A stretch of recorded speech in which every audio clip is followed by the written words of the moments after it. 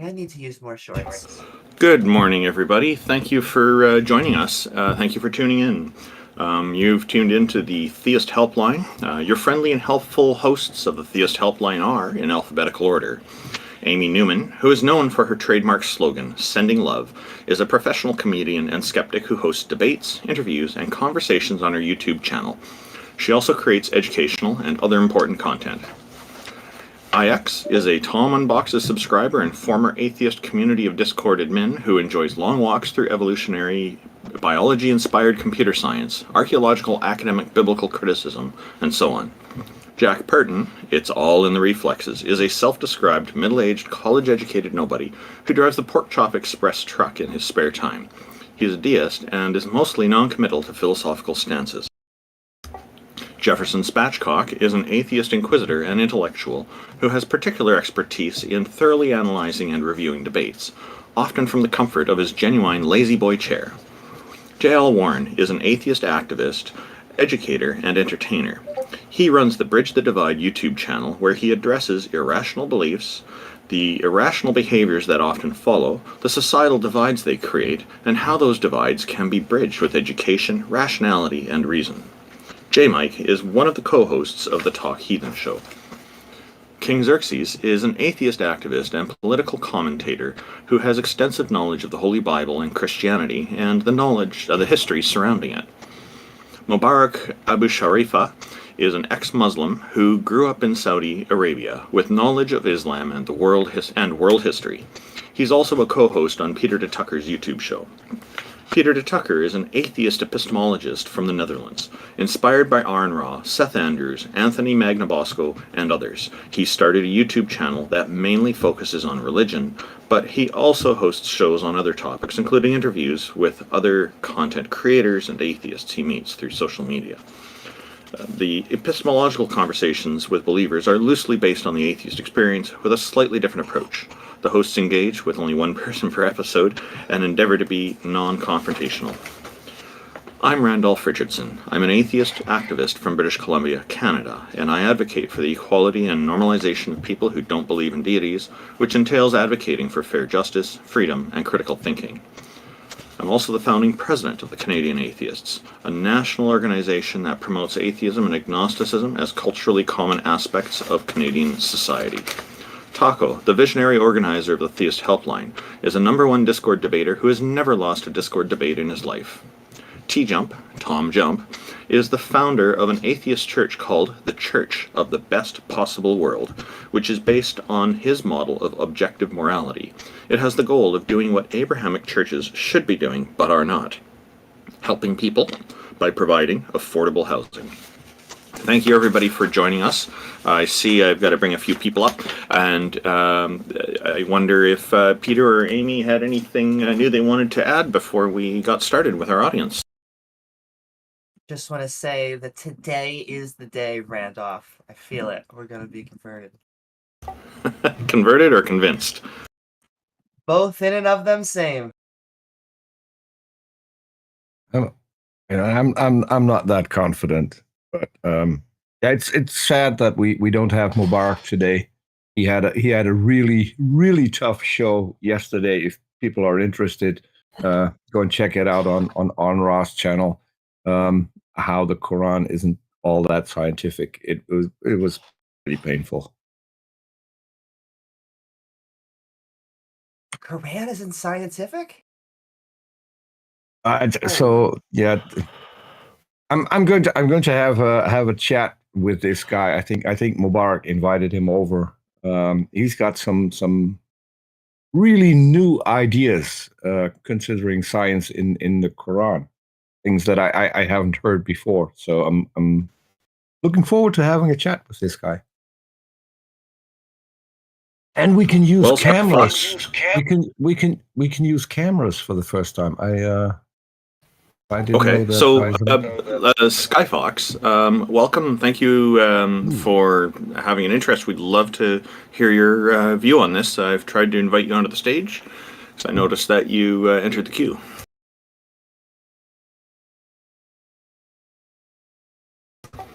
So I guess Skyfox is running into some technical issues with trying to get onto the stage, but I'll try to bring another invite up to bring them on.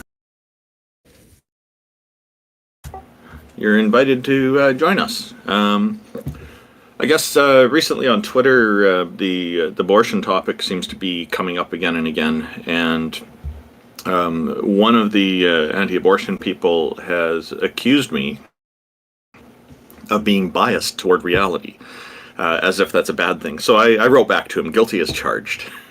What about all of you? Are all of you biased to reality like me? Pretty much. By the way, Skyfox is back if you want to pull him up. Yeah, Skyfox, we'd love to hear from you.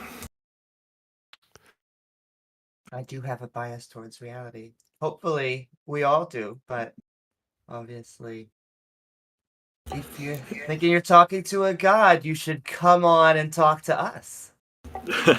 Hey, Peter, all the abortion controversy in the U.S. that's going on right now, is that having really much impact in the Netherlands?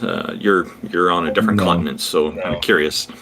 We're on an entirely... Skyfox, by the way, has just indicated that they can't join us. Sorry, just a sec. Skyfox has just indicated they can't join us. Anybody who would like to join us, feel free. We'd love to have you up here. Sorry, go ahead, Peter. Yeah, so we're on a completely different plane, I think, when it comes to that. I mean, it's bodily autonomy, and we have that, and we have that also in euthanasia. So we're far ahead of what is currently going on in the U.S., and it's abhorrent to see the ramifications that it's having on people, because if you have to have an abortion for medical reasons and you can't get one, that is pretty horrific. And I've seen some really awful cases already, and I'm really hoping that people will remember in 2024. Because we've seen this on the last election in the US. Younger people are going to vote more, and that's probably not going to bode well for those who are now trying to ruin their society by pushing their beliefs on other people. I mean, this should be a decision that the one who's pregnant is allowed to make. No one else has a right to butt into that. The only thing that I would say is that if people are choosing for an abortion, they have to have some really good counseling before they take the procedure. So, and that's what we have here in the Netherlands. That pretty much takes away most of the problems. You can't rule out all of the problems, but that is with pretty much every decision you make in life. So I'm hoping that the US gets past that and joins everyone else in the 21st century pretty soon. I think very specifically over here, we're having like the last ruha of the religious fundamentalist, of the Puritans that have been trying to make a handsmaiden tale over here for a long time.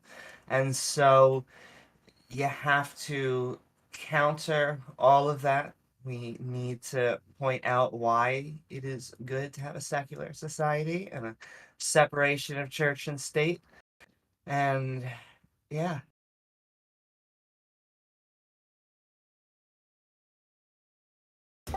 Yeah, here in Canada, it's never been outlawed. The conservative politicians want to, but even among people who identify as conservative in the voting, there's less than 40%. I was reading like 39% are in favor of abortion. So that means that 61% are not wanting that from the Conservative Party. So we're going to bring up Rikketik as soon as everybody else is finished. Good morning, Ix. We haven't heard from you.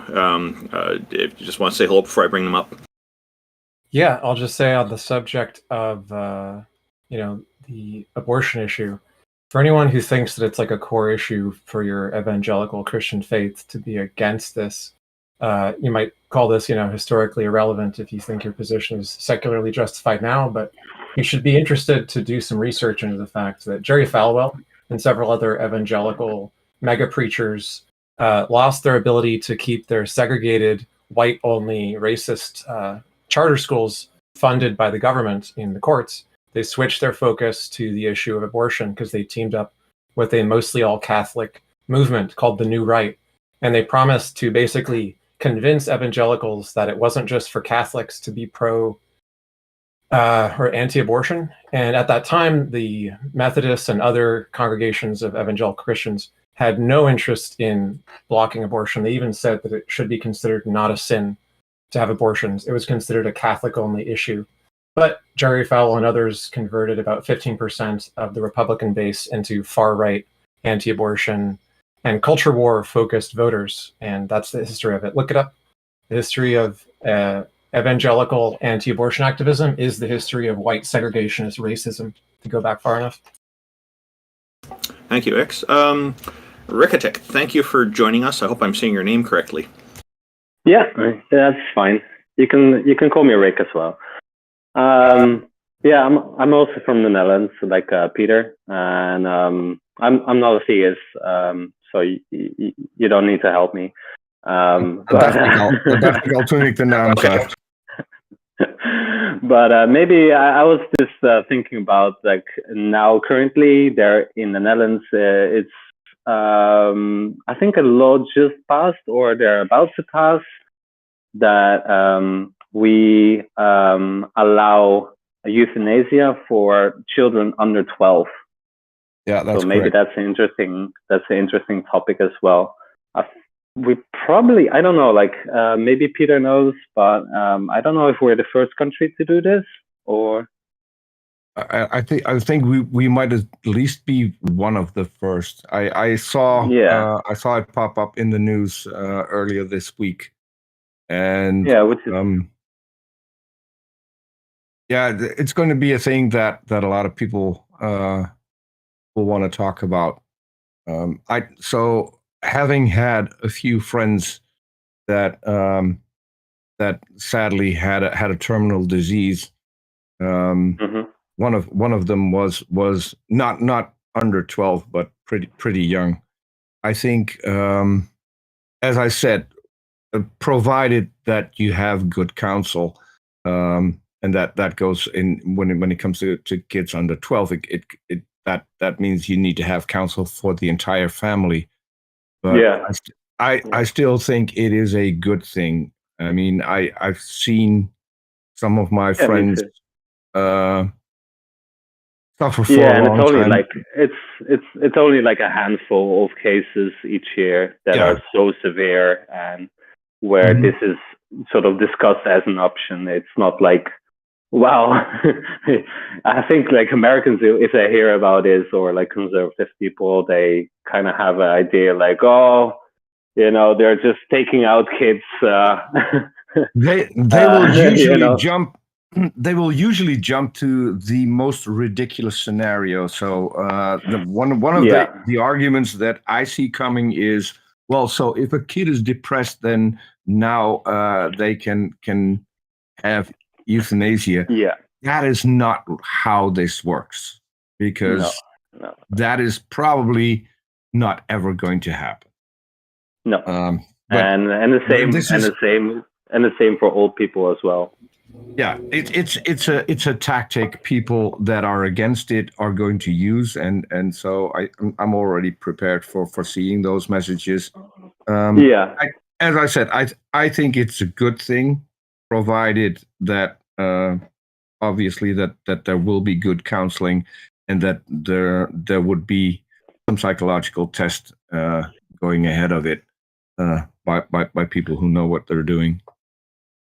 So I don't know if there's a lot of like psychological tests that they're doing, but they do need a lot of consent from all parties that are involved.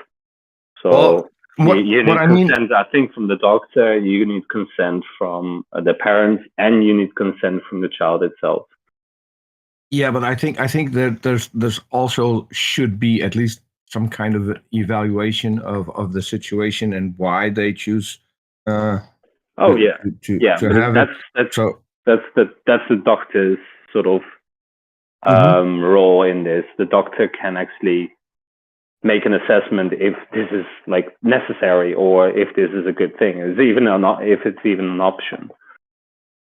So I don't think like parents and kids can come with their own sort of like recommendations. Like, yeah, we want to off our kids. That's not how it works. So. Yeah, and I also think so. I have no clue what it's called in English, but we also have people who guide people that want to end their life, called stervensbegeleider. I don't know if you've heard about it, Rikketik. Yeah, and I think it's just end of life counselor. Yeah, one of my friends who used to be a singer and a radio presenter is currently doing that line of work, which is extremely hard on a person. But yeah. Unless I don't know if you've heard. I don't know if you've heard of him. Ruud Hermans. He used to work for KRO Radio. He had a country show. I'm not that much into country or radio, so no. Sorry. Okay. Well, I will say this: I don't think that being a serial killer is the is a really good criteria to use for that. People who are able to switch off their empathy would be probably better suited for that. Well, yeah, yes. But thank you very much. Tongue in cheek. Yeah. Appreciate you coming. I don't have a good question for the calling show now. No, I thought it was a good topic. It was a good topic to bring up. So thanks for that, Rikketik. Yeah, I really appreciate it bringing it up. I look forward to talking with you again. Take care. All right. Thank you. Skyfox, welcome. Thank you for joining us. What's up, buddy? Thank you for having me. It's always a pleasure to bring people on. What's on your mind? Is this specifically about the header? Does a god or goddess exist? Is that what it says? I can't see that is the main focus, but as you can hear, we are covering other topics as well because this isn't the only thing that theists are interested in. Okay. I do have a pro-life argument, but it's actually not from a theistic worldview. So I would like to ask another question. Sure. Could you turn up your volume a little bit? Perfect. Is that maybe better? Yeah. Okay. Much better. Far from my my device. Yeah, that's much better. Okay. That's much better. So yeah, great. Please proceed. Yeah, so my question is essentially, I was in a VC in this very server, politics Discord, with an atheist. I believe he was an atheist. I won't name him because I don't want to, expose, him or. That's okay. Yeah, that's quite nice. Yeah. But he mentioned and he listed off something came up about moral objectivism, right? And I had always assumed, I'm kind of a layman, right? I've always assumed that was more of the theist position, that there's objective morals in, metaphysics or whatever, right? But he mentioned all of these atheists that are moral objectivists, and obviously, they don't believe in God. So I was wondering if you guys any of you are moral objectivists, or if you would kind of know their position to maybe explain it in a simple term. I'm a moral objectivist. Yeah. So most academic philosophers are atheists. It's like 70%. And most academic philosophers are moral realists or objectivists. So they believe in objective morality without God. There's lots of different versions of this: Platonic realism, a priori abstracts. My preferred version is moral naturalism. That morality is like a feature of the physical world, physical natural world, just like anything else. I like the law of physics model. So it's just morality is like a law of physics like any other. There's lots of different ways to frame it, but any object that exists in reality could be a grounding of a moral kind of an object. And so it's no different than like God's nature is what grounds morality in the theist worldview. We just think, well, no, it's just something in nature, like a law of physics. Another way to think about it would be something like game theory. Do you understand how game theory is applied to people defecting or cooperating, like being nice to each other or betraying each other in a cooperation potential situation, like a game? No, not at all. Okay, so there's a mathematical discipline called game theory where you try to solve for a given game what are the strategies which are going to win or lose, especially ones that are controversial because they betray the other players in some way. And what happens is that you find out that there are implications that predict under naturalism and natural selection and evolution what strategies organisms likely took in order to get to the point where they're at because it won. It was a winning strategy. One of those things is like, why do herd animals have such huge populations and why are they so predominant in the earth? Well, they outnumber the predator populations by a large margin.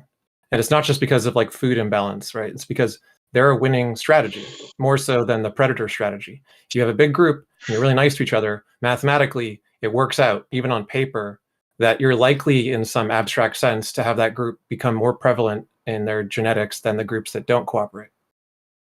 So this is one of the things that leads people to like moral naturalistic positions.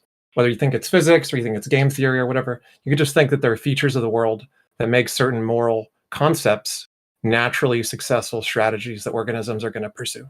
I don't think that's true. So evolutionarily, that's subjective morality. If evolution is the cause of objective morality, it's subjective. So objective has to be true independent of evolution.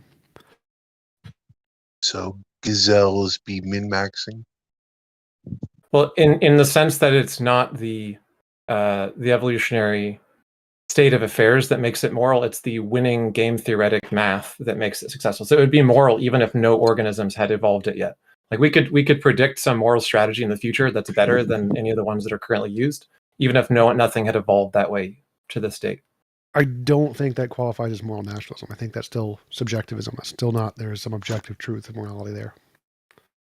Okay. It also depends on whether or not you're going for an absolute definition. So some concepts of morality hold that there are some elements of morality which are naturalistic, like quasi-realism isn't saying that the entire moral statement is real, but it's saying that there's a large part of the statement which is real and the rest is projected to appear real. And if I could just say that you were asking, well, don't basically all atheists have to be subjective moralists? And the answer is no. Morality can be detached from these concepts of atheism and theism. I know that many theists view this dichotomy as if you are an atheist, you are a subjectivist. If you are a theist, you are a moral realist, but they're actually separate, and you can have a widespread spectrum, whether you're atheist or theist. Okay, great. That's all, guys. That's all I have to say. Well, I do have one more thing. I would recommend that you try to get NotFox up here because that would be amazing. Oh yeah, we spoke with NotFox before the show started, and he did say he was interested, had some question for us. Thank you very much, Skyfox, for joining us. Did we answer your question today? Absolutely. Thank you guys as well. Peace be upon you. Have a wonderful day.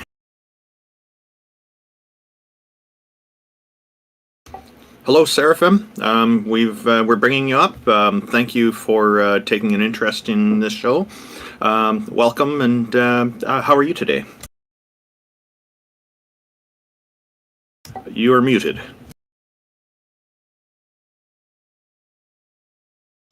Your microphone has a cross through it, which means that it's in mute mode. Oh, their server muted. They cannot unmute themselves. They're unmuted now. Try it now. Okay, yes, hello? Can you hear me? Yes, I just turned the server mute function there. Okay, thank you. I just wanted to tell TJump to go to the gym and to let me know how much he can bench when he goes to the gym. Thank you. I do 225 for reps. How much reps? 225 for reps. 1 reps? No, like 4 reps, like 8 to 10. Oh, 4 reps. Okay, good. All right, keep it up, bro. All atheists should go to the gym, okay? I'll cure your depression, guys. Thank you. Thank you, Gym does Sarah. not cure depression. So Of course it does. No, I went to the gym and I actually lost 200 pounds because I used to weigh 340. Did nothing for my depression. Had absolutely no effect. I had like jacked, ripped six-pack abs. I can max out the machine over 300 pounds on the ab machine. Did nothing for my depression. What cured my depression was sex with Instagram models. True story. Woohoo! I'm virgin gang, so no sex for me. I'm keeping myself clean till marriage. So- That's your lifestyle. Why You is get to that? choose that totally fine. Because I just think it's like better for me because I don't want to like. Well, I don't want to like treat women as like fuck girl, or the other thing is I don't want to end up like, having a girl pregnant and she has to get an abortion and murder a kid. Are you religious? Yes. Seraphim, you can Anyways. shower after sex. That probably does the trick. Anyways, that's all I wanted to ask. So thanks for letting me in. Hey, one No quick problem. question. Oh, I was going to ask, but that's okay. We'll bring up our okay, Seraphim, come back up. I was just curious. Why do you think that exercise is a cure for depression? Well, I think gym is. So first of all, like I think gym is very good for self-confidence, and I think confidence can lead you into many things that will help cure your depression. A lot of people, I think, the reason why they're depressed is because they're lonely, or they just don't know how to speak to people in general. And having that type of confidence by going to the gym will help them do so much things in their life that will actually help them to have a better social life. Like, I don't think it's a magic pill, right? But I think it's pretty freaking good to help you just have more confidence in yourself and therefore like have more things I to do. think you should look Okay. into the topic a bit more because it's not. Well, no, he's right. just He's absolutely loneliness. 100% right. He's 100% It's right. not That just most people. It's not just loneliness that is. Well, he didn't causing say it was depression. just loneliness. He said most. So he's right that It's also a not large portion of people with depression can be helped with exercise. Exercise releases endorphins. It does build confidence. And so a large percentage of the people with depression can be helped by doing exercise. It doesn't work for everybody. Like it did nothing for me. And so it's not a fix-all. And as he said it wasn't the magic pill. He admitted that.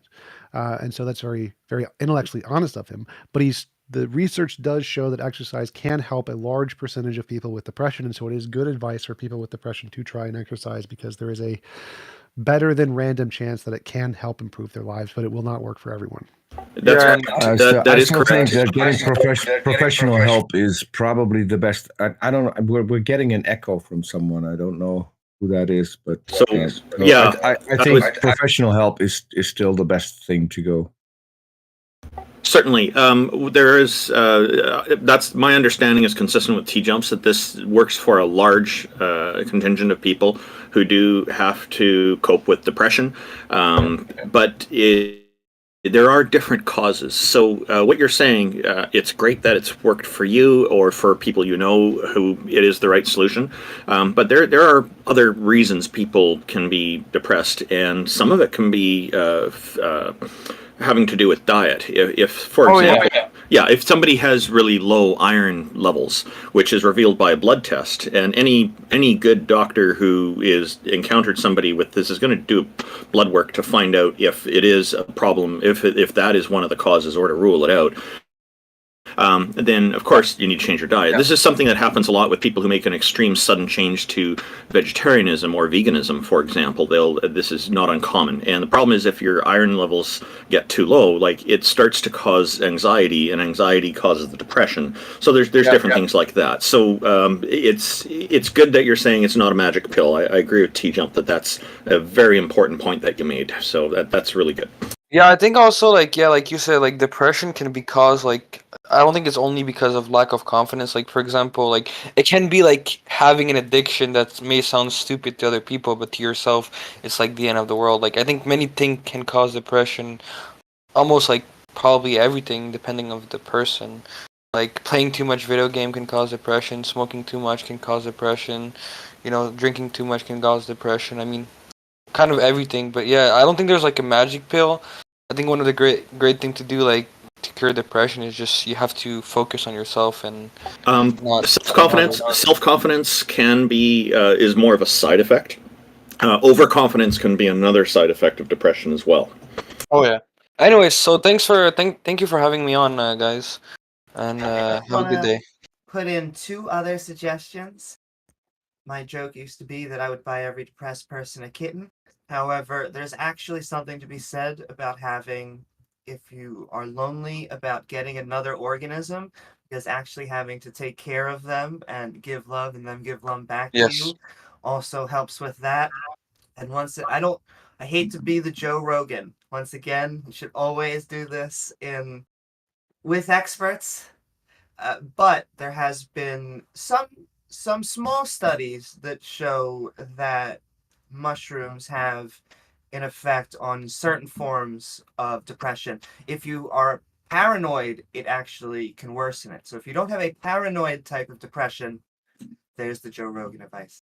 I mean, I think it's true. What Amy just said is true, because I knew a person that was like always alone. The only person he would see was his son, and like he would see him like once a week. But him having like a plant just gave him a purpose in life, and it helped him like very like a lot in the sense of like his depression, because he kind of had a small purpose. Like he had a reason to wake up in the morning, apart from like just him living. You know, having a plant taking care of you. I get you. Makes sense. Yep, and the point with the animals, it is therapeutic. Indeed, these kind of relationships people have with them. There was, thank you for joining us, by the way. I remember there was some study done where they had prisoners looking after animals, and they had found that this had a really good outcome for most of them. I don't know if it was 100%, but I know a lot of them had really it changed them, and I think. Part of the reason for that, though, there may be a bias there of it being too many people, the environment is already pretty rotten. So any kind of relief, having some kind of animal that you don't have to worry about watching your back all the time in such an environment might work better, because prison environments are notoriously horrible. But as far as the mushrooms go, Amy, I'm kind of thinking, isn't that more of a Jordan Peterson thing than a Joe Rogan thing? He may have suggested. Joe Rogan is known for saying that everyone should try DMT, and while DMT may have some good effects, I can actually say with a moderate level of authority that there have been some studies where mushrooms have severely helped with depression. It's very good in the literature on addiction. So like if it's very good on the literature on addiction. Like there's a consistent result with people trying to fight addiction being helped by doctors or shamans or whatever, and just breaking heroin habits better than any other intervention that exists. So it can do a lot of things, but have medical advice. There's actually doctors, in case people don't know this, there are doctors that'll help you take a number of previously considered illegal drugs in a healthy, structured way. One of them is ketamine. Ketamine is the largest effect ever discovered on suicidal ideation, treatment-resistant depression. In other words, the worst of the worst, the hardest to treat. So talk to doctors about ketamine if you're really, really severely depressed to the point of suicidal thoughts. Yep, and then there's also another example that would be that's kind of related is the safe injection sites, where we have many, many cases here in Canada where the safe injection sites have actually resulted in people getting off the drugs they were addicted to. And the approach that's used is that there's no pressure to get people off of the drugs when they're there, but then they're seeing all these people around, because many of them are people who used to be drug addicts, and they're suddenly realizing, hey, I want to clean up my life and get better, and then they ask for help, and there's signs around there indicating that they can get all this help, but there's nobody lecturing them or anything, and the outcomes are actually quite good, and some of them get interviewed on the news sometimes, and they're talking about how their experience went with that, and the only thing they wish they did was engage in that earlier and get started on that path earlier. But what's understood about this is people don't want to quit. It's going to be much, much more difficult to get them off of it unless they're in a situation where they're more willing. So, Captain Perriwhelk, thank you for joining us. Oh, sorry, X, did you have something you wanted to respond to with me on that? No, that's it. You said it very well. Captain Perriwhelk, I see your microphone is... welcome. Thank you. Good morning. How are you? Good. I wanted to ask about the Quran. It hasn't been changed. There hasn't been like any major changes in like for over 1,400 years. I'm not a Muslim, but how would you explain like the lack of change and the lack of I guess the lack of change from like a atheist perspective? There is an exception. One guy took all the different copies, he burned them, made a centralized copy, and then made it illegal to change it and killed anybody who did. That's how. So I was right about the preservation culture.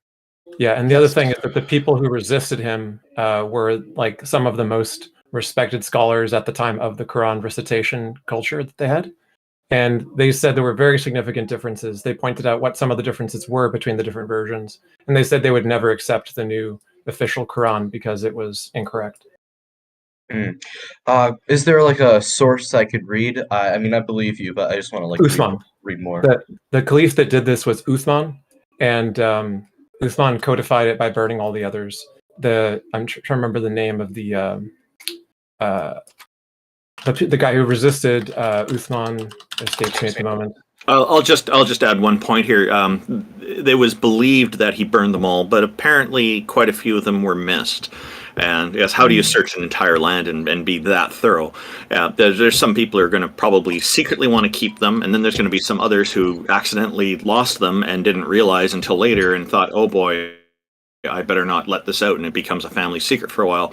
My understanding is there have been 33 different Holy Qurans written in the Arabic texts that have been uncovered, and there are differences between them. So there is not just one, just like there's already at least 99 different denominations of Islam, Shia, Sunni, Wahhabi, Ismaili, and some of the others are more commonly known, but they're not the only ones. Oh, that's very interesting. Thank you. Oh, I think Ix has something to follow up here. He's just looking up something for you. Yeah, so giving up the Quran was controversial with a number of people who had other versions. And if you look into the history of it, you'll find several of them did resist. Also, there are copies on the backs of overwritten documents that we can recover of what some of the differences were.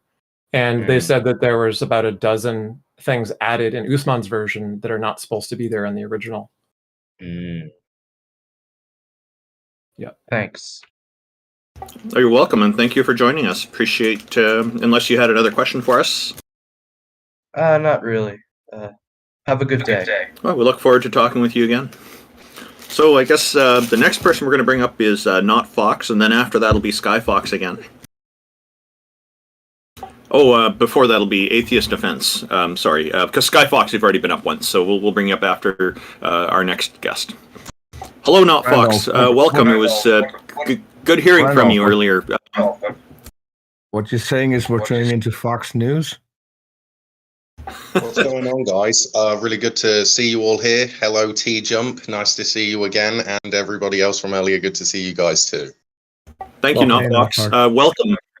And what have you got for us today? Well, first, I think I've got a plug, which is my YouTube channel, Theist Experience. You can check that out. I hope you do. Maybe TJump will share it for me. We'll find out later whether he does that. But feel free. Oh, by the way, feel free to post the link to your YouTube channel in the Discord chat, and I'll save it on our YouTube. I'll share it with our YouTube audience as well. Okay, I'll have to do that once I finish the call with you guys. But I appreciate that. That will be fine. Okay, go ahead, sir. So obviously, I'm sure you guys know Darth Dawkins. I spent a lot of time with Darth and spoke to Darth a lot and tried to understand him as best as possible and learned a lot. Sorry, TJump. I said my condolences. Your brain cells. Yeah, I like Darth, but he hates me now. So what can I do? Are you still precept? I still believe that God exists, and I still believe that there's a necessary precondition to truth, in the way that it is in the world. So, yeah. So you still call yourself a presuppositionalist? I wouldn't say that we're the presuppositionalists. I'd say that atheists presuppose things, but we've got a revelational epistemology.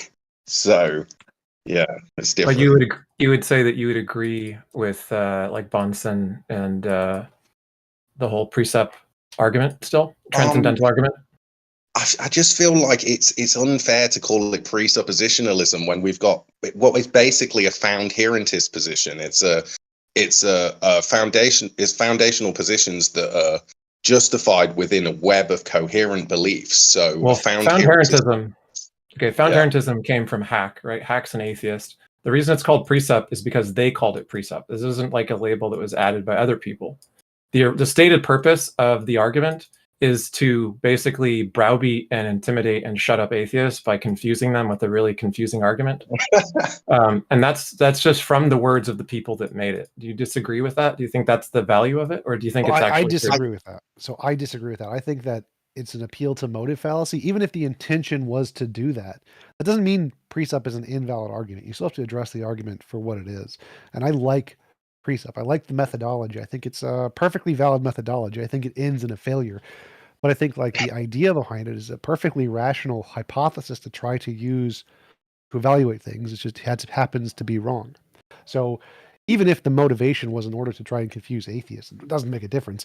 It can still potentially lead to a good argument. And so we have to evaluate the argument on its own merits, independent of the motivation that was used to create it. That's what I was asking him, if he wants to do that. Yeah.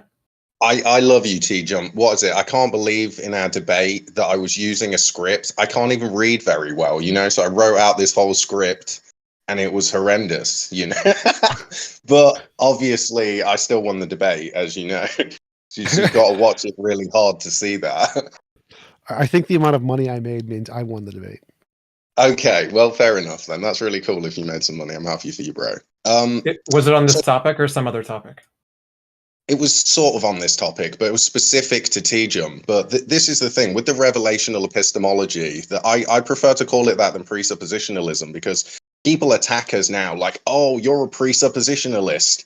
But there's nothing wrong with having like a revelational epistemology and a Christian worldview. I think that it's really hilarious that we get called presuppositionalists as if it's some kind of insult, when actually the people that are presupposing axiomatic foundations in their worldview are the atheists, you know?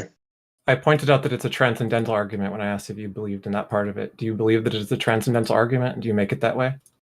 I think transcendental arguments are good. I'm not 100% sure whether my argument necessarily falls into a transcendental argument, but the only way to know Christianity is true is if the Christian God exists. What is it? They are definitely transcendental argument. Sorry, what is it? What about the transcendental argument that appeals to you? I just think it's funny in a way because if you have a coherent system of justification, then you can account for the truth value of propositions in a rational way, and the transcendental arguments are just illustrations of that from within a particular system, and it's sort of hilarious watching the atheists squirm. Well, that's the part I don't understand. Like, you say you have to account for the truth value of propositions, right? And I'm saying, in my worldview, truth value of propositions is, do they correspond to reality? That's like perfectly fine. I don't think I need any God relations to do that. I don't understand why you think you do need a God relation to do that.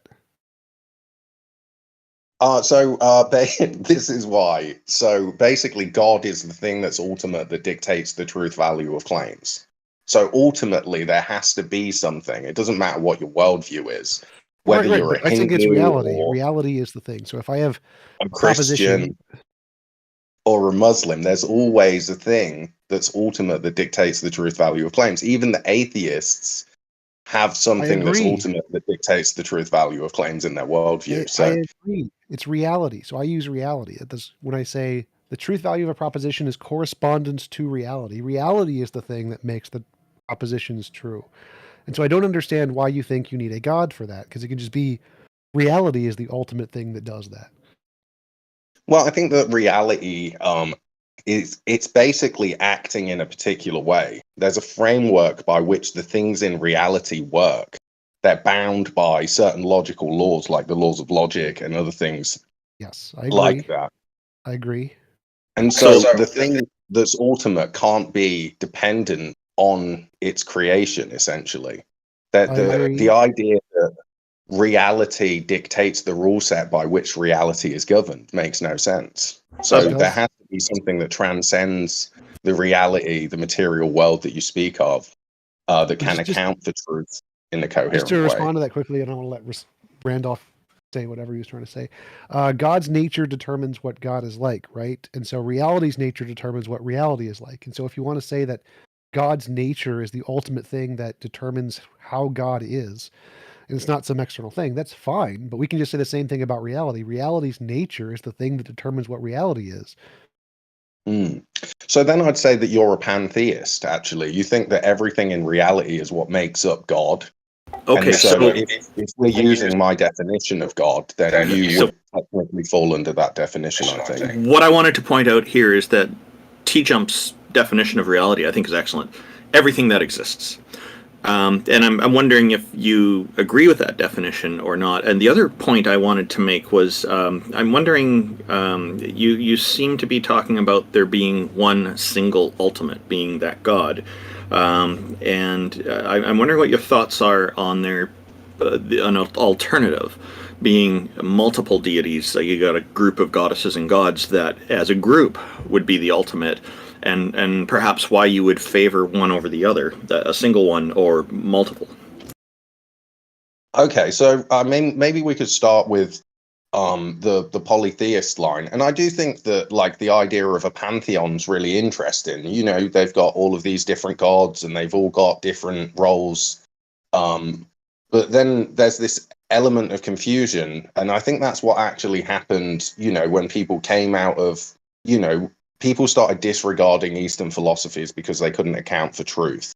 And it's because of this idea of a yin and yang, or some kind of, you know, contradictory forces that are working against each other. And the problem with that is that if you've got that sort of idea in your worldview, then you can't account for truth in any absolute way. So you're just in this position where you couldn't know anything. You couldn't know that you were a brain in a vat. And obviously, if you do a reductio ad absurdum, and you can discount ideas like that in a reasonable way. So can you show the impossibility of the contrary? I think that a reductio ad absurdum doesn't have to show the impossibility of the contrary. The thing that I like to show is that everybody has a system of truth. Everybody has a standard by which they're operating. And I refer to the ultimate thing in that standard that dictates the truth value of claims as God. And I think historically, even in the Bible, when it talks about Moloch worship and stuff like that, it's talking about, you know, God in a particular way. And so, yeah, people can deny God. They can say that God doesn't exist, but ultimately they have some kind of ultimate frame of reference, which they refer to in order to distinguish the truth. So, sorry, just one quick question. Actually, it's a multi-part, and then we'll hear from Amy. You're mentioning that it sounds like you're saying that polytheism is absurd. Do you consider atheism, the absence of any deities, also absurd? And if you do think they're both absurd compared to just the one single God, do you think one of those is more absurd than the other, and why? And then you can hear from Amy after this. Yeah, I actually like the polytheists in a way because they've got these archetypal ideas, you know, the god of love, the god of war, and all of these different ideas. They're like the archetype, it's the blueprint, it's the guiding principles that make up that particular thing. And that god represents everything that it is to be, you know, loving, you know, in a humanistic form. So humans like to project this humanistic idea onto concepts, and those sort of, you know, ideas have been represented through these gods. And so in some ways I respect those gods as the god of love. You know, when we're thinking about how to romance our partners, you know, then you look to the god of love as inspiration. But the thing is that the thing that's ultimate, that dictates the truth of any conceptual idea, has to transcend the world in which we live. And it can't be a demigod, because a demigod could just be overruled by the thing that's ultimate, you know. Atheists, I think they do believe in God, and in many cases they've made themselves God. They say that what they perceive is the truth of reality, and that they get to decide who's correct and who's not. When you look at you know, people's statements about their atheism and how they know things are true, they say, well, you know, I've got a perspective of reality, and even if my senses are fallible and the things that I perceive aren't necessarily in line with reality, I'm just going to believe what I want to believe anyway. So there's this hilarious sort of thing about the atheists and the agnostics, that they do have a God. They just refuse to accept God, you know? I disagree with you on that point, but I do find the rest of your answer quite interesting. As an atheist, I don't believe any gods or goddesses, but Amy Newman had something to say, so I'm going to just pass it to her. Thank you. And I do want to answer one of the questions that you asked. Why do we use it as a pejorative? And it's because to us, when we hear that you are presupposing God, that you are just putting it in premise one and then building an argument, to us that's funny, because it tells us that you're not going to give us an argument that's going to convince us. You may have fancy ways of trying to get there, but I would love to know, can I ask, does God have a mind? Yeah, I think that one of the best arguments for why God would have a mind is the thing that's the primary thing that moved originally, the prime mover. It had to have moved of its own volition. So if you accept this idea of a cause and effect nature to reality, and you apply the same mathematical principles that predicted the Big Bang, then you can also justify a belief in a prime mover. And the thing about the prime mover is the prime mover can't have been influenced by anything external to itself. So the only way it could have moved is because of its own volition. Sure, which means that TJump's example of a God would not meet your example of God. In fact, many definitions of God would not actually meet your criteria of a God. So many people actually don't believe in God by your own definition. No, I think that they maybe there's a misunderstanding here, but even somebody like maybe you could make yourself into a god, even though you're obviously not a god.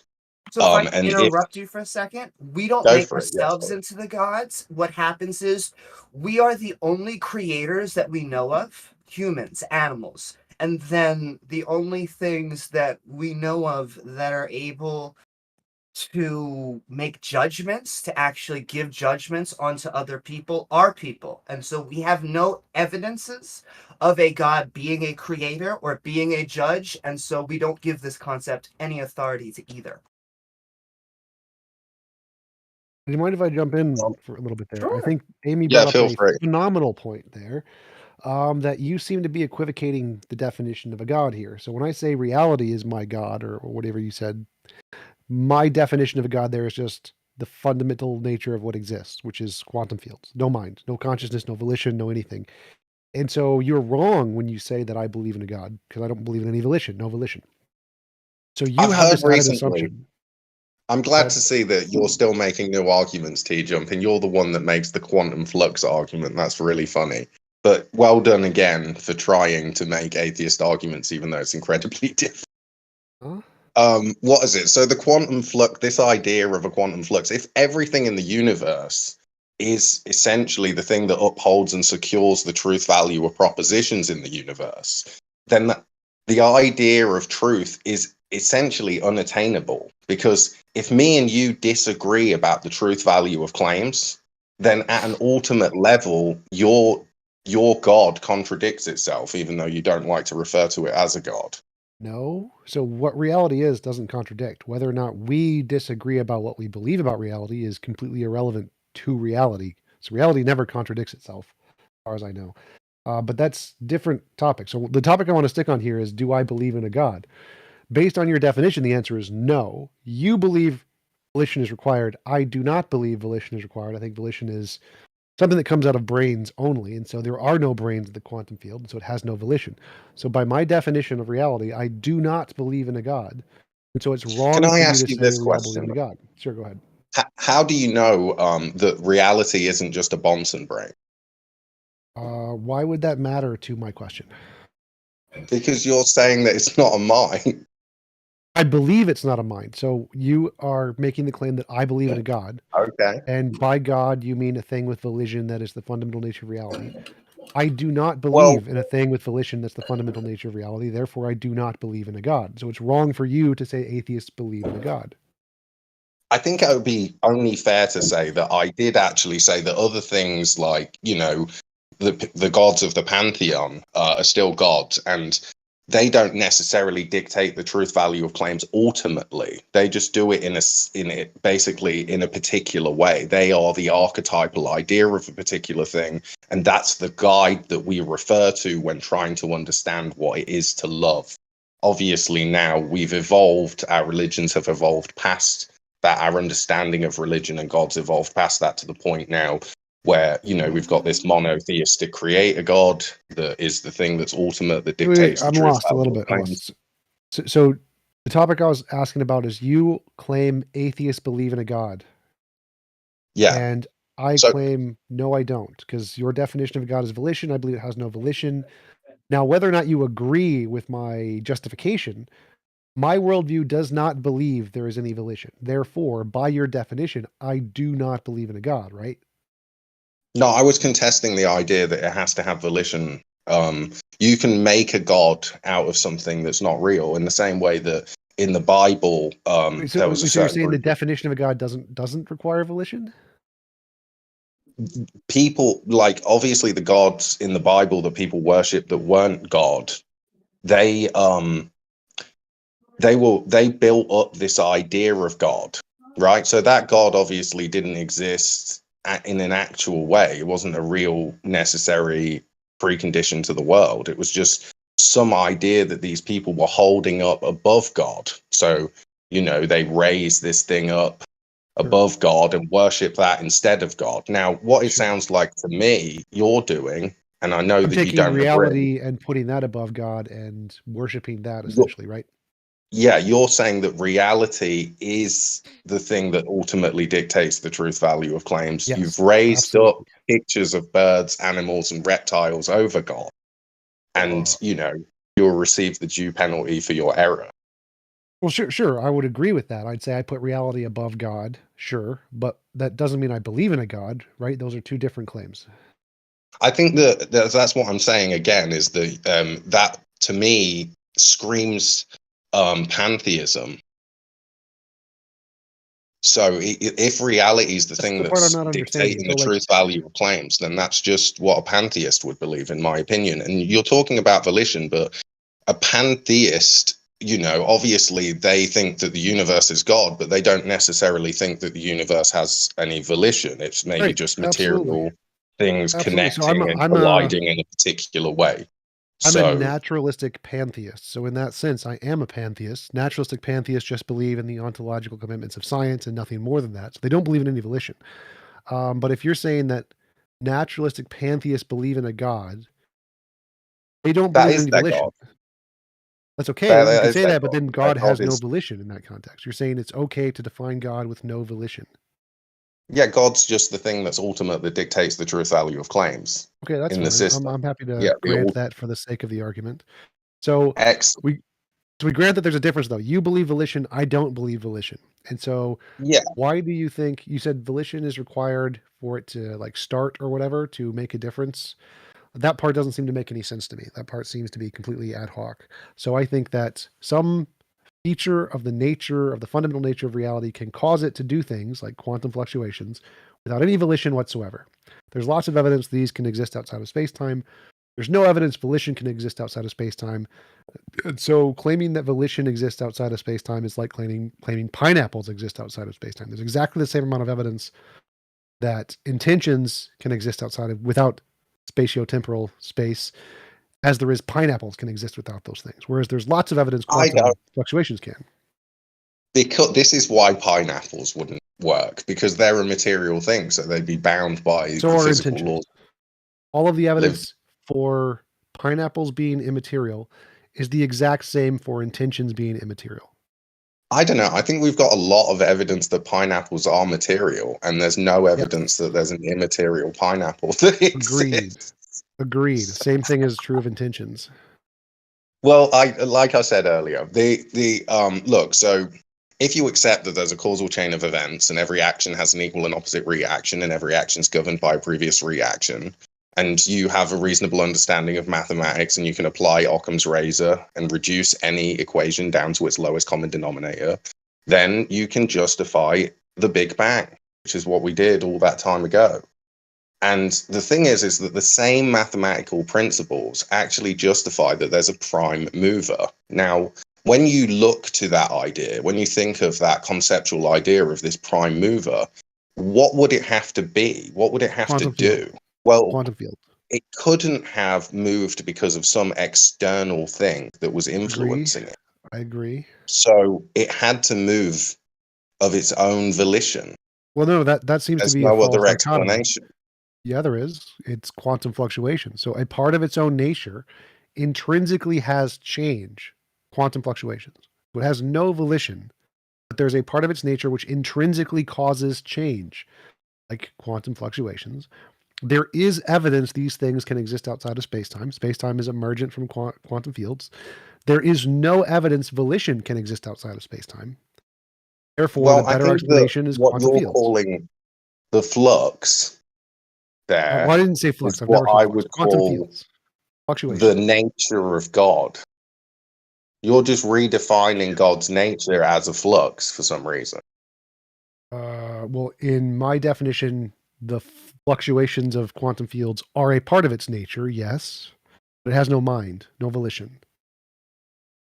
Okay, so how do you account for our ability to choose freely? And do you believe in a deterministic universe? What does that have to do with whether or not you need volition at the beginning of the universe? I mean, I feel like I've answered that reasonably clearly and well. I don't know if we should get stuck on just me repeating the same thing about volition and moving of its own accord without external intervention. Well, I don't think you have given an answer. So my question is there is lots of evidence quantum fluctuations can exist outside of space-time. Lots of it. Physics, that's the consensus. There's no evidence volition can do this. So why do you think volition is a better explanation than quantum fluctuations?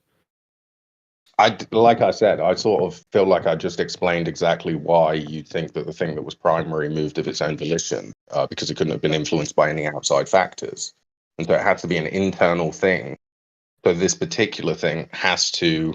Well, I agree there, but it's not volition. It's its own nature. So there's no volition. Internally changed based on its own properties, not because of anything external to itself. Yes, agreed. The point is it wouldn't have a mind. It's a force. Well, why doesn't it have a mind? So TJump it could be a Bunsen brain. So you keep saying Bunsen brain, but I think you mean Boltzmann brain. Bunsen's a pre-sup. I'm Boltzmann sorry, is what you're talking about. Okay, just to clarify. Okay, so to give a specific to what TJump is saying, here's from a paper called Spontaneous Creation of the Universe from Nothing. In this paper, we present a proof based on the analytic solutions of the Wheeler-DeWitt equations. Explicit solutions of Wheeler-DeWitt equations for the special operating orders for the once a small true vacuum bubble is created by quantum fluctuations of the metastable false vacuum, which is something that we observe empirically. It's not just something we're making up. It can expand exponentially no matter whether the bubble is closed, flat, or open. The exponential expansion will end when the bubble becomes large, and thus the universe appears. With the de Broglie quantum Bohm equations, trajectory theory, we show explicitly it is the quantum potential that plays the role of the cosmological constant, provides the power for the exponential expansion of the true vacuum bubble. It is clear the birth of the early universe completely depends on the quantum nature of the theory. Do you want me to send that to you? I can send you the paper.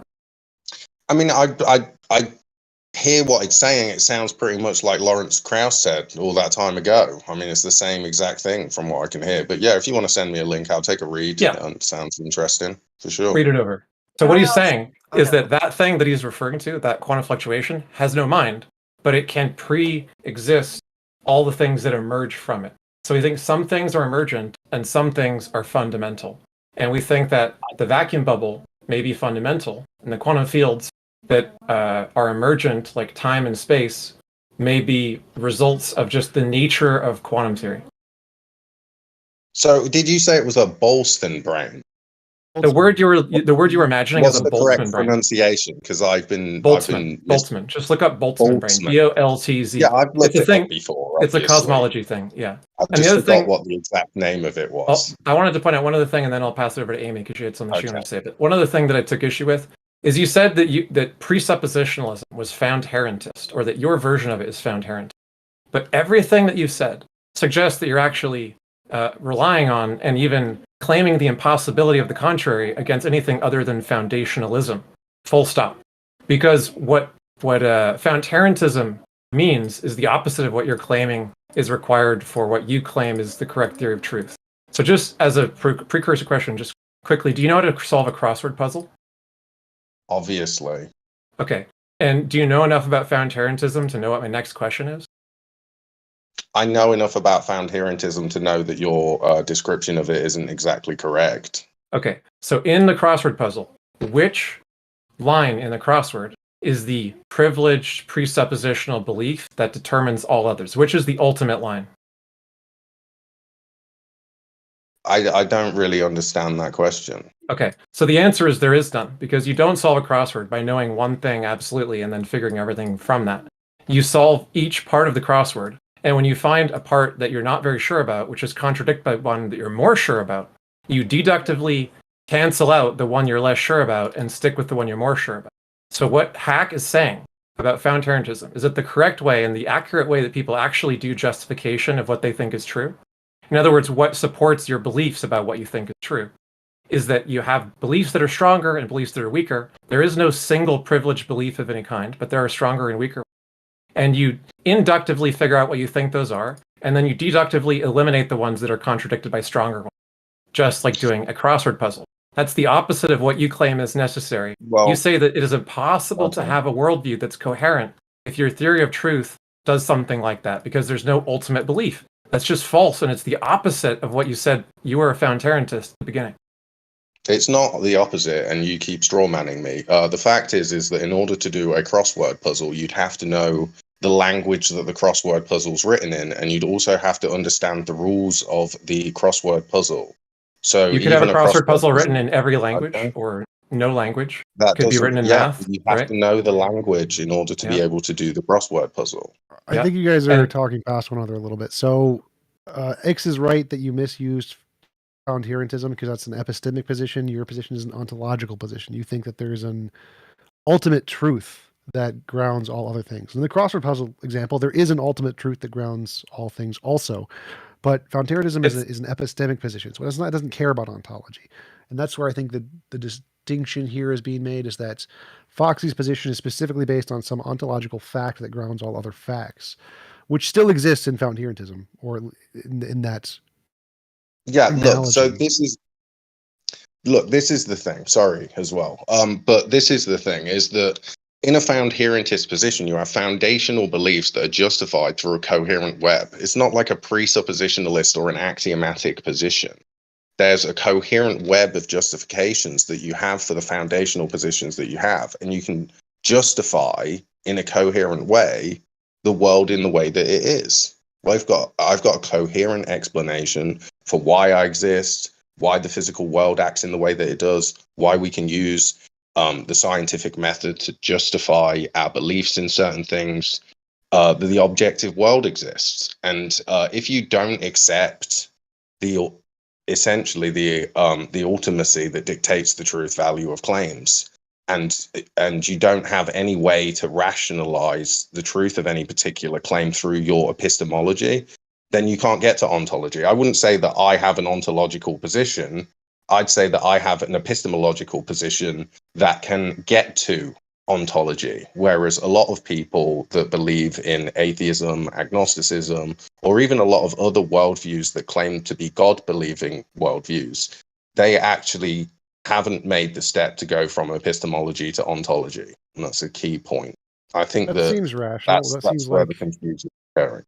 It seems like you can say you're solving the word puzzle, the crossword puzzle, and the solution is God. And so you don't start with God isn't like requirement of the crossword puzzle. It's the solution of the crossword puzzle. Yeah, once you reach that state of perfection, that is obviously God. So, but one of the claims of precept is reformed epistemology, right? You're claiming that your epistemology works and everyone else's doesn't because of the secret truth of God that everyone else is denying or whatever. And so the problem is they're like suppressing the truth in their unrighteousness. Right. So right. they essentially, and rather than accept the truth of reality, what they do is they say, no, there's no way that you could know anything about reality. I could be a brain in a vat, a fish in a bowl that's gone belly up. I could be a dinosaur in a bed with a tinfoil hat on. But those are precepts. And I just can't distinguish a dream from reality. That's the position of most people that are non-God believers, in my opinion. But if you accept found-terratist epistemology and you argue that you can somehow get within found-terratist epistemology being acceptable to precept, the possibility of the contrary thing seems really hard to support, right? Because I can just say, look, I think reality is whatever turns out to be the non-contradictory solution of all investigation. And the best picture of it at any given time is the most justified epistemological conclusions that we have. But I don't need an ultimacy of any kind. There might be one, but I don't need it to reason accurately about the world. Well, how would you be able to reason accurately if you didn't have any kind of understanding of the thing that was ultimate that dictates the truth value of claims? In order to be able to you haven't demonstrated that there is one other than reality itself.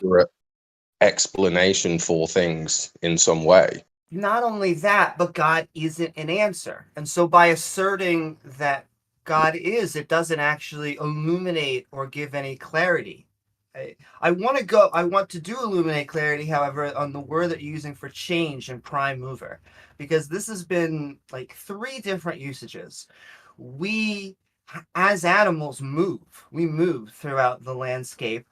We also sometimes, a little bit more meta, we change, as in, I want to be a better person. I'm going to change. But then there are natural laws, like physics and gravity, which has no arbitrary basis, no mind basis. And to once again go back around, quantum fluctuations do not have a mind. They are, in fact, in the second category, the natural laws of physics category, and not what I would say in the biological or sociological sense that is sometimes being used back and forth.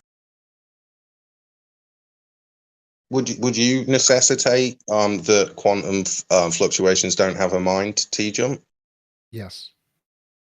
So how would you? It depends what you mean by necessitate. I would say that by my definition, they definitely don't. So if my definition is correct, then yes, they cannot have a mind. So what is your definition? The definition given in physics of the mathematical formulation of quantum fields as a part of fundamental reality. Okay. So does that mean that it can't have a mind and it can't transcend in any way? Yes. Given Can you give us that definition? It's nomenologically impossible for quantum fields to have a mind. Is there a definition that you can refer me to so that I can read it? You want me to give complicated physics definitions? I'll just go to complicated physics books. It's just because you're using the definition and you're saying it can't have a mind, that the quantum fluctuations maybe there's lots of different quantum fluctuations that are occurring in different areas, and there's a relationship between the different reactions that are taking place. And the reason that they're taking place in the way that they are is because it's just part of a greater mind. I don't see why that. I just sent you the Wheeler. I just sent you the Wheeler-DeWitt equations, which are the ones that people are talking about being responsible for explaining how quantum fields give rise to the universe. So in physics, a mind is defined as a conscious state, and conscious states are defined as specific systems of transferred energy that result in qualia or whatever. Those can only exist, given all of the known laws of physics, within brains. No other way they can exist. Therefore, it's impossible that without a brain you can have consciousness, given the laws of physics, as far as we know. I forgot the name of the brain again. What's the Boltzmann brain? Boltzmann. Sorry, guys. So why can't it be a Boltzmann brain? So you denying a Boltzmann brain can't be the fundamental nature of reality. A Boltzmann brain is a result of the fundamental nature of reality. I don't see why it couldn't be that the entire reality that you believe in couldn't be upheld and secured in some kind of Boltzmann brain style mind. Well, Boltzmann brain is like literally a physical brain that pops into existence in another reality, in quantum fluctuations, creates a Boltzmann brain, and then your ideas of what world is just produced in that brain. But the brain isn't all of reality. Our universe popped into existence 13 billion years ago. Your brain pops into existence. A Boltzmann brain isn't the fundamental nature of reality. A Boltzmann brain is a thing that pops into existence in reality because of quantum physics. Look, so, I mean, obviously I don't see how you can necessitate that given your position, but it's probably best not to stick on that too much. We clearly disagree. I do understand what you're saying about it popping into existence, but obviously, and maybe you guys believe that the universe popped into existence. No, I don't. So well, the popping into existence part was irrelevant here. So I just because of some kind of So mind. The part I want to clarify here is that a Boltzmann brain is not the fundamental nature of reality in the Boltzmann brain hypothesis. In the Boltzmann brain hypothesis, you still have quantum fields as the fundamental nature of reality. And a Boltzmann brain is just a thing that popped into existence in that reality. So you're trying to use the Boltzmann brain as a way to outline a concept which you can understand now. So now that we've reached that mutual understanding of what I mean. That's the part I'm not understanding. I don't get how you're trying to use the Boltzmann brain to counter my argument in some way, saying that how do I know it's not a Boltzmann brain or something? Yeah, you're the Boltzmann brain. I'm still right. I'm still correct. It's still quantum fluctuations. Like the Boltzmann brain isn't the fundamental nature of reality. The Boltzmann brain is a result of that. Well, that's like you're saying that of this reality, it has to pop up in this reality, this world that we're experiencing, essentially. But see, the thing is that doesn't necessitate that the thing that popped into existence wasn't a mind. In your world, the thing that exists first isn't a mind, and then a mind pops into existence. That's fine. Why can't it be a mind? Because all of the nomenological possibilities of all the laws of physics do not allow for that. I think that's just a claim that's an assertion, really, without justification. Really, the reason that I came today, and I appreciate all of you, and it's nice to meet you, Randolph, for sure. So the reason that I came today is because I wanted to get you guys to agree to the definition of God, that God was the thing that was ultimate, that dictates the truth value of claims, which I feel like you guys sort of did earlier. So is there anything I have to ask you? Grant that for the sake of the argument, but no, typically God entails a mind. And so I would say no one is really going to agree to that. You're just using the very pedantic usage of the words that's unique to you and not using the word that most society is using. I don't know about that. I think that throughout history, people have referred to people that have made themselves God, people that have put them, birds and animals and reptiles above God and worship them as gods. So the only way that you'd be able to do that is if the thing that you were worshipping essentially was the thing that was referred to as God. And the reason that the people worship those things is because they thought it was the thing that essentially dictated the truth. So I don't feel like my definition's that alien. Really, but okay. I mean, what can I say? Some people use that, but like 90-something% of all humans define God as a conscious entity. And this is because of biology. It's the hyperactive agency detection system. So 90-something% all define God as mind. And there's a very small percentage, 1 or 2, who don't, and who they include God as like pantheism or whatever, non-mind. It's just not what most people mean by the word. And since I'm an atheist, specifically to counter the God-mind definition, when we use the word, we're using the God-mind definition. When most societies using the word, using the God-mind definition. Interesting idea. But I definitely disagree with your opinion of what God is. But also, I think that God does have a mind. It's just the thing is that people have referred to other things that aren't necessarily they don't have like a mind in the way that the Christian God is a mind, as gods also. So, I mean, I don't feel like my definition is really that bad. But anyway, so this is it, right? maybe I can run a little syllogism for you, and you guys can break it down. So I just quickly just want to respond. I actually asked Darth Dawkins last time I spoke with him how he defines God, and he avoided the question, and he kept wanting to run his interrogation. Now, you've mentioned earlier that you had spoken with Darth Dawkins quite a bit, and I'm just curious if it ever came up that you got an idea from him on how he defines God, but I'll leave it to you to decide whether to address that first or put forward your syllogism first. It's up to you. He says that I've spoken to Darth a lot, and what Darth says is that God is the Christian God of the 66 books of the Bible, and any denial of that would be essentially a negation of the truth. So his position is that the God of Christianity, with the 66 books interpretation, is the only God, and anything else is essentially not really God. Okay, thank you very much. Let's hear your syllogism. So the syllogism is this. The only way to know something is true is if you have a system by which you can evaluate truth. Premise 2.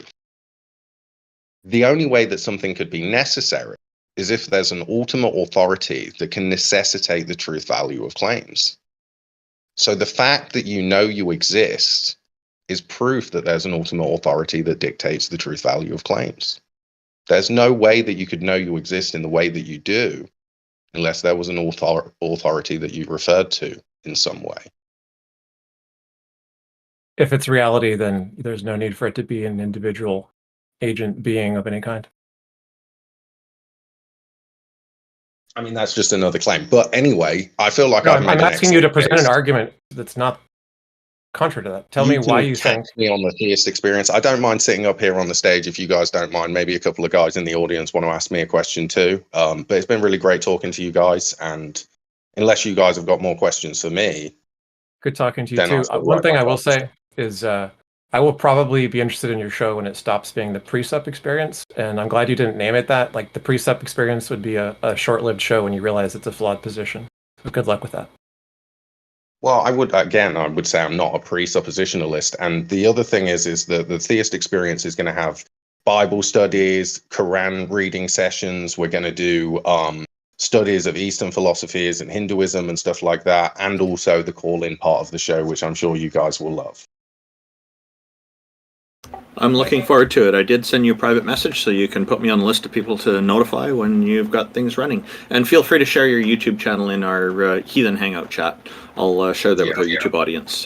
Thank you very much, NotFox. Appreciate your time, and I'd be interested in getting more into your syllogism, but it sounds like you're running out of time. And it was nice meeting you, NotFox. Good to see you guys. Thank you again for the opportunity. It's been great. And again, if you guys want to see the face reveal, I'm actually on camera on my YouTube channel, so you can check that out. I've got a really lovely beard, and yeah, that's me. Nice to meet you all. Good to see you finally as well. And if there's one more thing, I just want to say this, because Darth might watch this. I love Darth. Darth is so unruly and difficult to work with that it made it impossible, essentially, for us to build the theist experience.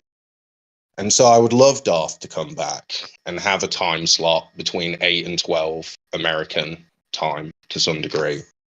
And I don't think that he will, and he's blocked me, but I would love for him to come at a certain time every day, and we could make an excellent show out of it. And I'm sure that everybody here would really enjoy that. And so if you guys don't mind, put out the message. And I'm calling out other theists, whether they're Muslim or Christian, or even if they just believe in some kind of other worldview, like that has a coherent justification for truth, to come to the show and join the panel, because we want to learn about your religion and your views, and we want to have a great time together and build a community. So I appreciate everybody again.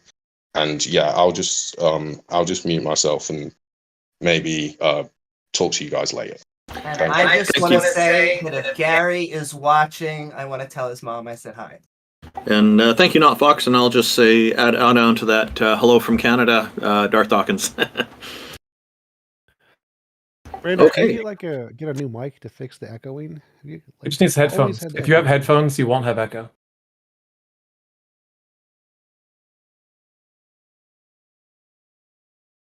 Is that echoing like all of the 10 years that we've known him? I'm assuming he's not using headphones, though. Probably. I have no idea why it's happening. Amy, it could just be. Amy, just a quick heads up. If you want to send a message to Darth, you might need some kind of psychic, because sadly she passed away last year.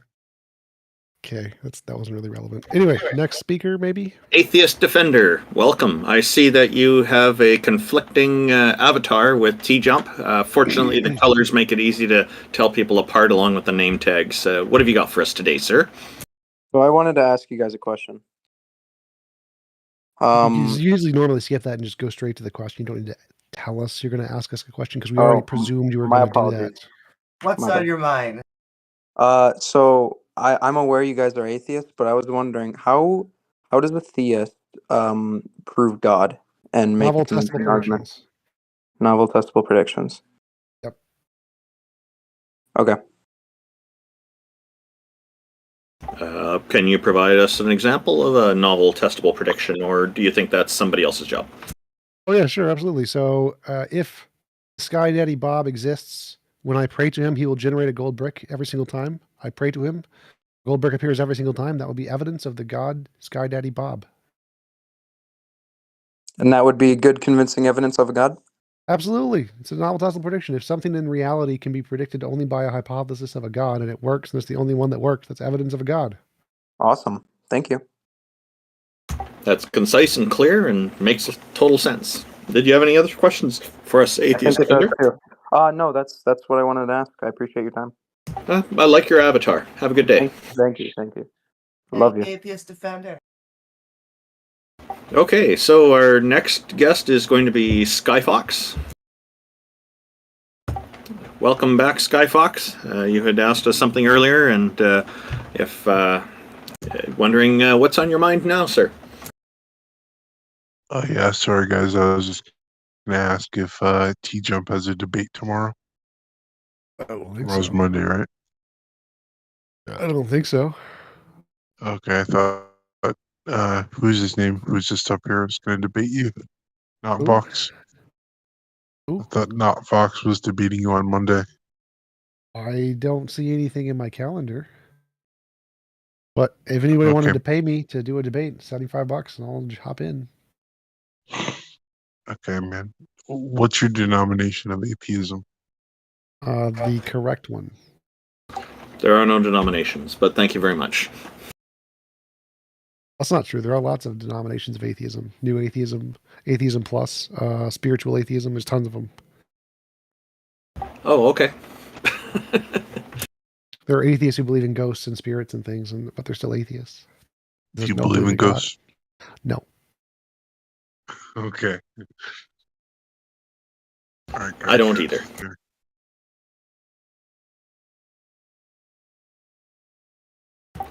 Welcome, Zammer. Oh, just go a quick ahead. question. If Skyfox was trying to find out when you do your other events, TJump, maybe not tomorrow, but you have some other show stuff that you do, maybe tell him what that is? Wait, what? Don't you do some other show kind of things on a regular basis? I used to, but I lost my scheduler guy, so I don't have any regular conversations anymore. Don't think I have anything planned for like 2-3 weeks. I have I'm flying to Texas to do Modern Day Debates, DebateCon, and I'm debating RN Raw on next Saturday. Maybe that's what he was thinking of. What's the topic? Does religion cause more harm or good? Has religion caused more harm or good? Cool. I look forward to seeing that. I've taken the position that religion has caused more good than harm against RN Raw. I look forward to tuning into that debate. I hope I'll be able to. Sure. Oh, I'm probably going to post it on my channel, so everybody's going to be able to see it. Yeah, post it in the Heathen Hangout, and I'll share it with our YouTube as well. Zammer, welcome. Thank you for joining us. How are you today? Hello. Can you hear me? Yes, sir, we can. Great. Yeah, I'm fine, thanks. How's everyone? Doing well. What's on your mind? Yeah. So I was just wondering that I'm actually sure that there can be proof for the existence of God. I was just thinking before, I was actually writing a few notes down, if you'd like to hear them. Yeah, sure. Please go ahead. Great. With that. Okay, so I was just looking at the, I guess, the analysis for like linguistics and how we attribute meaning to, our words, right? And I could use like maybe the example of, when someone is conceived or when someone is born, right? What does it mean to be like conceived? It means to be known, doesn't it? Well, conceived means no idea what you're saying. No okay, idea. so conceived is long before birth. That's approximately 9 months before that. Being born is once a person has exited the womb, and they've exited the womb and they've become a person. That's there's a differentiation there, but you're talking about linguistics for some reason. Language is a communication tool. This is how we're able to communicate with each other. It's learned from other people typically, and no, that's cool. Yeah, absolutely. Zammer, I have a qualifying question. So, if you say that being conceived is being known, yeah. So can you tell me how many conceived people you know of at this point in time? Well, they were born, right? We know that everyone was born. No. They were known at some point, right? To be conceived is to be known. It's kind of like to be conceived. What I'm trying to point out is that to be conceived, of course it is. apparently is not to be known, because you started with a defense without even trying to list one recently conceived and therefore known entity. I want to jump in a little bit. I'll ask you the question. I'll ask you the question again. I'll ask you the question again. Please don't. Because I think you're trying to slip something in that I find dishonest, and I don't know who's not really. Actually, it's more so. Mute I have. So, how many conceived people do you know about? I just want to jump in here and say the conceived literally is and anyone who exists is conceived. We know that they were born, right? It's quite simple. So if you look at the etymology, that is what we know. Please stop. Stop. Please stop. TJump, shut the fuck up. Oh my God, stop talking. Conceived doesn't matter. The fuck up. The word conceived is irrelevant. Stop. TJump, if you don't let me finish, I will just mute you and continue my conversation. Peter, shut up. Peter, shut up. I will mute you. Zammer, I don't care what you have to say. Shut up. What I'm trying to ask. Okay, guys. Hey, guys. I'll mute both of you if we don't stop. Hey. Okay. TJump, please let Peter finish, and then we'll hear what TJump has to say. Go ahead, Peter. Absolutely not. Absolutely not. So I want to make a point here. So the word conceived doesn't Zammer, matter. listen, what you said is that to be conceived is to be known. What I'm trying to does not matter. What I'm trying to convey is here's another question, right? If you want kind of the proof for God's existence. I wasn't finished with my sentence. Come on, dude. When someone is conceived, yes, don't you agree that it takes time for other people to know about this conceived? So can we get off the conceived thing and go back to the actual point now? Yeah, okay, great. Thank you. Well, when you think about it, existence is kind of like a form of a statement, isn't it? It is a statement of such, right? Okay, everything necessarily exists, but that I agree with you. I agree with you that if there is an entity that is conceived, it exists. What I'm trying to say is back to the point now, because conceived what is I'm trying completely to say irrelevant. 100% is irrelevant. what I'm trying. I will just stop talking about continue. conceived. The word does not matter. Shut I was the right fuck at the very up. beginning. This is not the TJump show. If you want to have the TJump show, go back to you your can original go fuck off to your own channel, because I don't appreciate you talking over me. If this is the case, then guys, hey, just a second. Yeah. TJump, how long do you need to make your point? Is it just like 10 seconds? Yes. Okay, let's let TJump make his point for 10 seconds, and then we'll go back to Peter. I disagree. I was in a conversation with Zammer, and I don't interrupt TJump, and I would really appreciate if TJump didn't interrupt me. If it's only 10 seconds, he can wait until I'm done, and then he can have all the time he needs. Shut up now. Shut up now. Peter, And TJump, we're going to stop swearing at each other and stop telling each other to shut up. That's not acceptable. Peter, please just give him 10 seconds, and then we can move back to you, okay? Just go ahead, TJump, 10 seconds. Okay, this entire point... to me, this is unacceptable. If just interrupting people Peter, and then shouting over people is going to interrupt the conversation that is ongoing, to me, that's unacceptable. Just mute him. It would have been done already. And let Zammer speak. Let's just have Zammer talk, and let's none of us interrupt him at all until he said his whole point. No, okay, I've already made a decision here. No. Peter, stop for 10 seconds. Let TJump talk for 10 seconds, then we'll go back to you, and then we'll hear Zammer speak some more. This whole debate on the word conceived is completely irrelevant gibberish. It means nothing. It means literally nothing. Stop talking about it. I actually disagree with that. Zammer, shut up. Oh my God, shut up. All right. Listen. Okay, sure. The word conceived does not matter. Do not ask any questions about the word conceived. Zammer, go back to the very first thing you said. Stop talking over me. The very first thing you said. I think this was 10 seconds, Randolph. Well, I actually think we're close to proving God. Peter, stop for a sec, Peter. Just give a few more seconds, TJump. And Zammer, please stop for a moment, okay? Just let TJump finish here. He just needs a few more seconds. Right. The word conceived means nothing. It tells us nothing about your position. I actually disagree. I actually disagree. Shut up. How is this hard? Do not speak. Do not open your mouth for 10 seconds. Very easy. Stay quiet. The word conceived is irrelevant. Right. The very first claim you made. Oh my God. How is this so hard? Shut up. Zammer, please let TJump finish, okay? And once he stops, then you can respond, all right? Just a sec. Sure. All right. Sure. Okay. So the very first thing you said is you wanted to try to show that we can prove God exists. Oh, yeah. Go back to that. Try to explain how you can do that without using the word conceived. Why though? Okay, TJump, this is going to be between Peter and Zammer now. Stop. Peter, there were a lot of interruptions while TJump was trying to get his 10 seconds out. So it'll be, for now, it's going to be between you and Zammer to continue with this, okay? Now that TJump has said his piece. So go ahead, Peter and Zammer. Okay. Thanks. Okay. So the whole thing that I was trying to get out is not about the conceived thing. It is for me what I perceive, and you may disagree, and this is why I asked this as a qualifying question, is why do you slip in it is known? Because that's what it means to be conceived, right? Everyone knows about you. So when you were born, you're conceived, right? Okay, so you're known. Are you aware that? Yeah, exactly. Let me talk, please.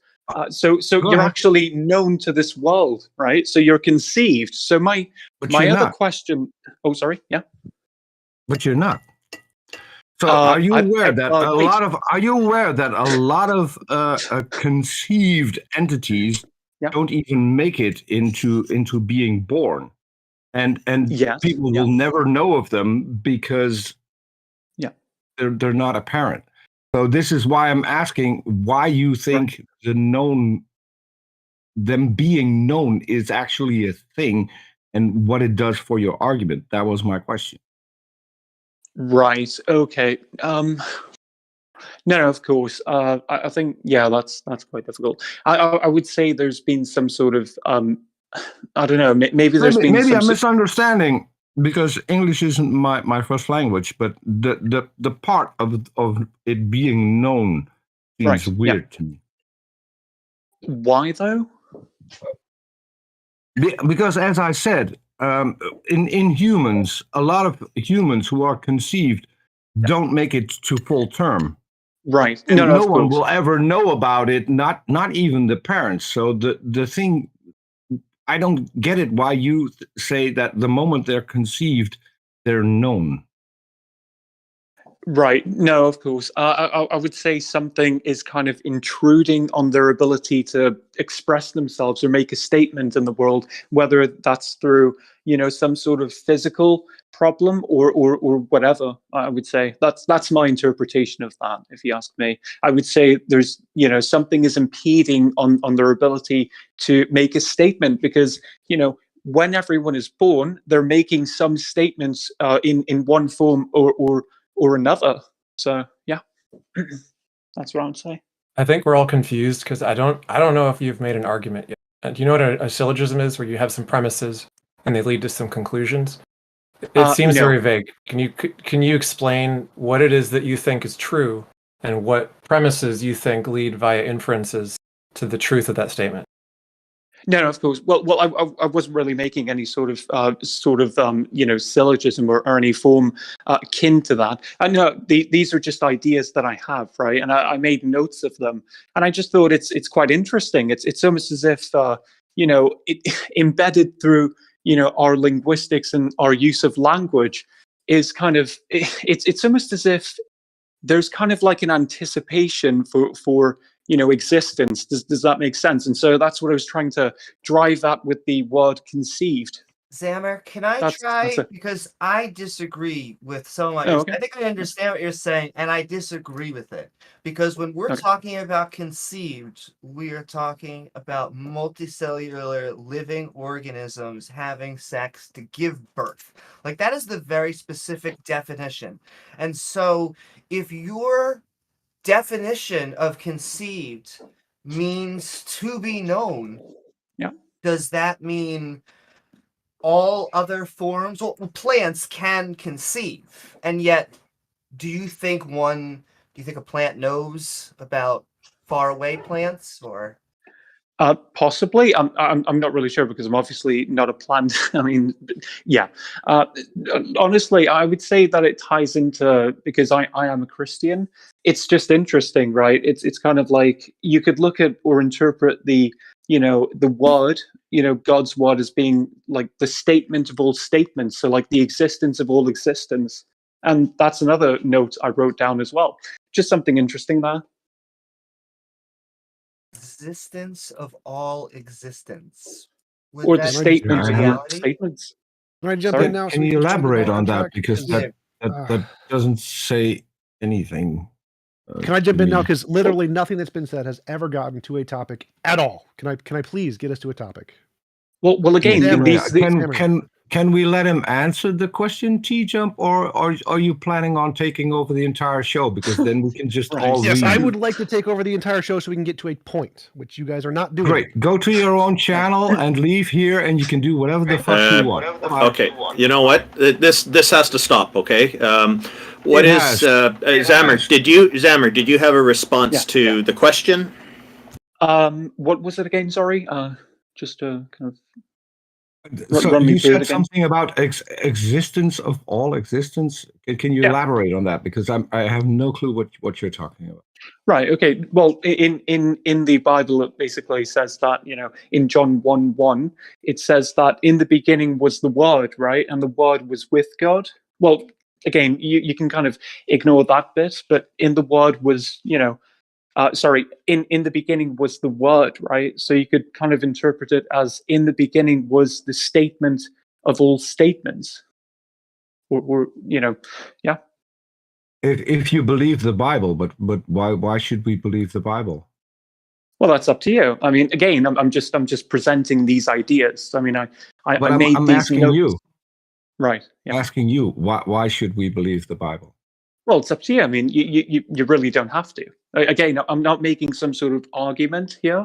I just thought it's just an interesting point. If what you're interested in is like, why does the Bible describe God as like speaking things into existence and so on? The answer is it didn't originate as a common practice in other religious traditions that it was no doubt influenced by. It does originate much earlier in Babylonian traditions and other like Proto-Indo-European influenced traditions. So it's a linguistic historical fact that a lot of religions, like Christianity and Judaism, have God speaking things into existence. It's descended from earlier traditions where, once people started writing things down, they started attributing the power to write something down with the power to create a universe, so to speak, in your mind when you not do really, actually, because when you think about it, they're expressing themselves. So when you write something down, you're expressing your thoughts. So you're making some sort of, declaration of some sorts, aren't you?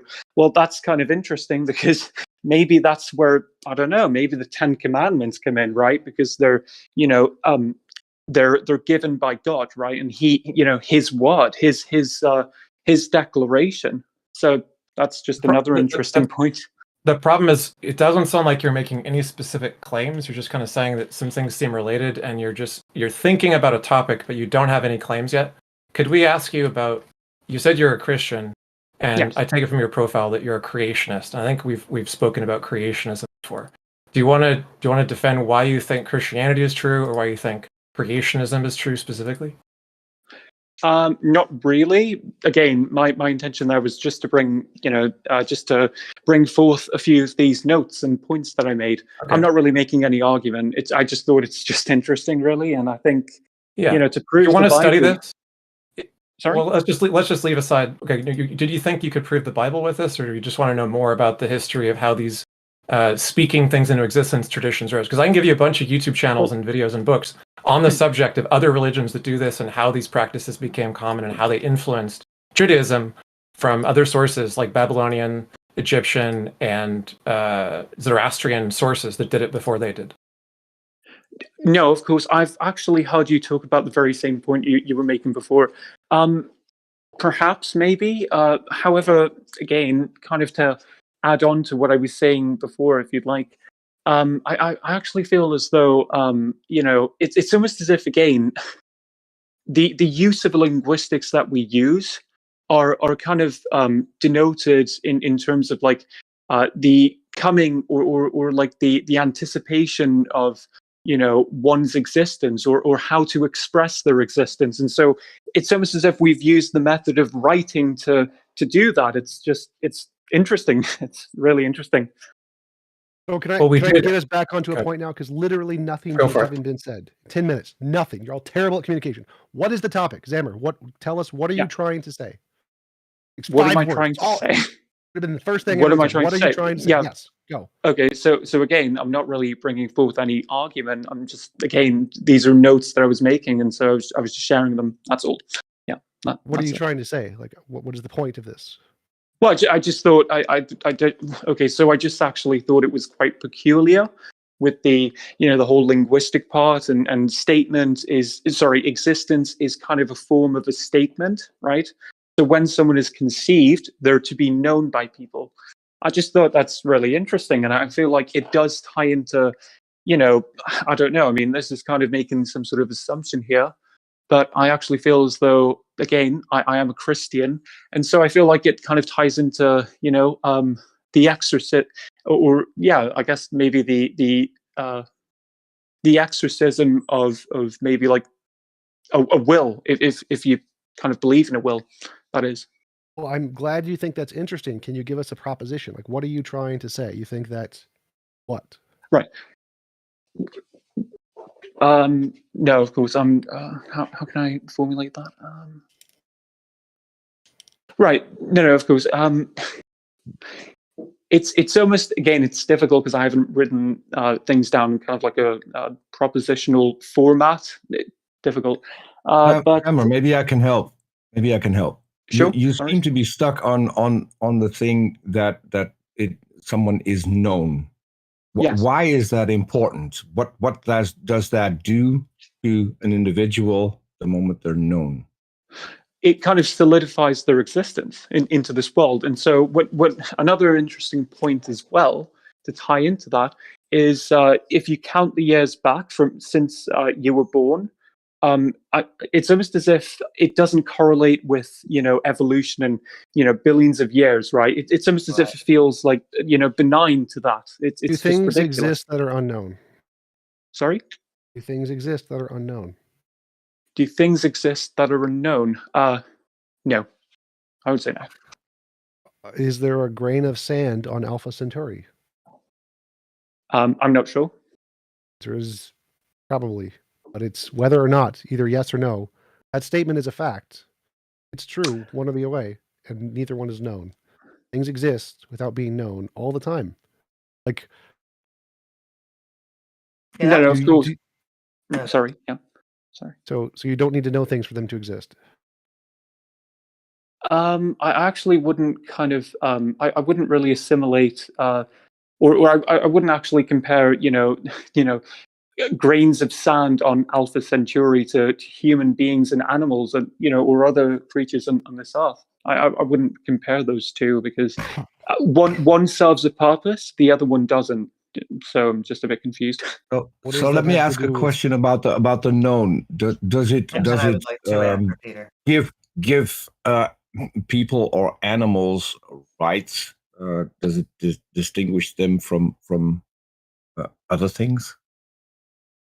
Sorry, what was that again? Sorry. I'm still trying to figure out why, according to you, at least for you, the fact that they're known seems to be important as opposed to not being known. I'm still confused about that. That is the part that I really would like to flesh out. No, of course, but well, again, I guess you could kind of interpret it as kind of like an exorcism of the will, right? There's kind of like a choice involved, right? Well, I mean, sorry. Yeah. There's a choice involved that people are conceived?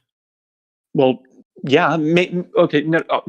Well, obviously not by them, but by the people who brought them forth. Obviously. After them. Yeah. Amy, go ahead. Sorry. No, Zammer, I think this is where the problem between creationism, I would just say a natural model, kind of face off, because from our perspective, things have existed far before minds, before we knew anybody. There were single-celled organisms. Well, most of multicellular life doesn't seem to have minds. Single-cellular doesn't seem to. And so even before then, there was billions of years that seems to have existed without any minds at all. Right. But from a creationist perspective, it has to be important. It was created very early on. And so I think that is a dichotomy. We don't think that you need to know in the way that you are speaking. We think that conception is an act and it has a time-space label, sometime involving tequila, and then 9 months later, a child comes out. Right. Okay. Well, I mean, just by analyzing, your worldview or your atheistic worldview, it's almost as if existence seems a bit, arbitrary or just irrelevant. I mean, right? It's almost as if it's just it's kind of benign. It's benign to. Oh, sure. Yeah. Because arbitrary means by a mind. That is the exact opposite of what I think me and a lot of people are saying or naturalists are saying, is that it doesn't depend on a mind. Is that a rock is a rock on the planet, whether we exist or whether we all got eliminated or didn't exist ever at all, the rock would still be a rock. I think you're operating under the assumption of evolution kind of, being responsible for kind of organizing life or forming life even. I think that's your presupposition. It's easy to kind of knock down because, again, okay, so do you think that existence is kind of just arbitrary and it's just irrelevant? Because you would have to if you take that approach. Do you kind of see where I'm getting at there? Interrupt you. That is the exact opposite of what I'm saying. I'm saying that I'm saying your definition is arbitrary and ours is objective.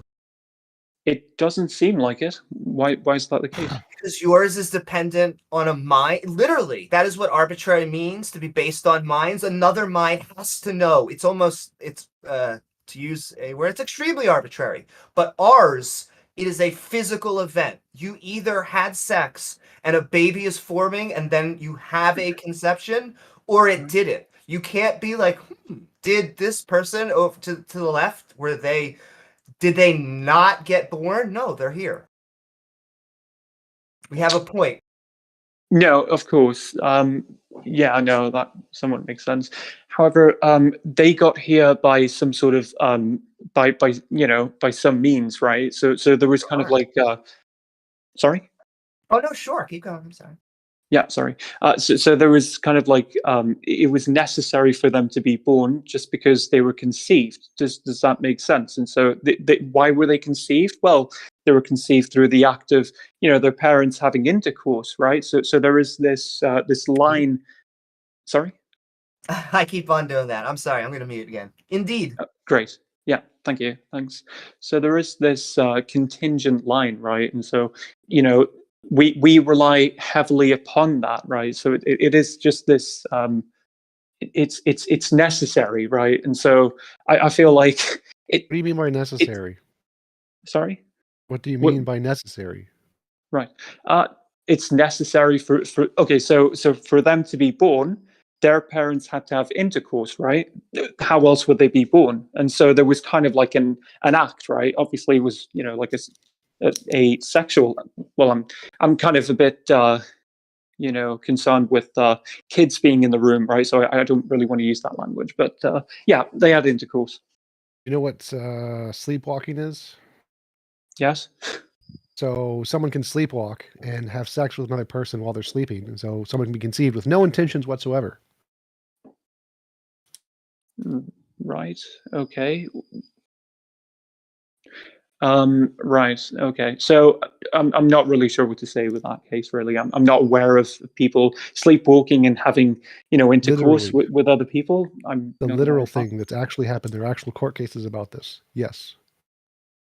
Right. Interesting. Yeah. I'm not really aware of that. So yeah. Okay. Zammer, I have a question. Do you think existence is only important when it comes to living beings that have the capability to talk about existence? Right. Yes. And not to inanimate. Mm-hmm. Yeah. How? How? Because they exist necessarily, right? Again, things existed before you were born, and they were necessary for you to be born. So, right. If I'm just going to be really simple about this, there was a bed, which is an inanimate object that existed where your parents conceived you. Right. Yes. So if existence isn't important to the bed, then I don't really see your point. I struggle with how you define existence as being important to us and not to anything else. Right. So so did the beds interact with you know, my father and my mother? Yes, it held them up. But it didn't interact with them. They didn't interact. It wasn't involved in the process. That's the difference. It was, because if it hadn't been, they would have done it on the floor and they wouldn't need a bed. Yeah, I really don't think you understand what you're saying here. But yeah, sure. And maybe that's because I'm still struggling with what you think makes existence important to us and not to inanimate objects. Because it's making maybe I'm wording it a little bit difficult. As I said before, English is my third language, so sometimes I struggle a little with trying to get my point out. And this is a point that I've never discussed, and I find it really interesting. So that's why I'm sticking to it. Great. Yeah, no, I actually feel like existence is, again, it's making a statement, right? Whether that's, you know, and so you could use kind of like different tools to say, like, you know, a pen or a pencil or writing or different forms, right? You know, talking as well and gesturing. You know, there's many forms of making yourself known and kind of expressing yourself, right? Obviously, there might be some sort of inhibition of that. Say if someone has kind of like an issue with any of those things, that's true, but they could find other ways to do it. So maybe, like, I don't know, if you're hiking and you're not paying really good attention to where you're going, and you kick your feet into a rock that's laying on the floor, right? So therefore the rock is making itself known that it's there, right? Right. It doesn't make a statement, though. Does it? Who cares? Why would it need a statement? Why would a statement be important? Because it can't choose. There's no choice involved. Who cares? Why would But it still exists, and you just interacted with it, and it interacted back with you by hurting your foot. Right. No, of course. Maybe I'm not understanding the whole thing, but I'm trying to understand, which is why I'm asking these questions. Honestly, truth be told, I'm actually trying to understand your point there as well. But yeah. I'd love to have a lengthy conversation with you on this. If possible, I would really like to have you on my show and flesh this out a bit more. Maybe with someone who better understands it than I do. Yeah, I find it really interesting that you brought it up. Great. Thank you. All right. Well, Zammer, thank you very much. I think X may have had something to say. Go ahead, X. Yeah, I just want to say, if you do want to discuss with us your reasons for thinking that God exists or why you think creationism is true, by all means, that'd be a great discussion to have. I sent you links to documentaries and videos on the subject of the origin of the God speaks things into existence tradition from other traditions that it was influenced by. And I sent you some stuff on both the Proto-Indo-European and the Babylonian influence. Do you have any questions about any of that stuff? Do you want to know more about that? Because you're interested in your linguistic analysis of what you think the word or the way we use it means. But it seems like any study of linguistics is going to start with the way that linguistic usage came into being and the context in which it was originally meant at the time. Right. Yeah, no, of course. I'm not really sure. I'm quite skeptical of any sort of document prior to the Bible, because again, I am. You don't think they existed, right? You don't think Sorry? any documents existed prior to the Bible? I'm skeptical. Well, if you want the truth, I actually feel like God is directly testing us. I feel like that correlates with one of the commandments where you shall have no gods before me. It's almost as if God has kind of laid this framework out for us to choose Him always. And that kind of makes sense as well. But that's a whole nother idea and topic. But yeah. But the historical, archaeological, and literary traditions that are discovered through that process, that evidence far precedes all versions of the Bible. And the versions of the story that it uses, that it is most closely associated with, have versions that precede those. There's a dozen versions before the Babylonian version gets into the Bible. Or sorry, the Akkadian version, because it went through Sumeria, went through Babylon, it went through Akkadia. 3 whole cultures had changed the story around before the Bible version changed it some more, right? We have all the different versions in texts that we have uncovered. So do you just think that all the archaeology is wrong and radiocarbon dating and other dating methods are all wrong and the world is only 6,000 years old? Is that still your belief? No, I actually think that's a straw man. I never said it was 6,000 years old, did I? But yeah, sure. Okay. Okay, well, if you want to discuss it sometime, I'd love to do that. Yeah, perhaps. Great. Okay. Thank you, Zammer. Appreciate you coming up and presenting your ideas. All right, then. Thank you. Thanks. Bye. Bye. Our next guest is Painterly. Hello, Painterly. Welcome. Thank you for joining us. It's a pleasure to have you here. Oh, I'm not going to lie. I did not realize my hand was still raised. Oh, that's okay. It's nice to meet you. Did you write in the chat that you recently left religion? No, I reverted. I was an agnostic theist until very recently. Oh, and then you got back into it. Okay, I don't want to put you on the spot. If you don't want to talk about it, it's okay. I'm curious, what changed your mind to get back into religion then? It's going to sound silly. Actually, no, it's not silly. Really, I've been having a lot of personal troubles, things like that. And I've been in a Christianity Discord server for a few years now and have built great relationships in there. And I love learning about religion. That's why I'm in that one. I'm in a few Islamic servers. I'm in a couple other things. I just love studying theology. But with certain things going on in my life very recently, some struggles with addiction, stuff like that, I decided to kind of take up a hobby. Well, actually, it's quite a good approach to use when getting rid of an addiction, to replace it with a different hobby or habit. And a mistake I find a lot of people make when they're trying to get rid of an addiction is they don't replace it with something else. Most people need to replace it with something else. So, you know, I think that's a perfectly good approach to kind of keeping that addiction out. And as long as you can probably keep that going for more than 6 months, you will hopefully have no problem never going back to it. I agree with everything Randolph said. I just have to ask, you didn't say at the very end Wahhabism, did you? No. A hobby. A hobby. A hobby. Got you.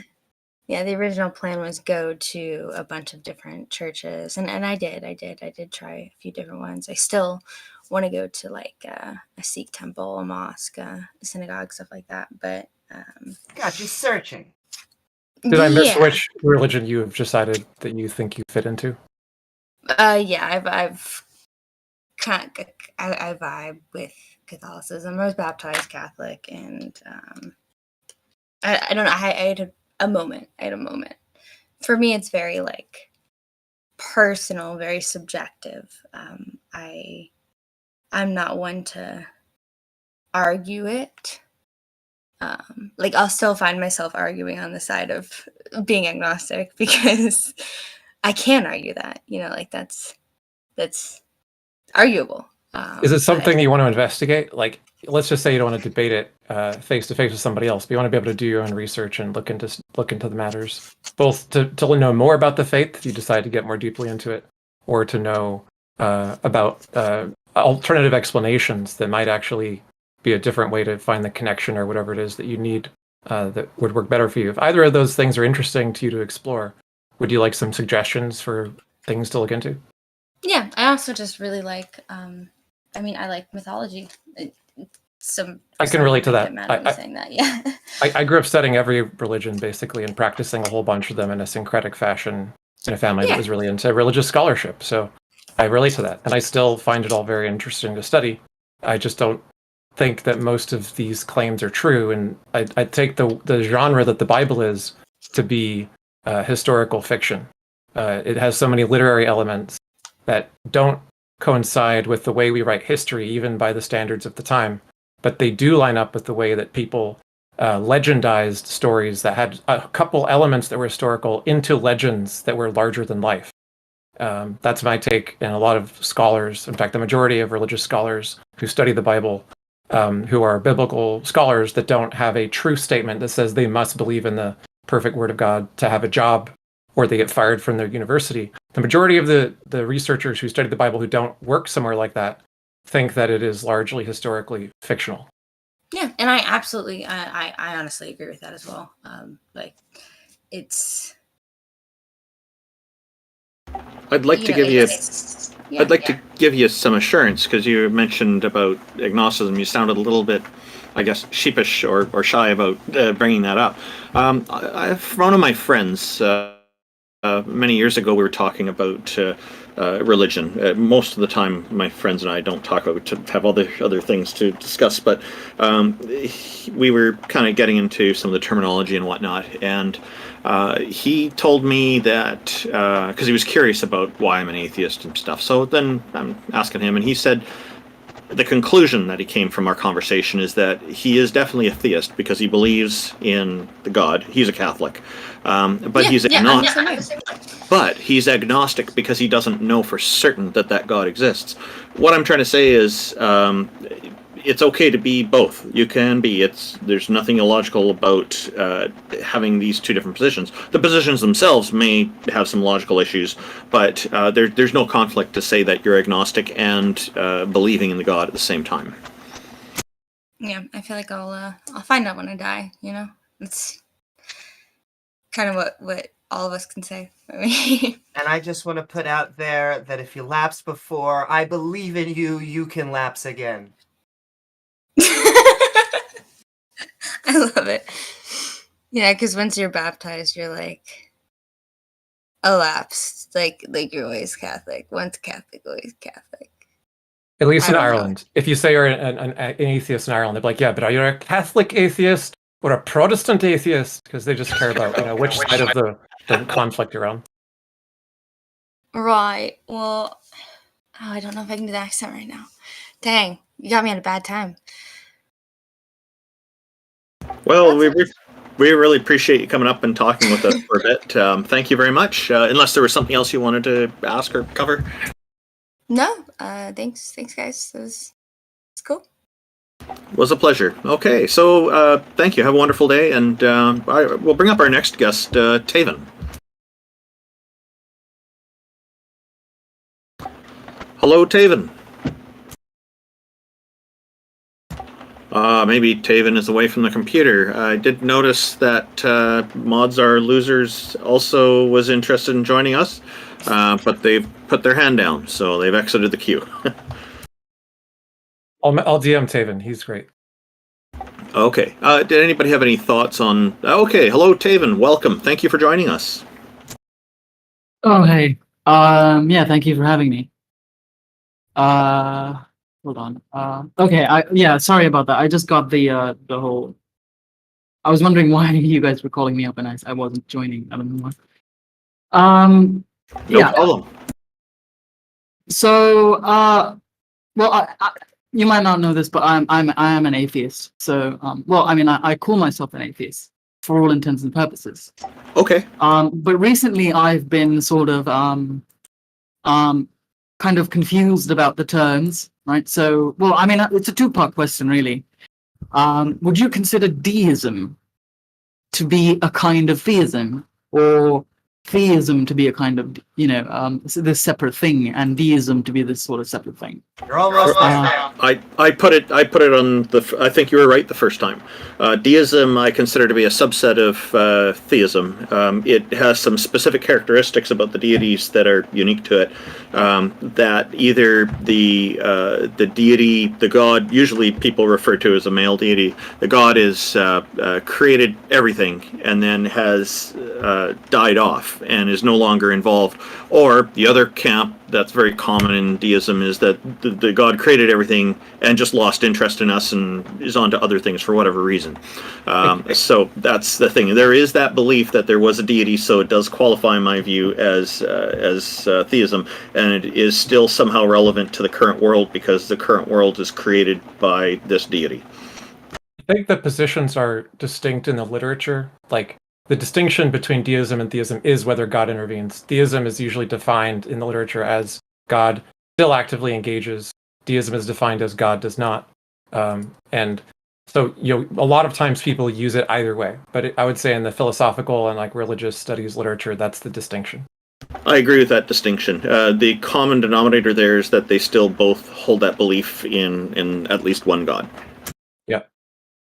Right, and this is the common sort of response that I get, right? But I've never really understood that distinction, right? Because in my view, you're taking away a property, right? So if you had an object and you added properties to it, you would say, okay, object A, maybe it's an apple, right? You say, okay, you know, it's an apple and it's green, right?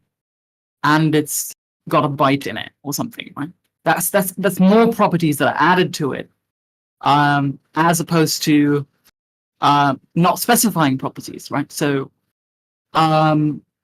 it just seems kind of weird that a lot of literature, or at least in common parlance, I don't know about literature, but at least in common parlance, when people say deist, it automatically means you're a theist.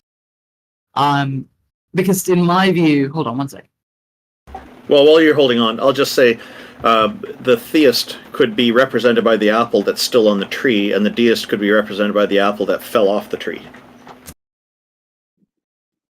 Wow, I didn't understand that analogy at all. Can I ask a question? Is a rose a flower? Yes. And which one has more properties, a rose or a flower? The rose. Right, because the rose is more specific. There's lots more stuff to it, right? Yeah. So a flower is just a god of any kind, and a deistic god is a god who does not interact. The deist would be the rose or the flower. Well, that's presumably what I'm confused about, right? Because theism proposes a deity, and theism proposes a specific kind of deity. It's more specific. Yeah, that's what I'm confused about, right? Because usually when you say you're a theist, right, it's usually some kind of interventionist, right? So you can take it in this way as well, right? So a theist is a god, you know, the creator of the universe, that someone who believes in the creator of the universe that intervenes, that's a property. You wouldn't say the lack of a property, right, is a property, right? So you wouldn't say the lack of intervention is a property unto itself. Theism is a kind of deism in that sense, right? Because deists are defending just that there's a deity creator. Theists are defending that there's a deity creator who also has omnipowers in other ways and uses them. So yeah, they're defending a larger position than the deist is, which is why a lot of theists start with deism first and then try to build up from there, because one includes the other and it's not the other way around. Yeah, but surely, but that's my point exactly. If you're building up from deism, right? Yeah. Then it must mean that theism is a kind of deism, right? I agree with that, and that's why they do it. But not they're exclusive in their definitions of how they're used. But the position that there is a deity is used as a starting point for an apologist to then claim that their deity is that deity, because they think it gets you halfway there. So no, I disagree. I think that the technical language, theism applies to any kind of a god. Deism applies to a god that doesn't do something. So like if I say flower is the most primitive. And then if I say a flower with no petals, that's a more specific kind of a flower, right? So a flower with no petals is still a flower. The flower is the more primitive term. So even if it doesn't have something or doesn't do something, that is still a property that is specific to that thing, that is not specific to the entire class of things. Mm-hmm. Well, so the way I imagine it is, the way I imagine non-interventionist view of God is, God sort of just starts rolling, starts the chain of events, and then just kind of, that's it, right? Oh. Intervention would be interrupting the chain of events, which is an active process, right? Yeah, but that's not. So I don't think the analogy. Theism does not mean interventionist. Theism means just God of any kind. I'm pretty sure. Hold on. Theism definition. I can just Google this. So if you go to Google and you type in theism, the definition is specifically of a creator who intervenes in the universe. No, that's belief theism. In the existence of God or gods, especially belief in a God who's the creator of the universe and intervenes. Theism, in the philosophical terms, means specifically any God of any kind. That's theism. It can, especially in most cases, mean a God that intervenes, but that's not the definition philosophically of theism. Philosophically, the definition of theism is any God, any kind. Belief in a God of any kind. Well, when you say philosophically, who are you citing? Do you just mean like generally in literature? The academic literature, Phil Survey's paper, or not Phil Survey's paper, philosophy. What is it called? Stanford Encyclopedia of Philosophy. SCP.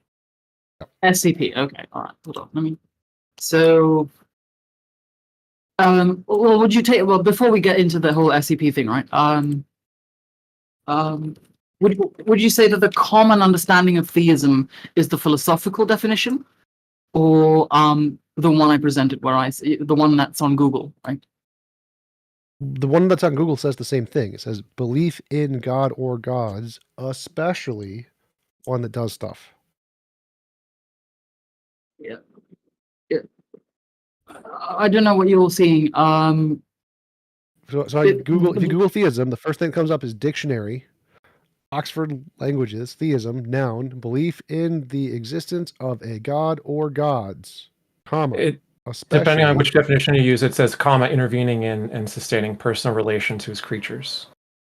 Like, we could do some research on this to see who's right, but I think that the point is, theism is almost always used with the interventionary kind of God and not the other kind. That's what I was under the impression as well, right? Because incorrect. No, I could be wrong. We could look into it. Well, the reason I'm saying is I distinctly remember Christopher Hitchens making the distinction. He's him saying you can get yourself all the way to deism, but you can't get yourself to theism. That presumably means there's an added-on property for theism, right? And also, I would love it if you'd said anything other than just no. So that's just not how the words work. The etymology of the words is theism refers to literally any god. Most of history refers to specific gods that do things because of our evolutionary biases. Completely irrelevant to the etymology of the word. Who cares? What is your point about the etymology of the word? I'm not talking about the etymology of the word. I mean, I'm talking about the usage of the word. Who cares? Why? What is the point? Well, I already made the point, which was that I'm confused about whether or not to use the word deist when I'm talking about myself, and whether or not deism is compatible with atheism, which I think it is, which is my argument. Right? Wait, what? You said deism is compatible with atheism? Yeah. How? Atheism is the position there is no God. Yeah. Well, so there's two definitions of atheism, right? One of them is the knowledge version, and the other one is the belief version, right? Sure. If you take the belief version of atheism, so if you say, I'm an atheist in the sense that I don't believe there's a God, right, as opposed to I know there's no God, then I would say that it is compatible with deism for the same reason as to a belief that there's no God does not imply the negation of the existence of God, right? Sure, but neither does. So, like, if you take the soft atheist position that I have no reason to believe in a God, that's consistent with a God existing. There could be a God who does interact, who is purely theistic and does a whole bunch of stuff. We just can't detect it, and that would be consistent with the soft definition of atheism too. So it wouldn't make it. It would be no distinction there between deism or theism. Both could be consistent with the soft definition of atheism. Well, what would you call someone who thinks that there's no specific God, right? What? Like, I don't know, like, well, when I say specific, I mean like no. I shouldn't have said specific. I should have said an interventionist God, right? So someone who thinks there is no interventionist God, but there is probably a non-interventionist God. Deism. What would a deist would okay. That's a deist. Yeah. In fact, you sound like an agnostic deist. An agnostic what? An agnostic deist. So you lack the knowledge, thus the agnostic, but you believe a non-interventionist God. I don't personally believe in deism. I'm just wondering because I'm confused about the term. Right? I'm a hardcore atheist. Okay. The other point that the other thing I wanted to talk about was and I don't know if you guys have the time for this, but I wanted to discuss like some of the more complicated and cutting edge arguments for God's existence, and whether you think that there are any good refutations for them, right? So one of the arguments are the obvious one would be Gödel's ontological argument, right? So the modal arguments would be, I would say, is very cutting edge because they rely on principles of logic, right? And they're not purely sort of just wishy-washy stuff like the teleological arguments or anything like that, right? Well, have you guys come across Gödel's argument or yes, many times? Yeah, have you read Oppie's response to it? I didn't hear what you said. Oppie's response? Is that what? Like Graham Oppie is one of the best at steel-manning all the different arguments and summarizing the literature on the responses. And some of his I books follow. I'm a big fan of Oppie. Yeah. Yeah, I know. We've talked about Oppie before. So if you've read his response to the argument and how he summarizes the argument, I think he does a pretty good job of it. I can send it to you. Right. So, sure. I am familiar with his response. I think the conclusion is something along the lines of it doesn't really imply a specific God, right? And I think that's fair. It really doesn't. But when Gödel talks about positive properties in the sense that he talks about in the ontological argument, he means of positive normative force, right? As in, if there is a good action that can be taken, right, or that is taken up, because in his view there is no such thing as possible worlds, then any good action in the world is the cause of God, and the entity that is responsible for that would be called God, right? So he thinks that the premises of the argument allow you to construct parallel arguments that show the opposite conclusion is true. And it's a mistake in assuming that the inferences follow to only the conclusion that's claimed by Gödel's argument. And it could, because these parallel arguments exist from the same premises that lead to the opposite conclusions, he thinks that the argument is flawed. I don't remember him saying that. Could you provide a source for this? Yeah. So a lot of arguments have something wrong with them that's kind of complicated. I would agree with. But they ad absurdum usually is a case where the argument commits you to something that's either the opposite or is just absurd, right? Right. I would agree that is the case for Plantinga's argument. I don't think that's the case for Gödel's argument. Now, the problem is that Gödel's argument has been verified by computers, right? So it's not something. No, it's just valid. It's valid. But like if I say cats are dogs, dogs are chickens, therefore cats are chickens, that's also valid. So Gödel's argument is valid but not sound, because the premise is about essences, about something having all positive properties can't have all negative properties. Those are all assumptions that have no basis in reality. So it's valid, perfectly fine. It has no soundness to it whatsoever. It's not accepted in like pretty much anywhere in philosophy or anywhere in science. It's not a thing that we think is compelling at all. I don't think it's quite as simple as just saying it's valid or invalid, right? Or that it's valid and it's not sound. Because it's not in propositional or first order logic, it's in higher order modal logic, right? And there are some formulations specifically that are implemented in, if I remember correctly, type theory, right? So type theory, none of that addresses the point that it's still just valid, not sound. The concept of validity doesn't apply to higher order logics. It does. No, it doesn't. Yes, it does. I'm a logician. I've studied this for many years. It doesn't. The conclusion can follow from the premises without the premises being true. Yes, it does.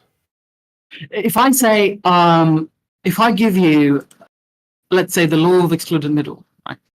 So if I say P or not P, right? So and then I give you, something like a disjunctive syllogism, right? Or something that follows from the principal explosion. You wouldn't say that P or not P is false, right? That's impossible.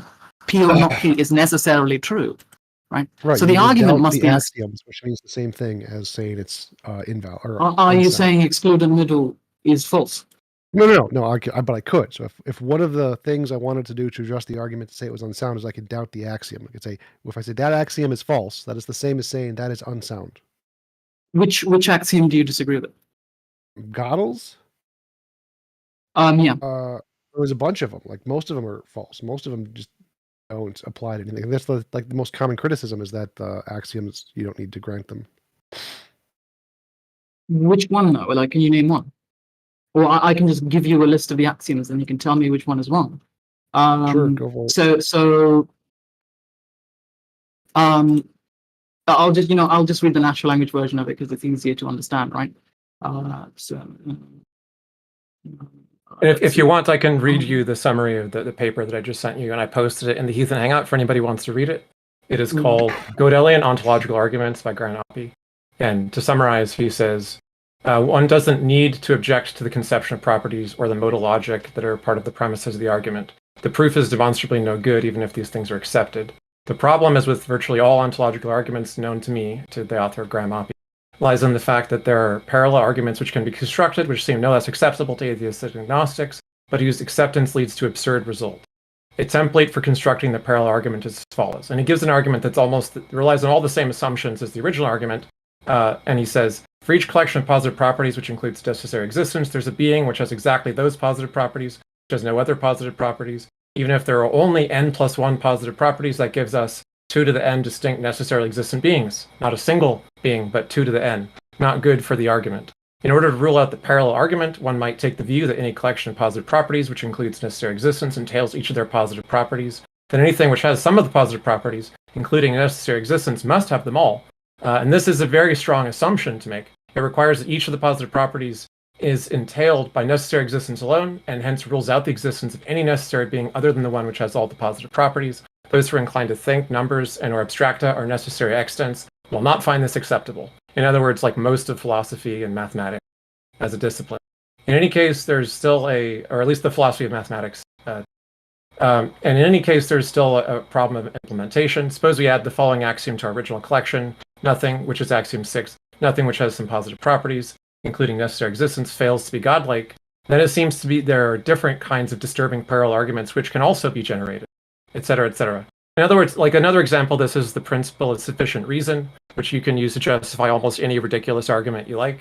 And there's a hilarious paper that says that the principle of sufficient reason entails trivialism. And it proves trivialism is true on the grounds of the principle of sufficient reason, which should be sufficient reason to abandon sufficient reason as a principle. Can you tell me where you're reading from? I'm not sure. I sent you a link to it. It's philarchive.org/archive/OPPGOA-3, and it's in the chat, and I DM'd it. So I think Oppie is right, and I think all ontological arguments have the same problem, right? They're just resting on absurd premises. They are logically valid, but the premises can make other logically valid and equally stupid arguments that all make crazy claims that we know to be false or to be contradictory with the claim of the ontological God argument. So I feel like, no disrespect to Oppie, right? Obviously, but it feels like he's just sort of giving reductio ad absurdums that are not contradictions, right? So there is a contradiction, because the entailment is that there are more than one being, not a single necessary being. That's a contradiction. Yeah. No. I think that's just Oppie failing to understand the proof, right? Well, first off, the reason he fails to understand that proof, right, is because Gödel admits, right, I think in his discussion with Dana Scott, right, that the whole thing about was him failing at proving there was only one God, right? What he was trying to prove was that there are instances of God, right? He calls it the property G, and that God exists across all possible, worlds. But what's interesting, one God in each possible world. Yeah, one God in each possible world. But what's interesting is the way he collapses them is that he assumes some. His axioms lead to something called modal collapse, right? Yeah. So a proposition is necessary. Bad thing. Yeah, there's lots of people that don't have a problem with necessitarianism, and Gödel was one of them, right? He thinks there's only one world, which is, frankly, I don't think it's really a bad thing, right? It's not like it's a contradiction. It's just that there are no contingent truths. It's no different physics. So it would be contradictory to our current knowledge of physics. That would be a problem. What about necessitarianism is contradictory to physics? The consensus that randomness is actually a fundamental force and that it's undetermined. That's not what physics says. Physics doesn't say that. It does. No, it doesn't. Physics might say stuff like there's quantum indeterminacy, but they will never use the word randomness. They literally do. So there was a poll called Fundamental Attitudes of Quantum Mechanics by Schlosshauser. Literally asked the question. The very first question on the poll is randomness just apparent? Is it a hidden variable? Is it a fundamental part of nature? Is it irreducible? And the consensus among physicists is that it's fundamental and irreducible. Can you give me that poll? Yes, it's a snapshot of Fundamental Attitudes in Quantum Mechanics by Schlosshauser. A snapshot of fundamental attitudes towards quantum mechanics. I don't know how to spell Schlosshauser, but it should be the first thing that comes up. Schlosshauser, Schlossauer. Okay, I found it. Schlosshauser. Okay, all right. Okay, this seems like it's a philosophy of physics paper. Not really. Is it surveying physicists? Yes.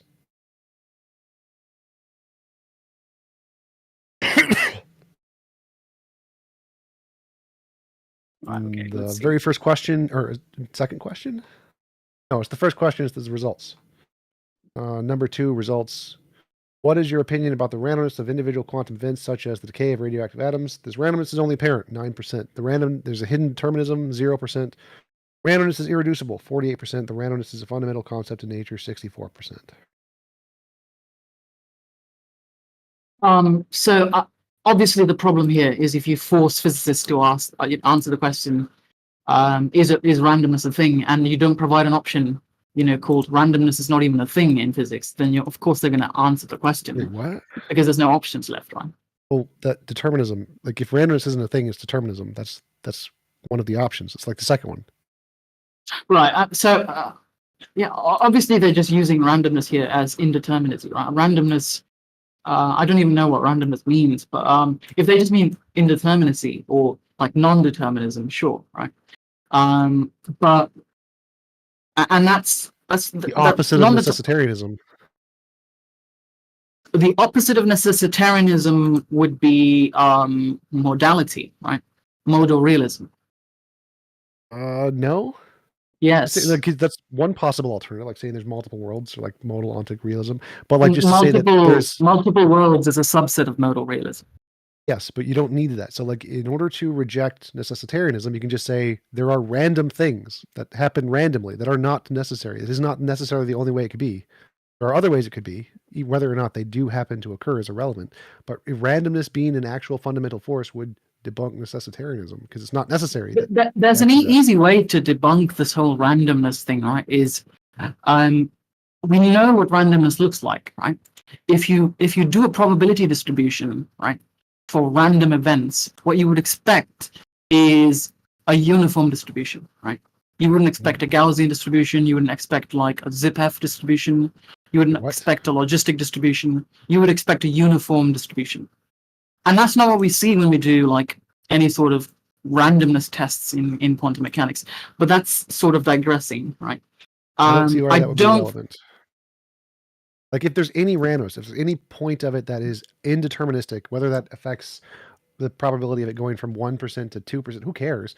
If there's any amount of that debunks necessitarianism, it is not necessary that this happens.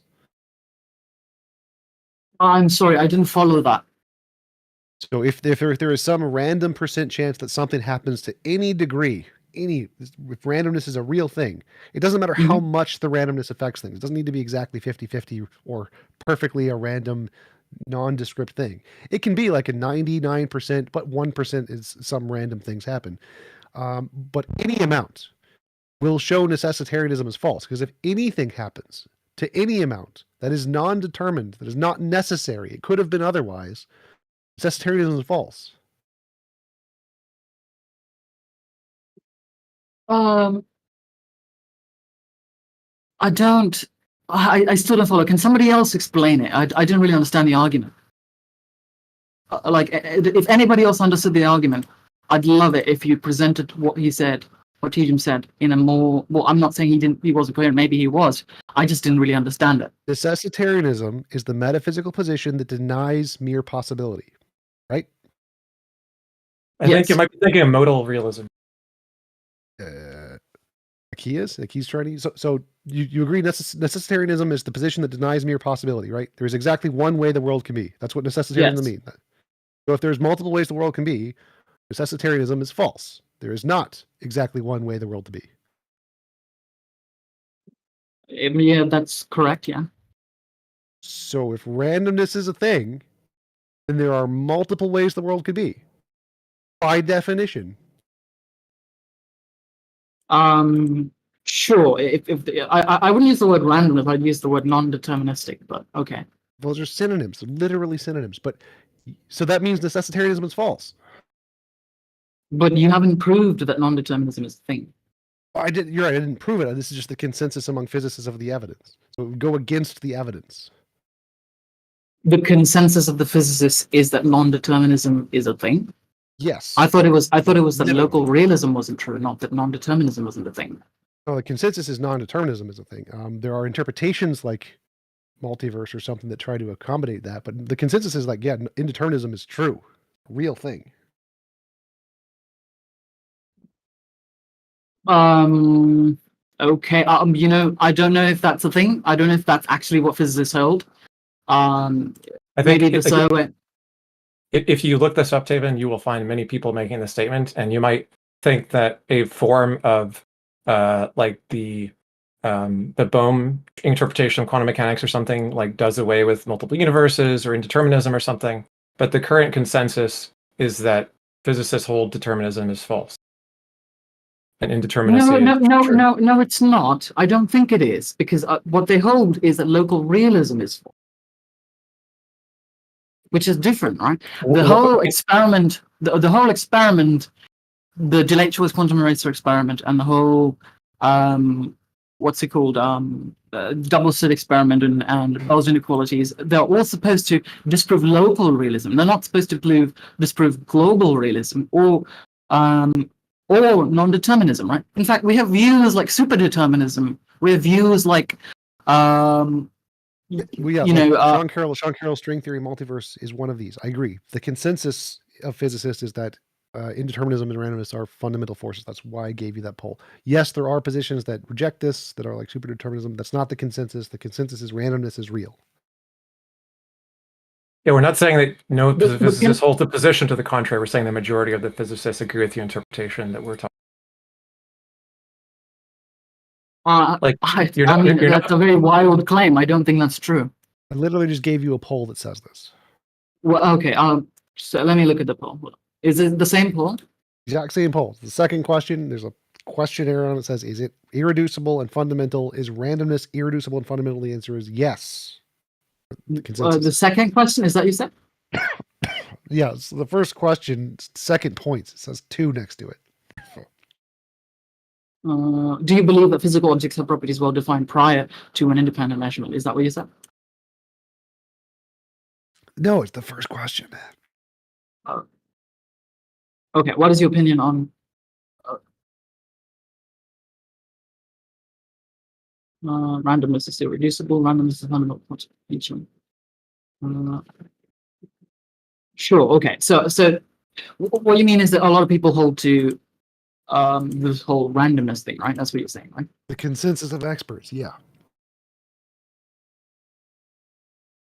Okay, sure. Are you familiar with how John Bell proposed to determine or to test determinism? Yeah, okay. So like that's the view that's accepted by most.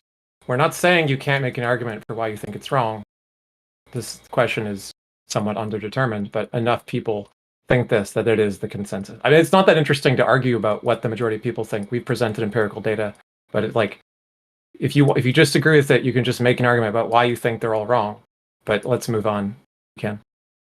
The problem here is that this paper is sort of asking very leading questions, right? It's asking questions like, the question itself doesn't make any sense, right? Like, why would you presuppose randomness? Why not just use the technical term that's used in, those are synonyms in the field. Those are literally synonyms. It doesn't presuppose anything. The question is very specific. For the experts, indeterminism and randomness are the same thing. The question is what causes the indeterminacy? Is it unknown, or is it literal absolute force of randomness? That's why it's using the word. The reason I'm saying they're not the same thing is because if you've taken any formal sort of course on complexity theory or basically anything to do with mathematics, the term non-deterministic means something completely different, right? Agree. So indeterminacy is just the fact that we can't predict why this is happening. The question is why? Is that actually caused by some hidden variable? Like, is something determining that we just can't see yet? The answer is most people say no. Or is it really the case that they are really, truly, indeterminately random as like a brute fact? And the way to express that in a word is called, is randomness fundamental and irreducible, which is exactly what it asks.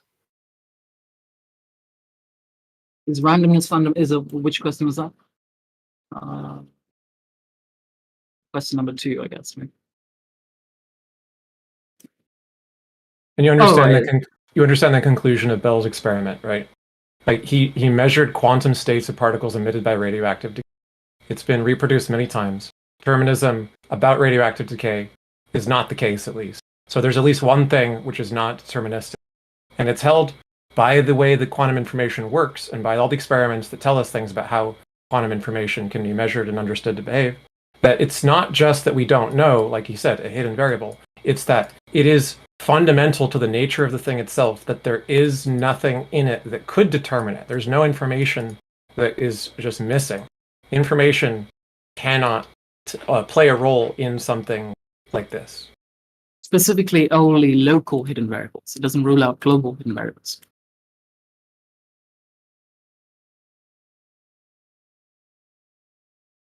Okay, if you could give an example of a global hidden variable, which we have reason to believe exists, that'd be great. I assume you're talking about like C or something like that? Well, I mean, it's called a variable because we don't know what it is, right? That's the whole point of calling it a variable. Right. But with things like C, we can experimentally determine that it's the case. With things like, the universal constants, we can observe those. They're not hidden. So what is a global hidden variable that you could give me an example of? Or is there an interpretation of quantum mechanics that requires a globally hidden variable that you can point us? I'm not a physicist. I'm not going to be able to give you. Okay, then maybe we should move on. Like, we've just tried to summarize the state of the literature. We're not physicists either. Let's move on. Is there anything about this that is important to you with regards to deism? Well, so I'd just like to confirm one thing, right? So would you at least agree that if modal, if modal collapse, if modal collapse was a thing, right? And necessitarianism was also true, then it would follow that Gödel's theorem is correct. No, that's only 2 of the 5 axioms, and so even if I accepted those 2, I could still reject the others and lead to an alternative conclusion. And even if I accept all of the premises, I can make absurd conclusions. That's what's wrong with the argument and all the other ontological arguments like it, is that they lead to many different absurd conclusions. I don't know about that one. That's RP's response, right? Yeah, and like I said, I sent it to you. Feel free to read it. We could discuss it if you. That's the one with the GOA, right? Yeah. Doesn't Oppie have to change them? He has to invert them. He can't accept the same ones. He has to invert them and have the same essential pattern. But I don't think he accepts all of the. If I remember correctly, is he citing Gödel's original argument or the computerized version? I have no idea. Do we know? Do we know?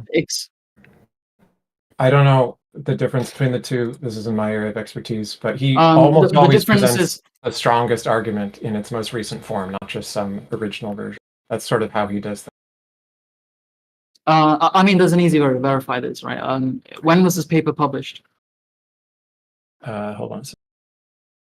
That wouldn't prove it. Have you looked at the link that I sent you? Yeah, I'm looking at the paper. Answer these questions. But I don't see a date on it, that's the thing. Well, the date wouldn't make a difference. Even if he published it yesterday, it still could be either one that he could be using. No, I'm saying if it was published before the 2014 paper, then there's no way he could have known about the proof, right? But does it actually say in the paper, and can't you identify from his argument which one? 1996.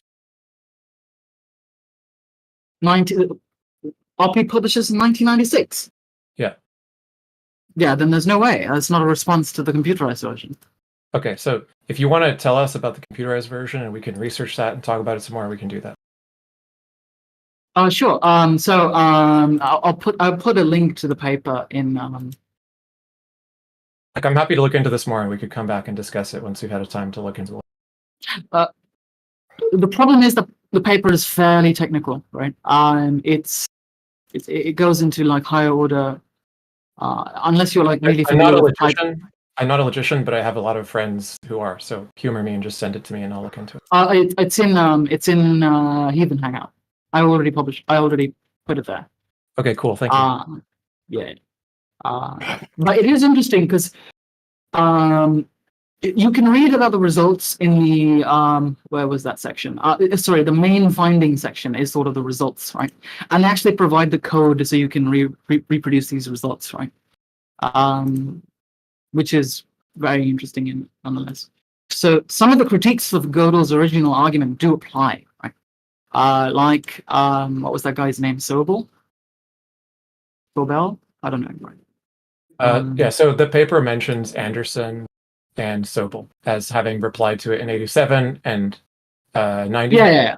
And Adam in 1995. And what he said is he wanted to draw attention to the objections to their argument. Because what he's trying to do is not here's an easy dunk on atheist bros or theist bros. He's saying, look, these arguments had objections subsequently. here's what I think about those objections to make them even stronger objections. Does that objection work? Right. So. Yeah. I just shared that link with our YouTube audience. Thank you for posting that. Yeah. And so I have my own kind of theories about Gödel. I don't like Gödel personally, right? I think he's a very big tragedy for mathematics. And that's another topic. But what? I do think what are you talking about? I don't think Gödel's incompetence theorem is true, right? I can get into that later, maybe in a different conversation. Partly because he uses something called the self-reference lemma or the fixed point lemma in his proof, which is a contradiction in itself. Yeah. I don't think self-reference is allowed in language. The fact that we can do it doesn't mean it's coherent. And I don't think having contradictory liars paradoxes as lemmas in your arguments is very helpful, because that's the weak point of the argument, right? And every version of this argument has propagated down. There's a thing called the Curry-Howard isomorphism, and essentially every version of Gödel's theorems have been propagated downwards, right? So there's the halting problem, which is another one, which also I think is false. Right? Yeah, personally, I don't like Gödel, right? Well, leaving aside the other things that Gödel wrote about, very interesting topic for another show, probably. Would you say that you find Gödel's argument persuasive as like the strongest argument? So you want to defend against the best argument, not the weakest argument? Is that why you're focused on it? Right, exactly. Yeah, as an atheist, that's very admirable. I respect that a lot. Yeah. Yeah, I want to get the argument as correct as possible. I think even if I don't agree with Gödel on, I do think he's a tragedy for mathematics. I don't think I should be misrepresenting the best that they have to offer, right? And I think, Gödel's argument is like the best out there, right? That I've ever seen. And I've looked quite a bit, and this is the best. Plantinga's argument doesn't work because, even Richard Dawkins was able to respond to that, right? Yeah. You don't need a philosophy training to actually but something that's not even good philosophy. Right. I have another question. So when you take these kinds of arguments, like modal ontological arguments, and you debate them, do you ever try to get across to the other person a sort of explanation comparison to an alternative explanation for the origins of things, if they're just skeptical about how things can come about? I'm not sure I follow. It may not be relevant to this argument, but in general, like just as someone who's interested in lots of theistic arguments, right? So if you're arguing with a theist, do you only argue internal to their argument, or do you present or make any kind of effort to introduce them to the reasoning, to the alternative explanation to find the best one as to the origins of well, the reality is I personally don't debate theists that much. I used to. Quite a lot. And there's a few videos of me out there debating them even, right? But I wouldn't say I do that anymore. I've sort of realized that personal sort of this personal sort of, I don't know what the word is, personal conviction. Yeah, personal convictions, environment, all these things play into factor, right? And I don't think just talking to someone will convince them. I'm sure there's lots of people that have done that, but I don't think they're the sole contributor to that. I think even if someone attributes, them being, deconverted or something, right, to someone or some argument, I don't think generally that means that the argument or the person is the reason why they deconverted. And so I generally don't do debates with theists these days. Yeah, I know it's not an answer to your question. Yeah, but if I were to, if I were to, I probably would do what you said. Right? Is maybe a combination of both, right? Like internal consistency check And if that doesn't work, appeal to other possibilities, right? Empirical evidence and so on. Yeah, because it's my experience with theists who like to make technical arguments that the reason for being a theist wasn't technical. Like you said, they have some attachment or like meaning associated with it that's separate, that's very hard to budge. And that if you're arguing with them about a given argument and you show them the problems with it, they will come back very soon after with just a different argument or a slight tweak to the argument or more denial about the problems with the argument. But they won't actually have looked into the alternative explanations to the central claims, whether they're ontological or epistemological or whatever, any more than they had before. They're just looking for a different way to justify what they already believe. So it seems like it's incomplete to just debate a theist about their favorite argument without giving, essentially, to be fair, equal time in reverse, where you get to educate them about an alternative explanation, which they can look into more themselves or choose to reject looking into it. But then they're in that position where they're trying to get you to spend time arguing with them, but they're not willing to do any research educating themselves about the alternative view, which they just don't understand well enough to take seriously. The problem with that is I think we're no different from the theists then, all right? Because the theists also prey on your feelings and your sort of personal convictions, and their entire goal is to guilt trip you into leaving one religion for another, right? Well, I'm not saying one side doesn't do that. I'm just saying that, like, if the debate is one-sided, like apologists bring argument A, apologists bring argument B, it goes on forever, right? If the goal is to do something like worldview or explanation comparison between which is more reasonable, this view that you're putting forward as your argument that explains everything, or the alternative view, which is how could things have come about in a way that they are skeptical of because they probably don't understand it well. Anyway, that's my view. I wondered if you felt that way. We could move on. I'm curious to know why he thinks that logical structures like Gödel's or the form of the argument would in any way tell us anything about what exists. Why would you take that form of an argument as an indication of truth in the first place? Yeah, I could comment on that. The difference between something like very simple propositional logic or first order logic compared to higher order logics or modal logics, well, particularly higher order modal logics, is that, well, as opposed to dealing over very objects, right? So instead of quantifying over objects and dealing with objects themselves, it's dealing with the structure of structures, right? So all the way structures could themselves be the case, right?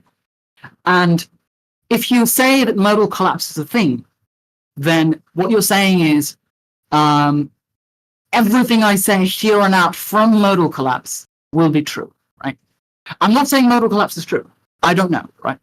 But if you say modal collapse is correct, and the axioms of modal collapse are correct, and every proposition entails a necessary proposition, then it does make sense, right? Because validity goes out the window. An example of this is you can think of higher order modal logic as a fragment of just regular higher order logic, and perhaps even restricted to first order logic in some sense, right? So everything you can do. So if I give you a very simple, syllogism like the Socrates syllogism, right? So I say Socrates is a man. All men are mortal. Socrates is a man. Therefore, Socrates is mortal, right? Very simple argument, and that's true. It's a contingent argument, right? If modal collapse were true, then in every possible world where all men are mortal, right? All men are mortal, then Socrates is a man, and Socrates is mortal. But if there's only one possible world, and in that possible world, all men are mortal, then it must necessarily be true. It can't be any other way, right? Sure. I would love to go on about. I love talking about logic. I'll never shut up. So I'd rather not take up much of your time. Well, so my objection here is the synthetic analytic distinction, essentially a priori a posteriori distinction. That given any kind of modal logic, it's true that if there are some fundamental relations, anything that is entailed in those fundamental relations is true. If modal collapse is true, but when you try to make an inference from some kind of pattern to some kind of like concrete thing, properties or whatever, that seems to necessarily be arbitrary, analytic synthetic distinction. So where all of these arguments seem to fail is the fact where like Gödel goes from this pattern that he's discovered to this pattern indicates some specific set of properties that seems arbitrary. You can switch out whatever set of properties you want to any other set of properties, and it's going to be equally as valid. So why do you think his system can tell us anything about real properties in the real world and not just some analytic system he's made up? That's a very good point. That's entirely possible, right? But in order to do that, you'd have to reject higher order modal logic, which is which is fine. You can reject modal logic. There's nothing wrong with that. But personally, I think modal logic is just another way of formalizing what we already do with first order logic, right? When we do first order logic, I'm granting modal logic. So I'm granting modal logic, saying it's true, but I'm saying there's a point in Gödel's argument where he goes from using modal logic and just the analytic truths, and he skips to some synthetic truths with no basis, just arbitrarily. And this seems to happen in all these cases of these. Oh, okay, I get what you mean. Right? Yeah. So, so Gödel doesn't deal with, in a sense, some of his axioms are sort of what are called model theoretic, right? So you can think of it as, let's say an object has a finite number of properties, right? And you kind of divide objects into properties, and then he cites Leibniz's law of indiscernibles and such, so on, right? And that's evidence for the fact that he's using some sort of model theory, right? And what model theory does is it takes a way the world could be, right? So the way the world could be structured, right? So instead of identifying what the structure is, there's a proton here, there's an atom here, right? Whatever. What he does is he says, I don't know what they are, but I'll assign something called a predicate or property to that thing. And I'll say, I'll quantify over all properties of that object, right? So I'll say, a very good example of this is I can do analytic reasoning over objects and make inferences about objects, when you would think that you would need to have some sort of synthetic understanding of an object to do reasoning about objects, but you don't. The classic example of this is no two objects can share the same space at the same time, the same coordinates, right? So because that would violate Leibniz's law of indiscernibles, and that's a law of identity, right? And that's an interpretation of the law of identity. And yes, it's purely analytic, but in a way, what it's doing is it's saying, here, if we had something synthetic, here's what synthetic would look like in analytic form, right? Well, let me skip to the end of this. What properties does Gödel say God has? Gödel specifically says he has moral properties that are positive, right? So he says that anything in the universe that results in what we attribute to as morally good, right? So he doesn't specify what they are. He says whatever they are, right? Morally good, right? Morally, well, if it's moral, it's good, presumably. Right. Two things there. One is you can reject objective morality, say it's just false. That's one way to reject it. But let's say we grant objective morality. Why can't it be a natural phenomenon with no mind? Well, or a natural phenomenon. Well, he's saying it's a necessary existence. That's what he's saying. Right. That's what the Gödel's proof is saying. It's not an assumption; it's an inference. I'm getting that. So, but why can't it be different than an inference? Why can't it be multiple objects? Why can't it be multiple necessary objects? Why can't it be a non-mind object? Where does he get this property of God from? The property is an assumption, yeah. So you can just switch that out to anything else, right? No, that's the problem, right? It's a lot. So if you accept morality, right, then one of the problems here is there are things that contribute positively towards morality or negatively towards morality. I'm a moral realist, so I do accept morality.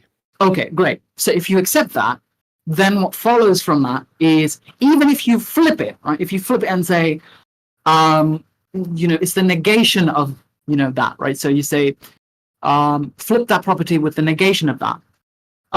Specifically the axiom that he used. Let me just find that axiom. So what he says is, let me read the natural one. Axiomatizes the notion of positive property for each property. Psi, either psi or its negation, psi must be positive, right? So what he does is he says he basically just does the law of non-contradiction, right? So he says either P or not P, right? So he says either something contributes towards morality positively or it doesn't, right? And that's what he does, and that's the inference that he makes. Grant that. So why does this mean that it's grounded in a mind as opposed to a natural phenomenon? He doesn't say it's grounded in a mind. He doesn't say that. Right. He says it's grounded in a necessity. So what that means is it necessarily exists and is the root of all things, right? Whatever that means. And he calls that God. Right. So we can grant all of Gödel's argument and say there is no God in the typical definition. It's just a law of physics, right? Yeah, it wouldn't be I don't know about law of physics. That's just a hypothetical example. Don't forget specifically about it. A natural phenomenon doesn't need to have a mind. Sure, I mean you can replace the word God with anything, yeah. So even if we grant Gödel's argument, it doesn't indicate a God in the typical usage of the word at all. I think it does in the sort of deistic sense, but not in the theistic sense. I would agree. Remember, no mind means no deism. Deism has a mind too. Yeah, you'd be right. Yeah, then you'd be right. But if you're a deist or some sort of a theist that thinks that God is like, I don't know, like a pantheistic version or something, right? That doesn't have a mind. The God is universe or something, right? Yeah. Perhaps, I don't know, right? But what Gödel calls God. Sorry, what? That'd be equally as compatible with Gödel's argument. That would be equally as compatible with Gödel's. Yeah, that's correct. Yeah.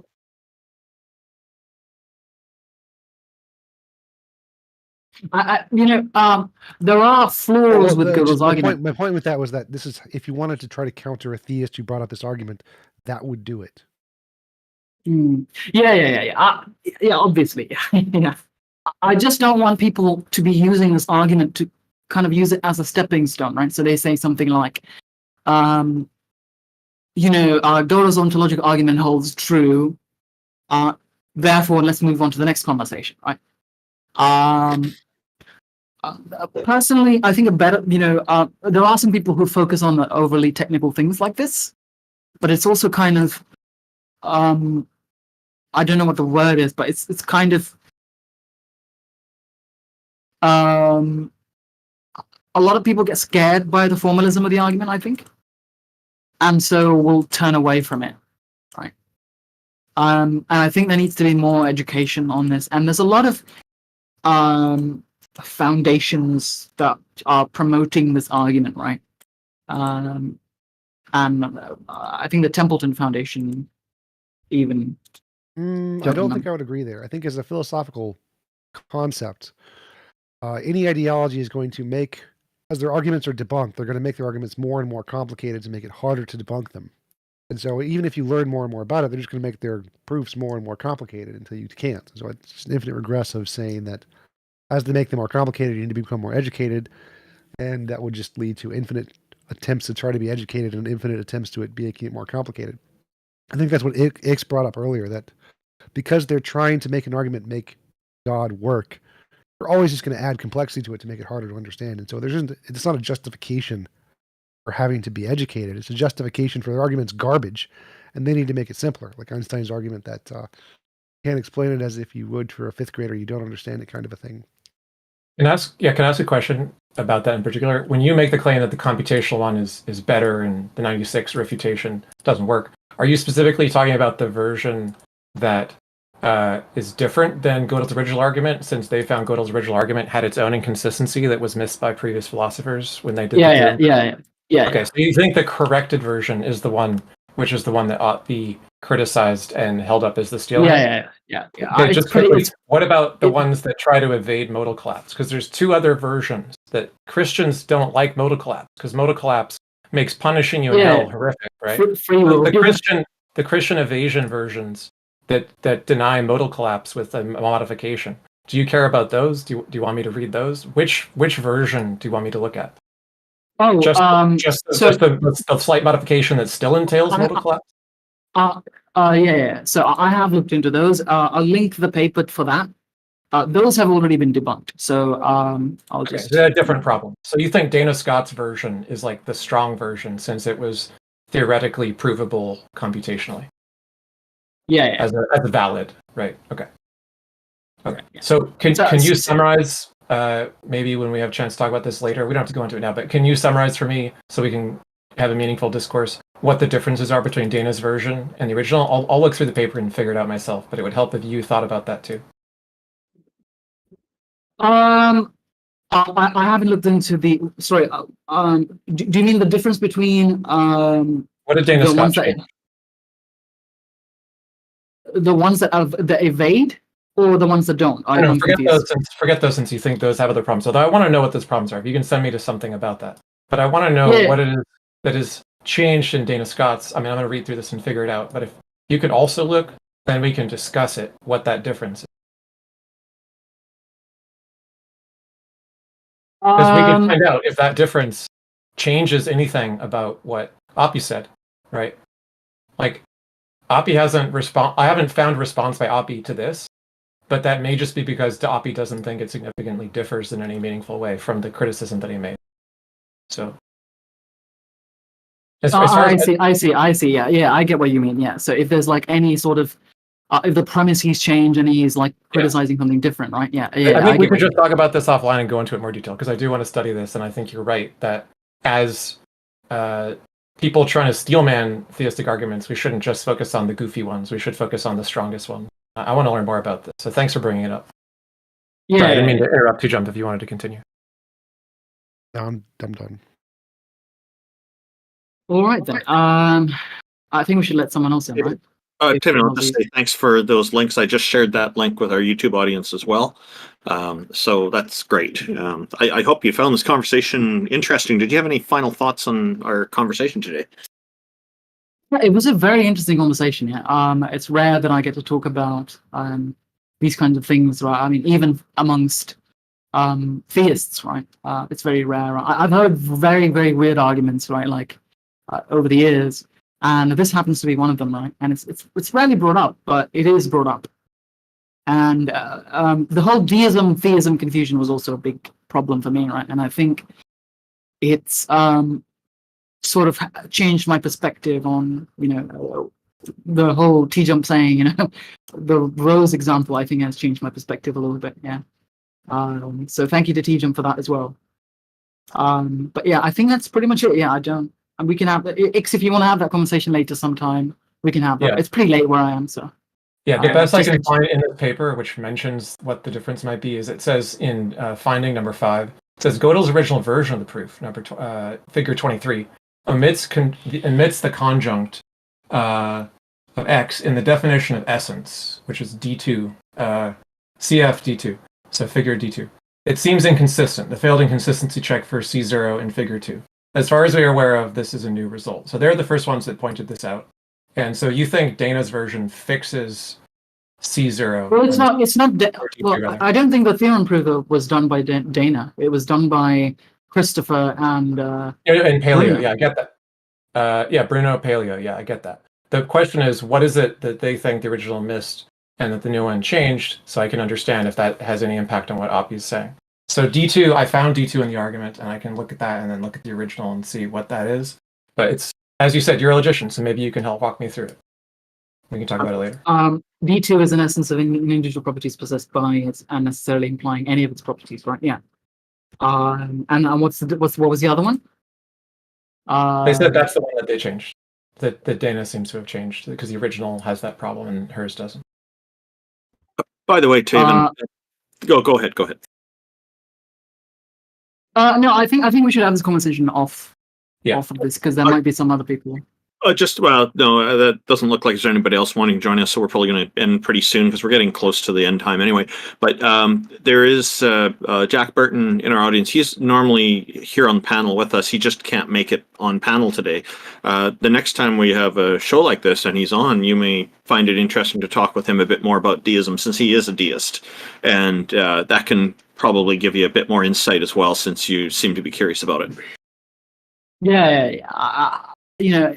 I do think, we should sort of normalize this idea of you can be a deist and and an atheist kind of thing, right? I don't know. Maybe I'm wrong about that. Maybe the common parlance usage of that is wrong.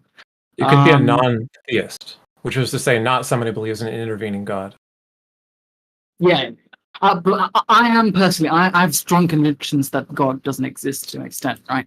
So I'm like 99% sure that God doesn't exist. I think you're technically right. Like, you can believe there is no evidence of a God. There's no reason to believe in a God, which is the typical atheist definition, and still believe that God exists. So you could be a theist and still believe that, but I don't think that is expressing the point that's trying to be made very well. So you can agree, you can be a theist and believe in God and say, yeah, I agree, there's no evidence of a God. And so you would be agreeing with the soft atheists. I'm going to call themselves agnostic theists. There's like books by people who say, I am an agnostic theist. Like, I don't claim there's any evidence, but I do think we should believe anyway, blah, blah, blah. Yeah. I think that's more respectable, because at least they're being honest. You know what's weird? I mean, I think you would think that a lot of people would be sort of more inclined to be agnostic theists, right? The religious people, right? They want to believe their belief is rational and based on evidence, so that would just go against their ideology. Not only that, but when we are not agnostic, they'll berate us for it. They will basically say like, oh, you're going to be 100% convinced. Shouldn't you be a little bit more skeptical? But when they come forward and they're like, I 100% know that my God is real. And they're like, no, there's no hypocrisy here. So I have noticed that there are more religious people who are not certain that their deity exists, but they do believe. And I think there's more agnosticism among religious demographics, and I think this is largely part due to more education being more accessible to a larger number of people. In many countries, like here in Canada, it is a legal requirement that children have to attend school and become educated and become literate and whatnot. And the reason this kind of laws are put in place is because in the past people would be having their kids doing work and earning money for the family instead of going to school. So this was a solution. So now all the kids have this entitlement that they need to be attending some kind of schooling and get some kind of education in their early childhood. So I think this is why you see people with more literacy comes more critical thinking and more skepticism, and that's probably a big part of why we see this.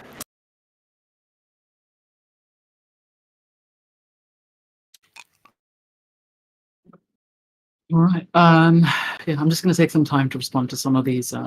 Some people are making a big fuss about the fact that I said Gödel's English theorem is false. Yeah, sure. Feel free. Go ahead. Yeah, I think you need to go on. Go ahead, Ed. I was just going to say, I think you need to go on the math and physics discords and like get stoned to death for saying that. But that's a different show. I concur. I think that's kind of a ridiculous claim that Gödel's English theorem is wrong. Like, it seems pretty basic. I understand from what you said that you just reject self-referential statements, which would then explain why you don't think it's true, but I don't see why you would reject self-referential statements. I could go on about that, but this is a different one, right? Because like that would then invalidate the P and NP problem. It would invalidate the stop P problem. Like, all of those problems are just self-referential problems. It's the same thing, but that's the whole point, is that epistemically you're going to need to have some kind of self-referential thing of some foundationalism in order to have any kind of rationality. And that's the ultimate problem with knowledge, and most problems in philosophy are just that. And so if you just reject that, like I can give a quick answer to this because I don't want to go into like deep length. I can go on for hours, and I've done this for hours, right? The problem, if you take the correspondence theorem, right, then you have this thing called the halting problem, right, which I also think is false. And a way to think about the self-reference problem, or the fixed point lemma, is to think about whether or not there's a program that can run itself, right? I'm not talking about a program that can feed into itself, right? So, like feed its source code into itself, as in take the memory, right, of itself, right? So its own memory, right, its own code, its own abstract syntax tree, and plug it into itself. That's not a thing that happens in reality, right? In fact, that's never a thing that's happened in reality. And what, Alan Turing does is he shows that he takes a program that can take it into itself, which was the faulty assumption. There are programs that can... There's no such program. There isn't such... If you can show me a program that can do that, right, then I will accept the halting problem. And the problem with the halting problem, and there's a consequence of the halting problem called Trachtenberg's theorem, right? Let me just link.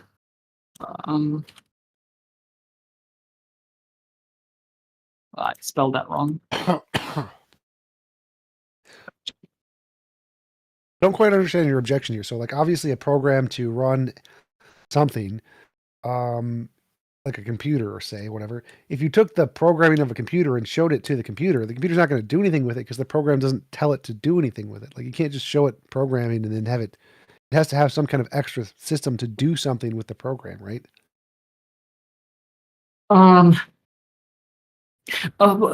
The issue is what the halting problem is doing is they're saying so they do something, they prove something called undecidability. Undecidability is this technical term that means a program will never terminate, right?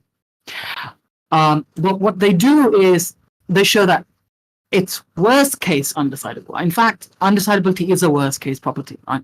So they say theoretically, if you had a program that could feed into itself, then we prove that you can derive a contradiction. That means that it's undecidable, right? So what they're showing is that at least one program is undecidable, right? At least one program that can figure out whether or not a program is going to stop is undecidable. So the halting problem program, right, is undecidable. Yeah. But that doesn't mean that every program is undecidable. In fact, there's lots of programs that we know we can terminate, and we can predict when they're going to terminate, right? Sure. And we've proven that. Yeah. And so, but here's the problem. Because there's this looming shadow of, oh no, it's like, there's at least one, program that can't be detected whether it will stop or not. It must follow that there are more than one, right? But that makes no sense, right? It's the same thing with the incompleteness theorem, right? Because there's at least one theorem, specifically Peano arithmetic, right, and ZFC, one theory, it must follow that every theory is either incomplete or inconsistent when it comes to Peano arithmetic. I mean, there are certainly lots of mathematics that are consistent and complete, right? But it doesn't follow that because one of them is like this, that everything else is like this. Well, there's specific statements that can't be answered by a system of logic. So if you have a system of logic, that system of logic will have necessarily some statements that it will not be able to answer. Those questions will either be incomplete or inconsistent to this system. And that's necessarily the case. Like, yes, that's always the case because of examples like the liar's paradox. And so it's not saying that the whole system is flawed. It's saying that there is a specific class of questions that any system will never be able to answer. A lot of people don't realize this, but before Gödel proved his incompleteness theorems, he proved two consistency proofs, right? So he proved two consistency theorems. they're called the completeness theorems. And the completeness theorems were meant to showcase that logic itself, first order logic, was consistent and complete. And he proved that. Oh, he failed. No, he proved it. I can show you the citations and everything.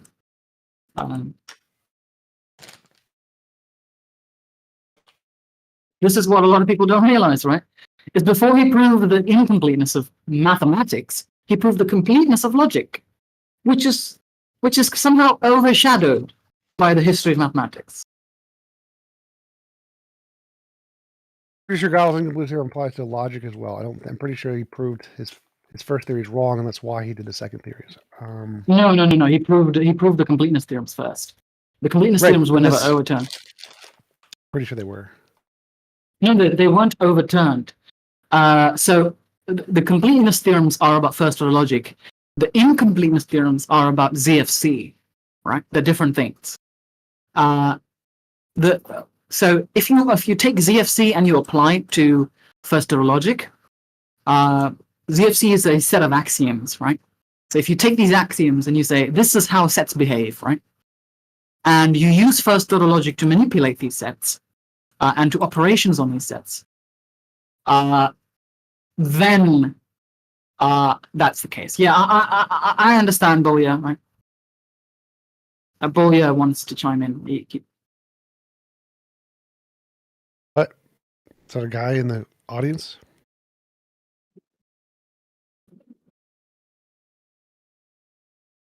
Anyway, yeah. So, there's a guy in the audience, right? He's saying that first order logic can't represent arithmetic. And that's correct. It can't, right? So you can't use logic to create the real numbers or the complex numbers, for instance, right? I don't think you can even construct the irrational numbers, if I remember correctly. So most numbers you can't construct with first order logic. You would need something like ZFC. There are other views of mathematics, like Gödel's axioms are another one, right? So Gödel created a few axioms of his own, along with the von Neumann, and those are also sort of like that. I don't remember if they apply to Gödel's axioms. Yeah, FOL can't even construct integers. That sounds correct. Yeah, at best it can do like 1, 2, 3 or something like that, right? Like the natural numbers, and maybe 0. Zero's a concept. Taven, do you know Sacco? Who's that? Someone I could introduce you to who might be able to get into this. And is it Sacco? Like the guy in PNR? The PNR? Yeah. Oh, right. Yeah. He's the doctor guy, right? Yeah, he does medical stuff, but he's really into set theory and this type of stuff, yeah. I've talked to him before. And I presented an argument for... I don't remember what the argument was, but it incorporated the Kolmogorov axioms. And he and Luca got into basically insulting my logic capabilities, right? They were saying this argument is like invalid or something. I don't remember, right? But the irony was that I had taken this and put it into a theorem prover, and it was proved to be consistent. I always do that. I always construct my arguments and put them into theorem provers first, before I put it on Discord or YouTube or anywhere. Nice. So I kind of lost respect for them after they did that, instead of verifying. So I just checked it, and Gödel's completeness theorems do not invalidate Gödel's incompleteness theorems. It still applies. Gödel's incompleteness theorem still applies to even first order logic, because they're talking about two different things. So it's where does it say? Yeah, that's what I said. Yeah, they're talking about two different things. So when you said, you brought up the argument that most people don't understand that Gödel did his completeness theorems first. His completeness theorems don't provide an example of a defeater for his incompleteness theorems. No, they're not defeaters. That's not what I said. I think you might have misheard, right? What I said was that people think mathematics is just ZFC, so they think it's calculus. That's all they thought there is to it. The reality is that there's entire branches of mathematics that don't use ZFC, right? Or piano arithmetic, for that matter.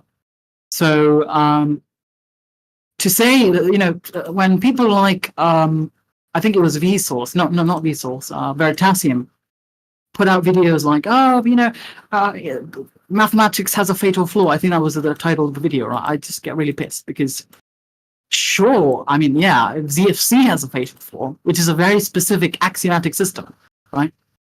But that's not all of mathematics, right? Wait, which form of mathematics does not apply to the incomplete theorem? Because as far as I know, all of them do. ZFC is just an example of one. I don't. The ones there are the ones based on homotopy type theory. There are ones based on category theory. There are ones based on, if I remember correctly, intuitionistic type theory. Right? There's ones based on calculus of constructions. I can just go on. Right? I can go on forever. Yeah, but how do those not apply to Gödel's incomplete theorem? How do those have certain statements that they don't either can't answer or lead to contradictions? The deductions just don't follow it. That's all I can say. I mean, every theorem has a different reason, right? Every system has a different reason. And it would take forever to explain that, but you can just Google these things. Right. All you'd have to Google is literally, are there any axiomatic systems that avoid Gödel's incompleteness theorem? And you'll see a ton of them. Well, yeah, I've Googled it before, but the point is that I believe the consensus is that they don't actually solve the problem. Like the success of Gödel's incompleteness theorem is that it does show that all mathematics has this problem, no matter what. All mathematics that can represent numbers, right? So like standard numbers in the infinitude sense. If you're a finitist, so if you're a mathematical finitist, you don't believe in like limits that tend to infinity and stuff like that, then it's no longer a problem. A lot of theorem provers are based on that, right? Based on, otherwise they wouldn't work, right? They wouldn't terminate. They just keep going on for infinity, right? So, a very classic example of this is modern computers don't assume ZFC. They don't, right? But how are they able to do calculus and all that stuff, right? And the Curry-Howard correspondence, if you take a very simple Haskell program, right? You can prove Haskell programs are equivalent to type lambda calculus, right? And if that's equivalent to type lambda calculus, then it must follow that there is at least one system of mathematics that can represent calculus without appealing to ZFC. That's like a very basic argument, right? There's lots of other models than ZFC. ZFC is just a collection of like 4 or 5 like assumptions or whatever. You can just get rid of any of those and you have non-ZFC. Like ZFC was like the addition of the universality one or whatever. Like there's tons of the other alternatives to ZFC. I don't know why you keep bringing up ZFC. It doesn't matter. The ZFC is the traditional one that people use when you're taught like a real analysis course. Yeah, but it doesn't matter to Gödel's incompleteness theorem. It doesn't care about ZFC. It cares about all mathematical models. ZFC is just an example. Yeah. But Gödel's incompleteness theorem doesn't apply to all mathematical models. It just doesn't. It categorically doesn't, as someone who has studied this, right? So theorems are widely but not universally interpreted as showing that Hilbert's program to find the complete and consistent set of axioms for all mathematics is impossible. All mathematics. I think maybe they're talking about it as a whole as opposed to a subdivision of it. So what Gödel said. So I'll tell you. So ZFZ was originally, if you look at the history of mathematics, it was originally proposed as a formalization for all of mathematics. We now know that was sort of a misconception, right? There are tons of mathematics, right? In fact, you can go to Wikipedia and you can search list of statements independent of ZFC, right? The continuum hypothesis is a very good example of this, right? So there are mathematical problems that are independent of ZFC that can't be formulated in ZFC. That can't be formulated. Forget ZFC. So is there any model of mathematics that is complete and consistent set of axioms for all mathematics? Of course, yeah, tons of them. Okay, that's the part I think you're just wrong on. I'm pretty sure you're just factually wrong on that one. I can just give you one example, right? Semantic tableau, Fish-Stone natural deduction, right? Basic logic. Well, I don't think those do describe all mathematics. I think they describe some interpretation. No. I think you're confused. There is no theorem of mathematics, foundation of mathematics, that describes all of mathematics. There is none.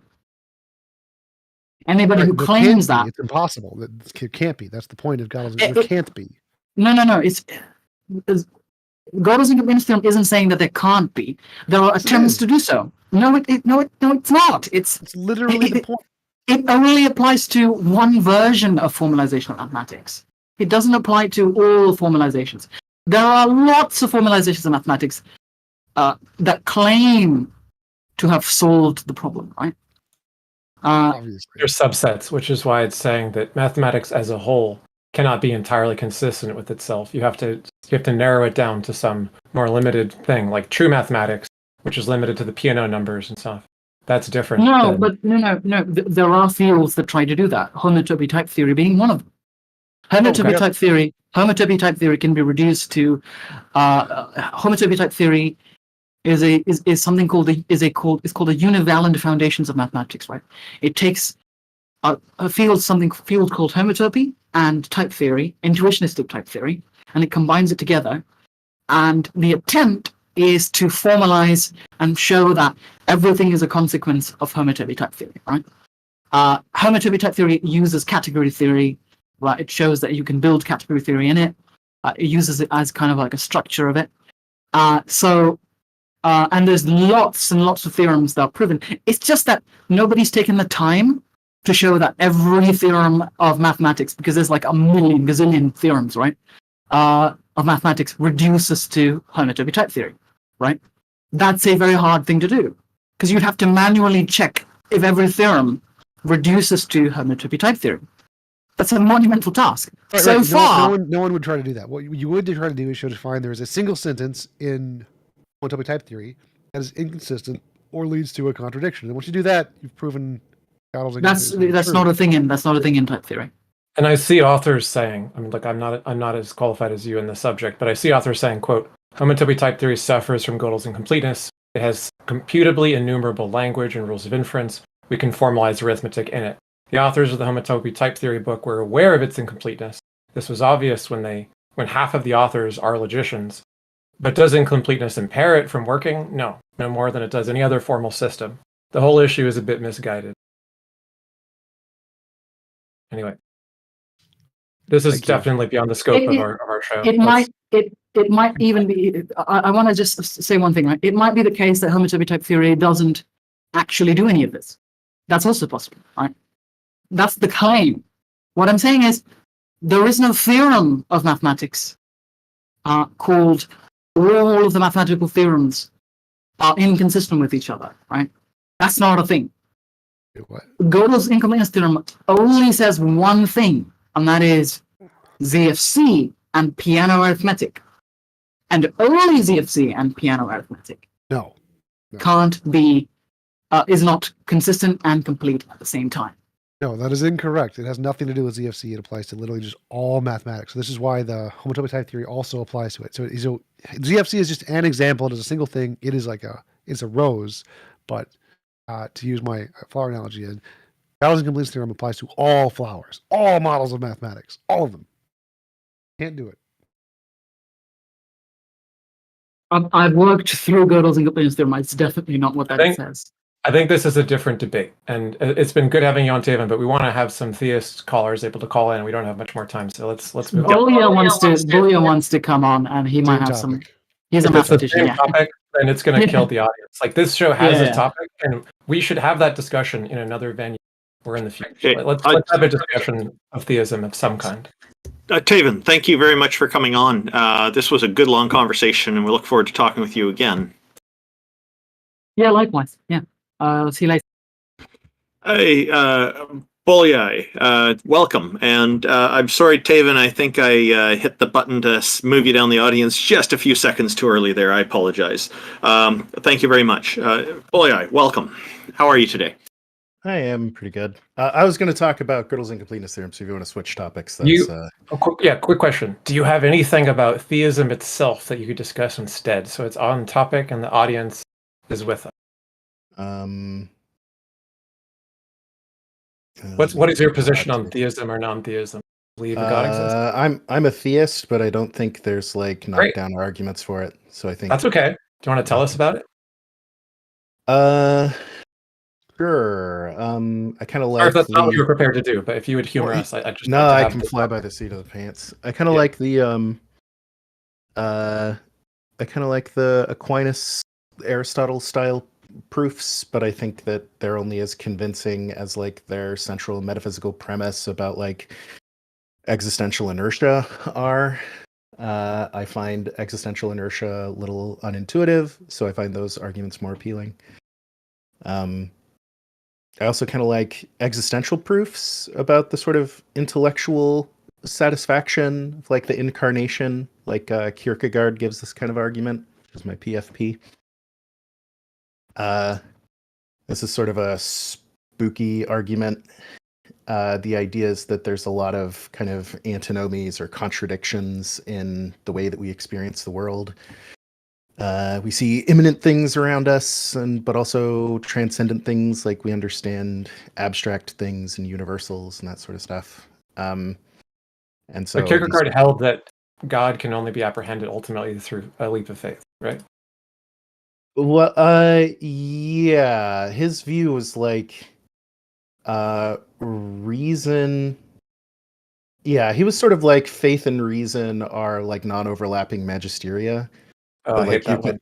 you could like check all the reason boxes and it wouldn't like commit you to worshiping God or recognizing that God exists. I kind of agree with that. Like, I don't think atheists are irrational. If we are assuming like a minimal version of rationality, yeah. Yeah. Sorry, Could you give us an example of an argument that you think indicates the existence of God or like increases the probability to any degree whatsoever? Yeah, the like actualizing one. Like there's yeah, I can try to represent it. So it goes something like this. Change happens. Whenever change happens, it's a potential becoming actualized. That can only happen. Potential can only be actualized by something that's already actual. So, like, if a cup of coffee is cold, then it can only be made hot by something that's already hot. It doesn't just make itself hot. That's the kind of intuition. And then this is sort of where the argument moves pretty quickly. You say, so there has to be this kind of sequence going back, not necessarily in time, sort of a sequence going up of actuality that is like allowing for this chain to go forward, and that chain can't go back infinitely, or it's better explained by an unactualized actualizer, and that we call God. You think that's compatible with the idea of like time being emergent from quantum fields? Yeah, I think this argument works even if the universe is infinitely old. I don't think it depends on any particular physical features of the world other than the like metaphysical account of what change is in terms of potentials and actuals.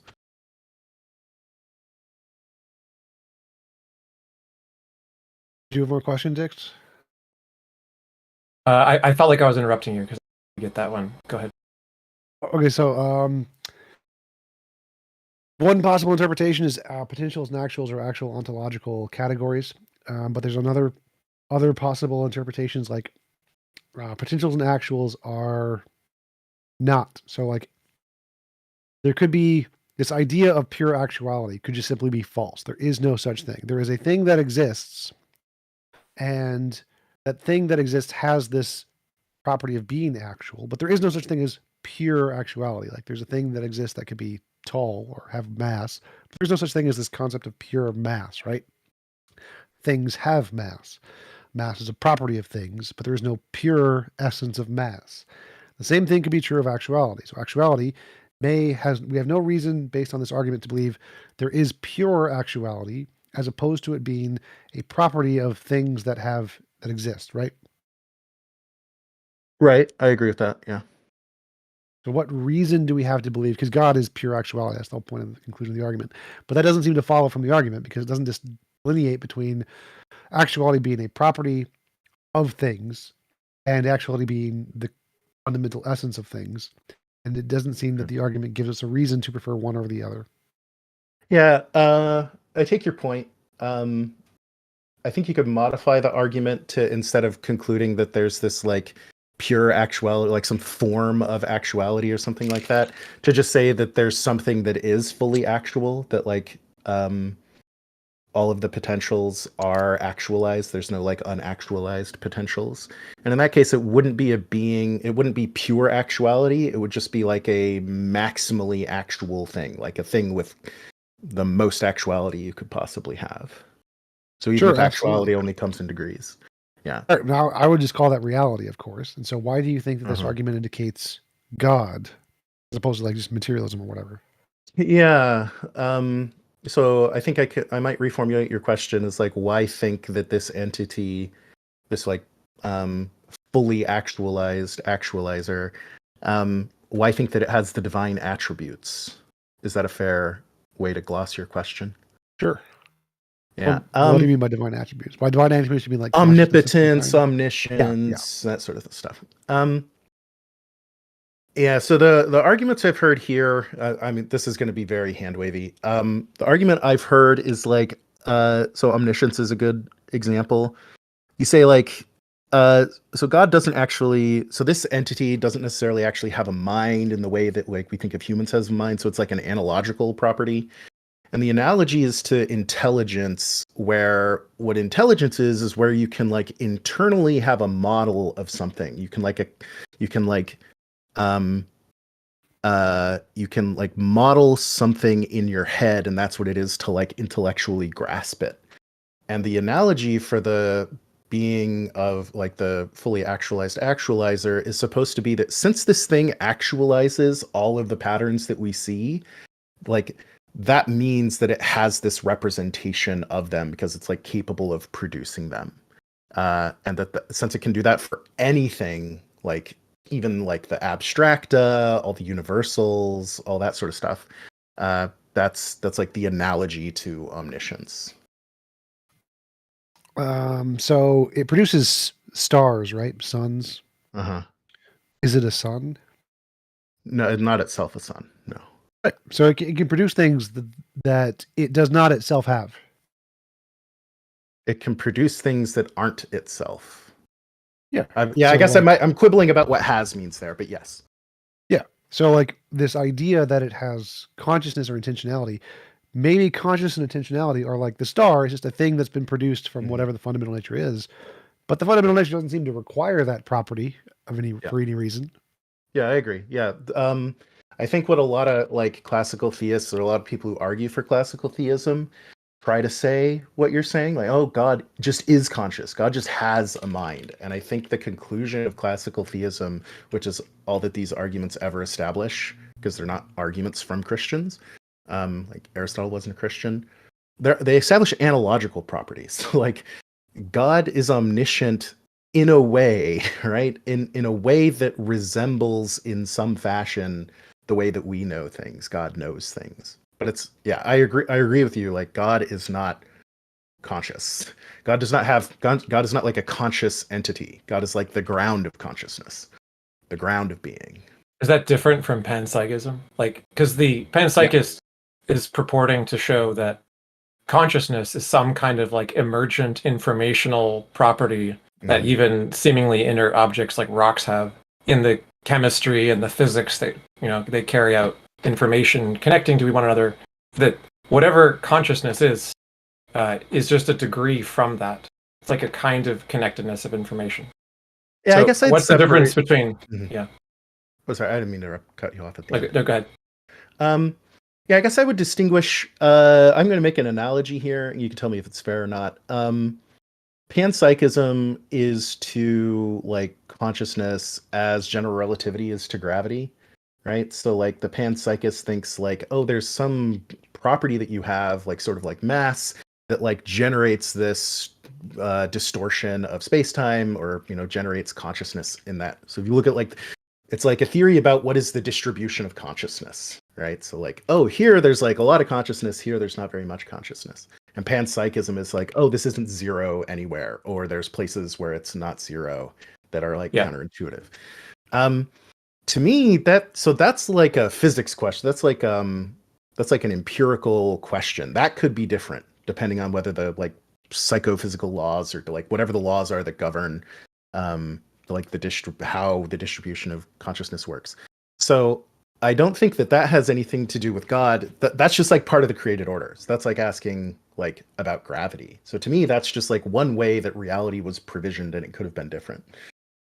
So God is like the ground of God is the thing that makes it so that not only can there be such a thing as a distribution of consciousness, but God is also the thing that like maintains like God is keeping it real, so to speak. Like at every instant in time, God is like holding up the unit, like making it continue to be actual, because it's the ground of like, if you take the ground of being out, then you can't be. In the same way that like the analogy is like a singer singing a song. If the singer stops singing, the song doesn't like continue on. It doesn't have its own existential inertia. Okay. That's the idea.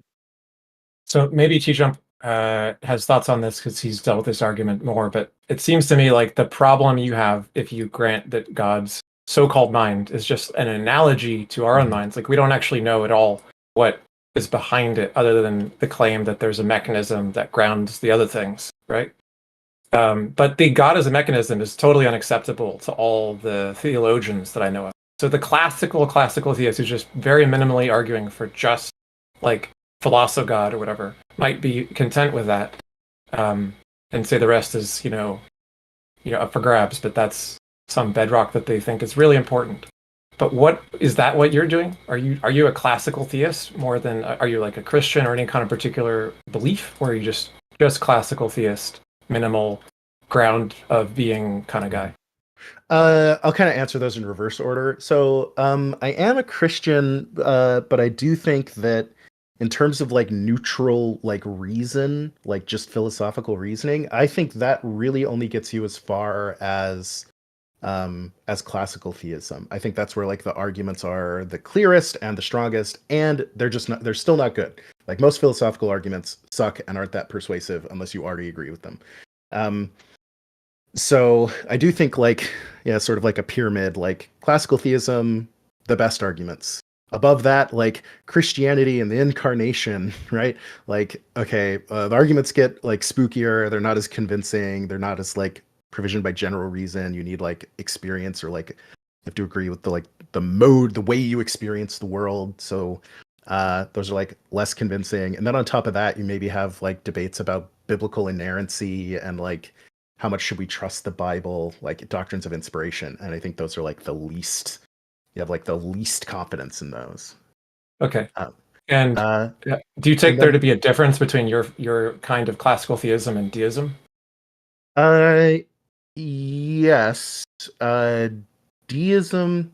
Well, it depends on the form of deism. So there could probably be people who call themselves deists who would agree with everything I said and say, yeah, like the clockmaker, he still like supports the clock. Versions of deism that say, yeah, classical theism is true, but it doesn't have a mind, it doesn't have this analogical thing, or it there is existential inertia. So God like turns on the lights, and then there's like God doesn't play any further role in like being a sustaining cause of the universe. As a Christian, it sounds like you're committed to God being an intervener, but it could just be they're like a cultural Christian who thinks it's actually something like deism, but you like Christianity a lot. No, I hate cultural Christian. I think that's really stupid. So to me, like Christianity is much more about existential stuff. How should you live your life? Like, what should like ignite your passion? What should your state of ultimate concern be centered around, right? Like what is like an adequate principle that you organize your life and your activities around? To me, that's like what Christianity takes you like. Classical theism doesn't tell you anything like that. Christianity tells you something. Do you think that the resurrection of Christ for the salvation, the intercessory salvation of our sins to take the place of Second Temple Judaism after the loss of the temple and everything, you think that is the most important theological thing for all beings to contemplate, and that resurrection definitely happened? You defend historicity of the resurrection or some minimal fact thing? Like, where are you at? I mean, I believe that it happened. I don't know that like I mean, I like look at historians, right? If this is like a historical fact, consult the experts. Like the only ones who think it happened are the people who are religious. I don't know. Maybe there's some like reversal of causality. Like if you did believe it, it would make you But religious. that's not their whole. They're not. Their argument is more than that, right? The argument is not just, well, we didn't believe, so we just don't accept that it happened. The argument is, I don't like, think there's the good evidence is historical super weak. evidence for it. The evidence for fabrication is super strong. The amount of fabrication is what's debated, not whether some things were fabricated. So whether it's a legend or a total myth, etc., is debated. And most people side with legend as opposed to complete myth. Like there's some Jesus probably, but almost all the historical claims about him are so dubious that we all know almost nothing that's really defendable about him that's reliable. That's the general consensus of scholarship, right? It's like it's a muddy mess. It's a muddy mess of some guy, but we're not sure who. Yeah, and it sounds like you probably know more about it than I do. I will say that I'm familiar with a little bit with the like historical Jesus debate, and from what I know, you're representing it correctly. That like, people kind of abandon the like the Christ myth theory. It's not abandoned. It's just it's the weaker position. But there are still a lot of arguments. Position. Yeah. Like, and if you watch something like Myth Vision, the YouTube channel, like it started with interest in the mythicist position, but half the people that they interview are Christians or legendists, partial mythicists, like Bart Ehrman and like New Testament scholars that are Christians, Catholics are part of their expert. So they don't just only have on their own people, so to speak, because they think that these are Bart all Ehrman really is good. not a Christian. Yeah, but he is a historian. Sorry, I thought you were folding them in, but yeah, he's on there. Like Ehrman debates Carrier, or no, he won't debate Carrier, I should say, but he debated other mythicists. So the point is, there is a debate about the degree of fabrication and like fictionalization among scholars. I think a lot of that, I think my response to that is to just point out that a lot of what you consider reasonable is going to be based on your background beliefs about like how plausible are miracles, how plausible is this sort of thing, and that like if you have independent reason to believe in God or a God who's an intervener, that could like change the Bayesian calculus. I'll just say that. Okay, but do you think that you are acquainted with enough priors to have a good Bayesian calculus if you don't research the historicity part? I'm not like an expert in the field. No, I mean I have my belief, but it's not like a 95% like, oh, I'm William Lane Craig. I'm gonna give you a number that is like I put a number on. I think those arguments are like very dubious. Okay, so if you did more research and you came to the conclusion that the case for the historical Christ depicted in the Gospels being the actual story of whatever figure existed was weak, would you just lapse to being a classical theist at that point or something like that? Was pro toto weak, that like taking everything and all my background belief and all the other independent reasons I have that might bear on the situation? If pro toto, the incarnation, like I have very little reason to believe the incarnation, or insufficient reason to believe the incarnation happened, then I wouldn't believe. I mean, I hope I wouldn't believe that the incarnation happened, and I'd like modify. Like I wouldn't think of myself as a Christian anymore. Interesting. Like if you want to discuss that any further, we could. I don't want to like force us down that track if that's not what you want to talk about. But I did want to kind of go back to something you had said earlier, which was about classical theism and like whether this would kind of be scandalous to modern theologians. And it might be scandalous to some of them. Like I think Plantinga had a problem with like divine simplicity, but like analytical Thomists argue this way. Christian existentialists argue this way. Like famously, Paul Tillich gave like the ground of being, and he was accused by, like all the fundamentalists of being an atheist or a pantheist or panentheist or whatever. So I think there are like prominent theologians who will say things that I have said. I think there's like orthodox going back in time.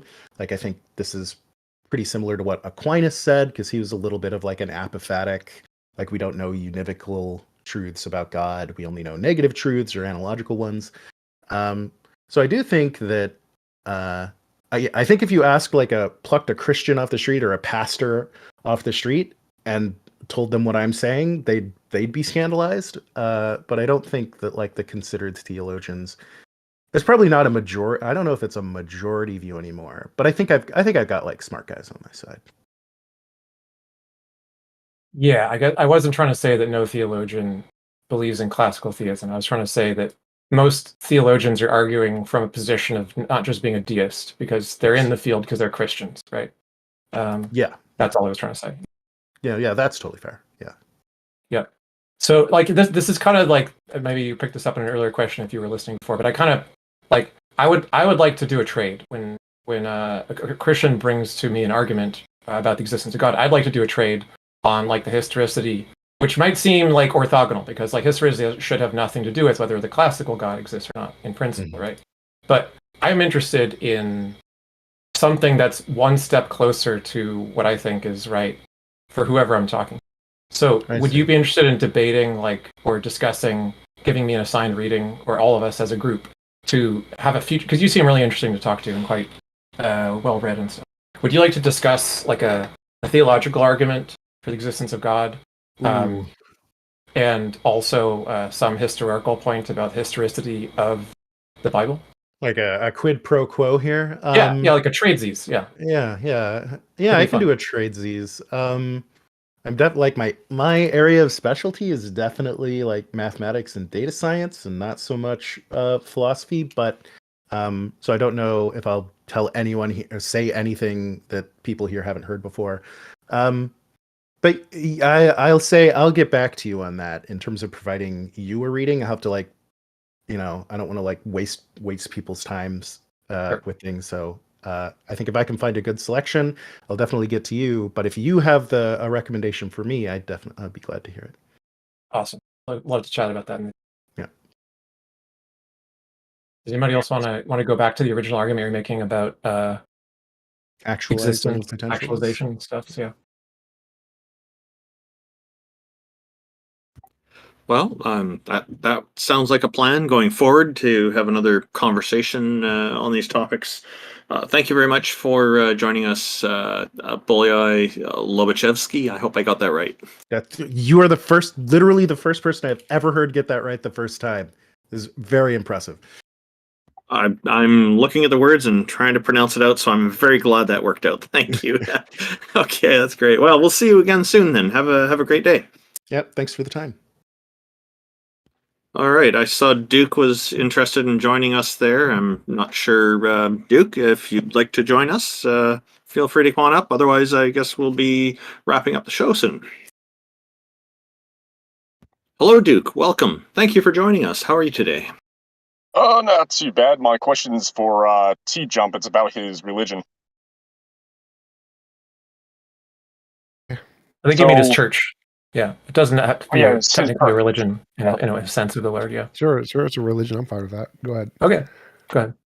So there's a lot of sexual abuse allegations in other religions. How would your religion confront that?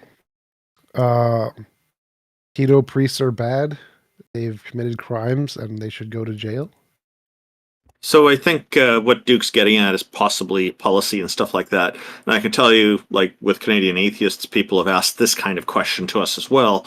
Very few people have asked, but of course, if somebody in our organization was caught doing that, they'd be out of the organization.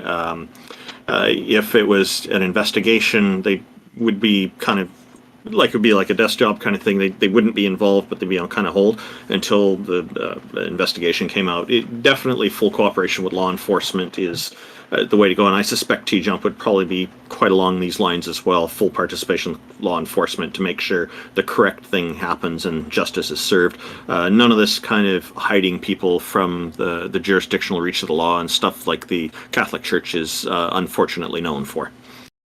What Randolph said. Yeah, makes sense.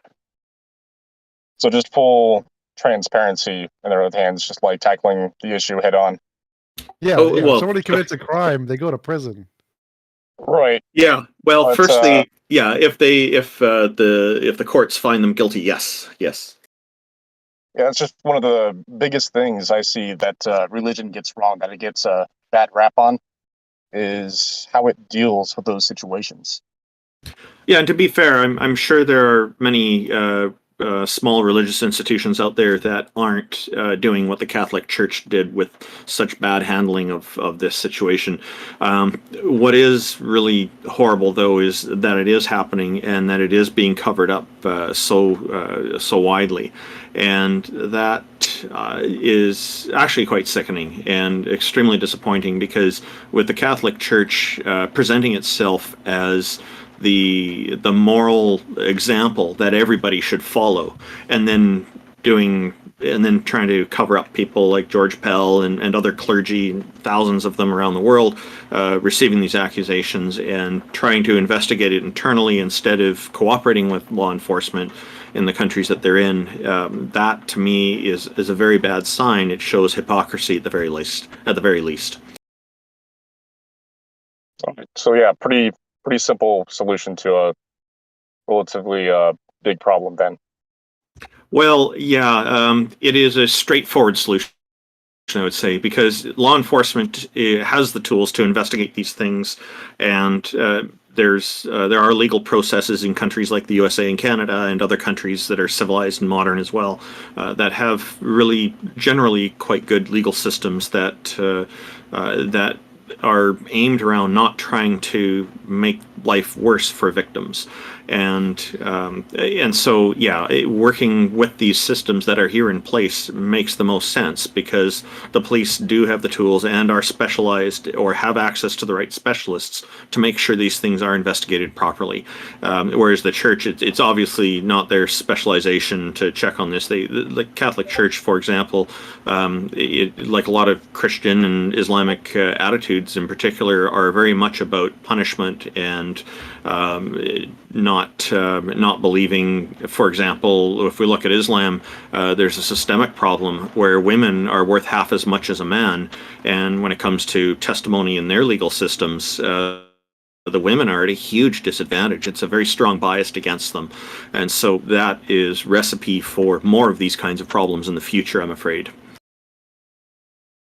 Yeah, that makes sense. It pretty much answers my question. I have just one more question, and that is before you ask. So I wanted to mention a few other things. One is we're going to use security cameras as much as possible where any adults and children are, so that we can have any recordings on any premises related to the church where children are, to protect them. So we're going to have security footage as much as possible in all spaces to make sure that they're treated properly. Secondly, we have it written into the bylaws that child abuse is immoral and you shouldn't do it. So it's literally in the morality that this is bad, don't do it. Well, there you go. All right. Well, sorry, what was your next question? Go ahead. All right. So the biggest reason why, as a Christian, I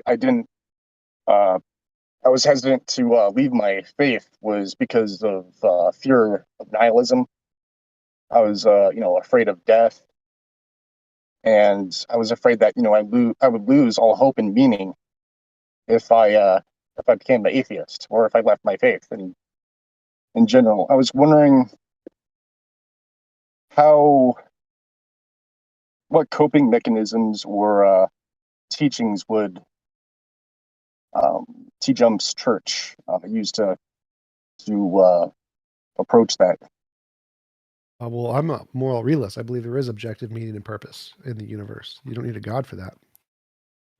And if you're looking to, and I'll add to that, if you're looking for some ideas on this, there's a great channel run by my friend Neil, the 604 Atheist. I'll put the link into Discord shortly. He runs deconversion stories, and he's been interviewing people about how and why they've left their religions, and everybody seems to have a very different story. He has over 300 videos of these interviews now, and he's... what I've gathered from that, because I've never been religious myself, is something I didn't know but learned from watching it, is that each person, when they leave a religion, it's not necessarily an all or nothing proposition. For many people, they will, for example, stop believing in their God, but they will still fear hell for another couple of years or however long it takes. And all these different factors, that's just two. All these different factors for a lot of people can take different amounts of time to resolve and get past. Hopefully that series will be of interest to you. I'll send the link on to Discord, and I'll send you a private message with it as well. Okay, yeah, that'd be great.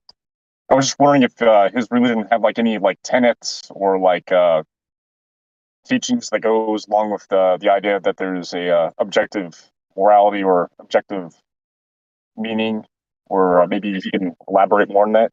And Nope, after not he at all. answers, I want to have a response to the nihilism. Okay, absolutely nothing. You're completely free. It's entirely up to you to make these moral determinations for yourself. Were you Now, asking myself, about my myself position or personally, Randolph's? myself personally, I do recommend that it's a good idea to try to get along with people in your society. So, of course, abiding by local laws and being a meaningful participant in society, you'll get a lot further in life, obviously. But, of course, you're not shackled to some deity that has some mysterious ideas on what morality should be, that it's okay to order a father to kill his own son or things like that. There's nothing like that in atheism. It's completely a blank slate. It's up to you. You're free. Were you asking about my church or Randolph's position here? Oh, I was asking about TJump's church, actually. Sorry about Yes. that, TJump. No problem.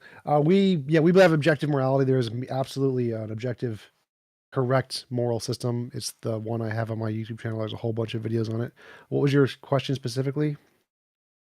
Just elaborating to see if, or wanting you to elaborate to see if there's any like tenets Oh yeah, in your absolutely. religion, like about. Absolutely not. Oh yes, there absolutely is. So Oh, there absolutely is. I'm filing for 501c3 tax exemption, and I had to write an entire thing about all the tenets of the religion. And so my belief is that objective morality exists, that it is a force of nature. This is a faith-based belief. We don't have any evidence for this yet. I make predictions that we'll hopefully have evidence in the future, and that this objective morality is that any involuntary imposition of will is immoral. And so the morally perfect world is a world where it would be impossible to force anyone to do anything they don't consent to doing. And the main tenet of the church is that we're trying to make the world closer to the morally perfect world as much as possible. And the way that we do that primarily is by trying to reduce the amount of involuntary impositions of will. And the best way to do that pragmatically is by lowering the cost of living. And we can do that by providing affordable housing. So the main tenet is we're trying to get better, closer to the best of all possible worlds, which is a world where it's impossible to force anyone to do anything they don't consent to doing. And those are the primary tenets of the religion. I see. Is that because people, when they have to work to get the money, then end up doing jobs that they really don't want to be doing? Just to exist. That's definitely a big part of it, but I'd say spending the money in ways they don't want to is actually itself an immoral thing. So having to spend money on living, on housing is immoral. Having to spend money on food, healthcare is immoral. But if they have these baseline needs taken care of, then all the things that they have to do will be voluntary decisions. Yeah, more of them will, for sure. Yeah, another thing just to dive into is I know TJump's obviously not like a psychologist or anything like that, but like how would you deal with people coping with the idea that our time here on Earth is finite, and once they're gone, they're gone. So you know what, you asked him, but I do have an answer to that, and that was what I wanted to talk about. But he asked you. I'm handing it back over to you, TJ. A quick answer for that one. We can just posit there's a heaven. So there's no logical contradiction with atheism and heaven. Like we could literally be in the Matrix and wake up and there's a afterlife. It's possible that the universe has a way to maintain souls or consciousness. And so it's equally as likely, and there is equally as much evidence for a heaven under atheism as there is under theism. Would that be like a simulationist heaven where like your software gets, saved to the happy place in the computer? Well, that's one of literally infinitely many possibilities. So literally we could have a soul, like karma kind of a thing, and your soul can go around and persist outside of your body. And that's possible under atheism. You don't need a god for that. So literally the possibility of a heaven under atheism is exactly the same. The possibility of heaven under a god. There's no evidential difference between the two. I agree with that. That is one thing I did think about. Before you go on, I just want to answer your nihilism, how to deal with that.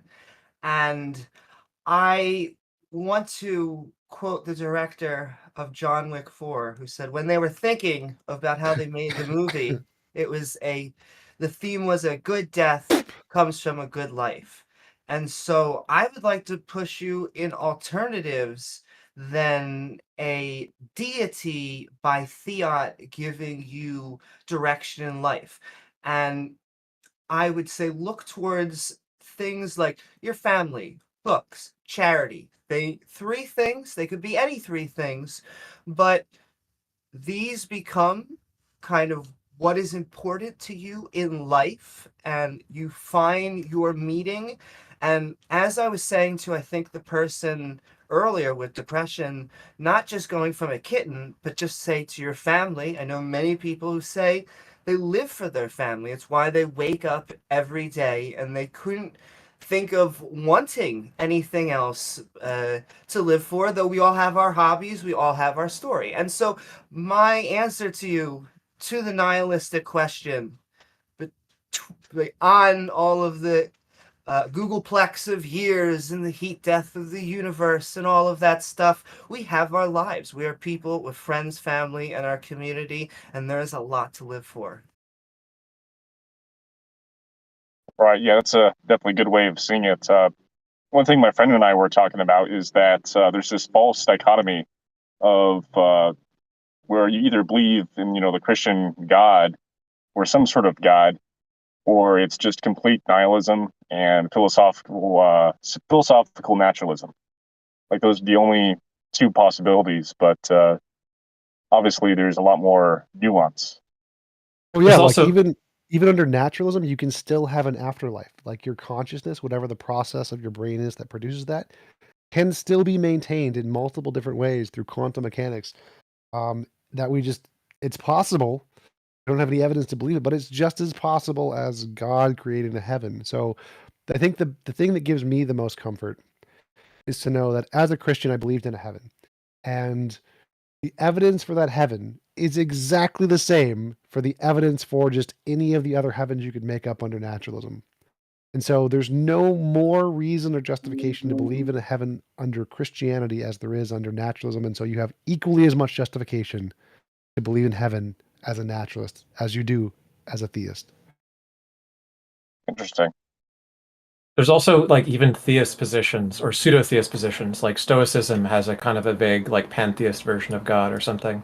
But the Stoicist position on meaning of life doesn't depend on God telling you what it is. That's not their conception, even though they have a concept of God in the origins of Stoicism. So just because you even believe in a God does not mean that the belief in that God guarantees that you should be satisfied by the so-called God-given meaning of life. And I mean, a lot of people who are atheists and have organized philosophies, like many sort of neo-Stoics who aren't theistic, Buddhists of many kinds, take a lot of things to be very meaningful and have profound observations to support why they think those things are meaningful.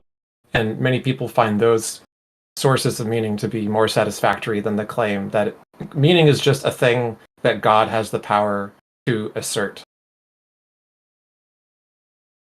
Right. Much like it's the same. Like you could be a theist who believes in the Bible, but not be a divine command theory meta-ethicist. You could think that goodness is not just whatever God says, because there's some silly implications of that lead to absurdums, right? You could be a theist and still think good has to mean something other than just whatever God says it is. Yeah, it makes sense. It kind of goes into the, what is it called? Euthyphro dilemma? I don't know if I'm yeah, right. Yeah. And the question I think one ought to ask about a question like how do I make my life meaningful, figure out what's meaningful to me, is if you're going to conduct that search, are you going to do it experimentally, which is to say to try things out? Or are you just going to expect to be able to like a priori, like just look at things and identify from some principles what the meaning is? And I don't think people historically have actually succeeded with that. Maybe a few people have, but the actual meaningful things that people say are meaningful to them when they're surveyed on this kind of stuff are things that they've tried doing. So you have to be an experimentalist about life, I think, to discover what is the most meaning creating and impactful to you. Thank you, Duke. Yeah, whether makes that be sense. physical exercise or Instagram model. I hope I hope we've answered your questions.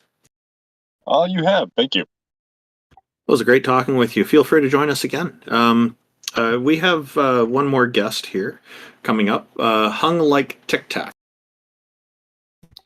Welcome, Hung Like Tic Tacs. That's an interesting name. Thank you for joining us. How are you today? Doing well.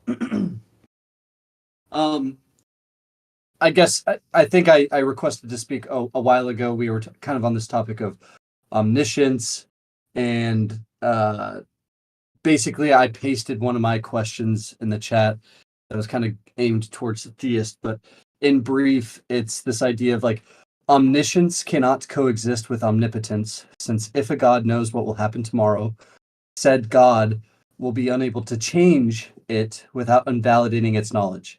If this god retains the power to change what will happen tomorrow, then it cannot know with exact certainty what will happen tomorrow. My point being is that, omniscience and omnipotence cannot coexist.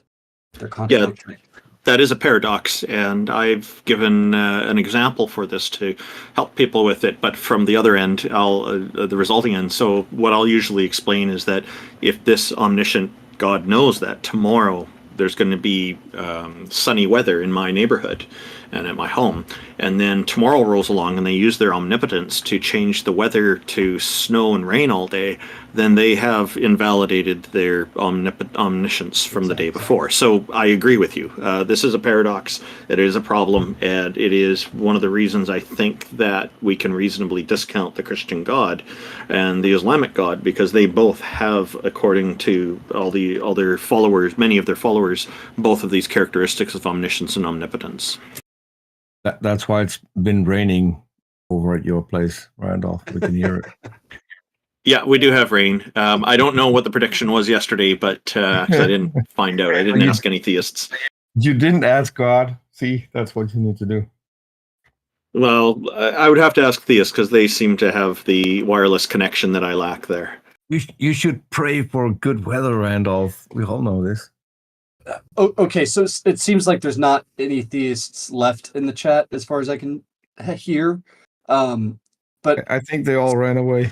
Okay, fair enough. So I guess one of my arguments that I liked, the last argument I stated, it didn't sound necessarily novel. It sounds like you've heard this before, you've thought through this before. I'm not bringing anything new to the table.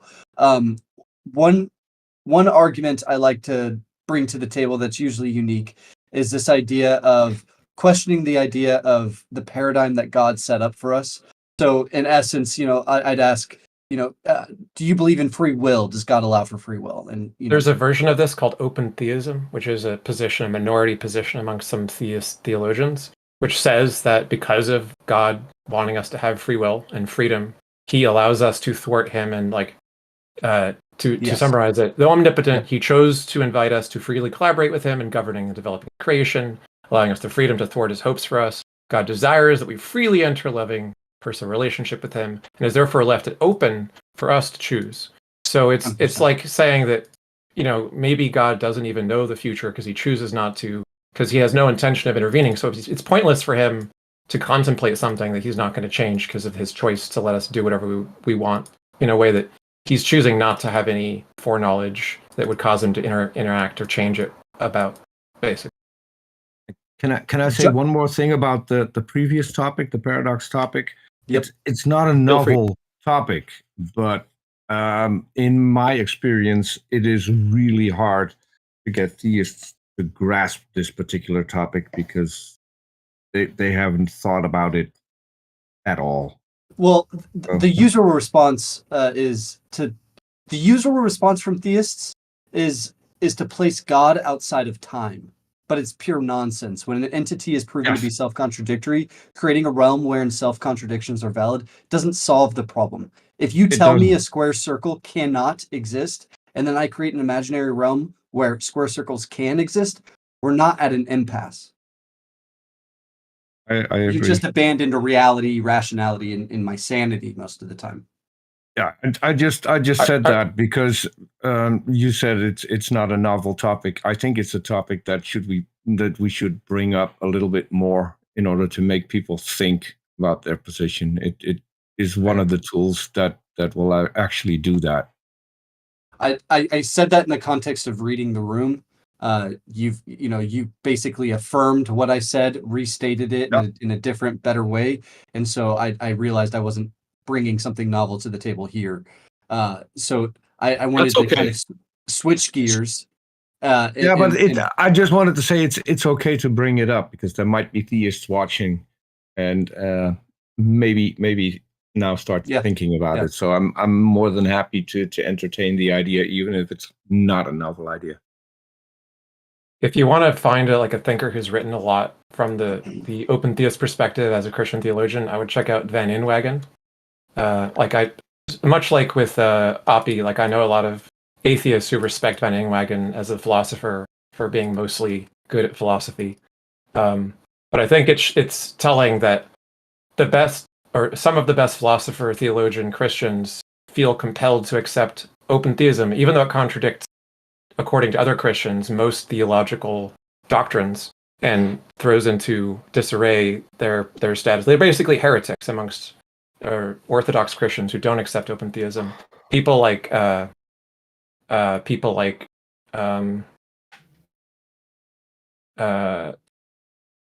I can't remember the names of the people who've argued with him, but there's been other Christian, almost all apologists disagree with Van Inwagen and theists about this. It's a huge scandal to admit that this has any validity or could be called Christian at all, and so on.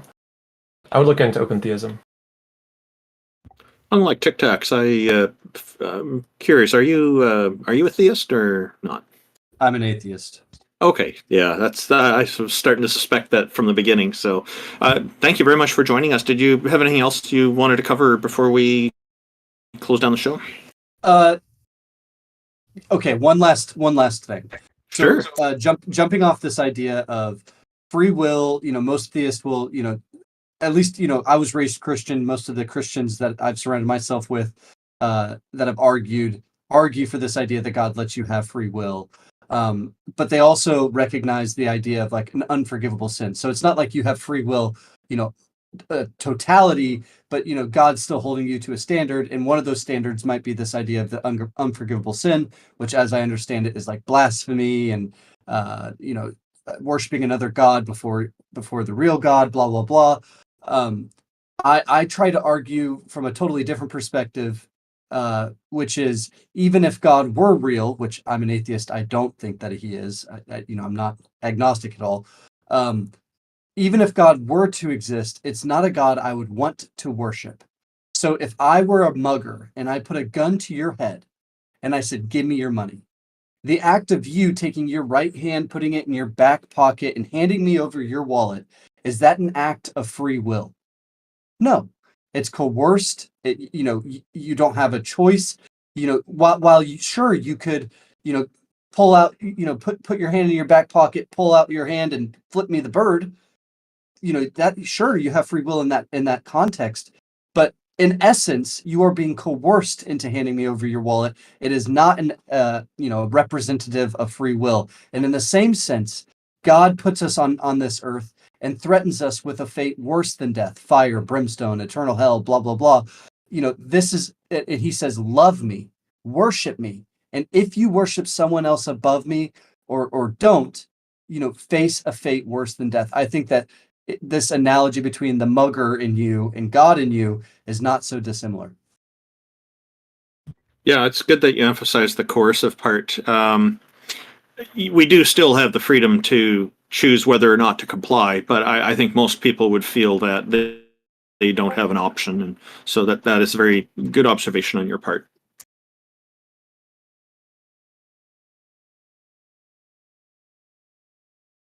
And I sent you some links to SEP and IEP and others on open theism, so you can kind of understand what the Christian attempt to respond to this line of argument is.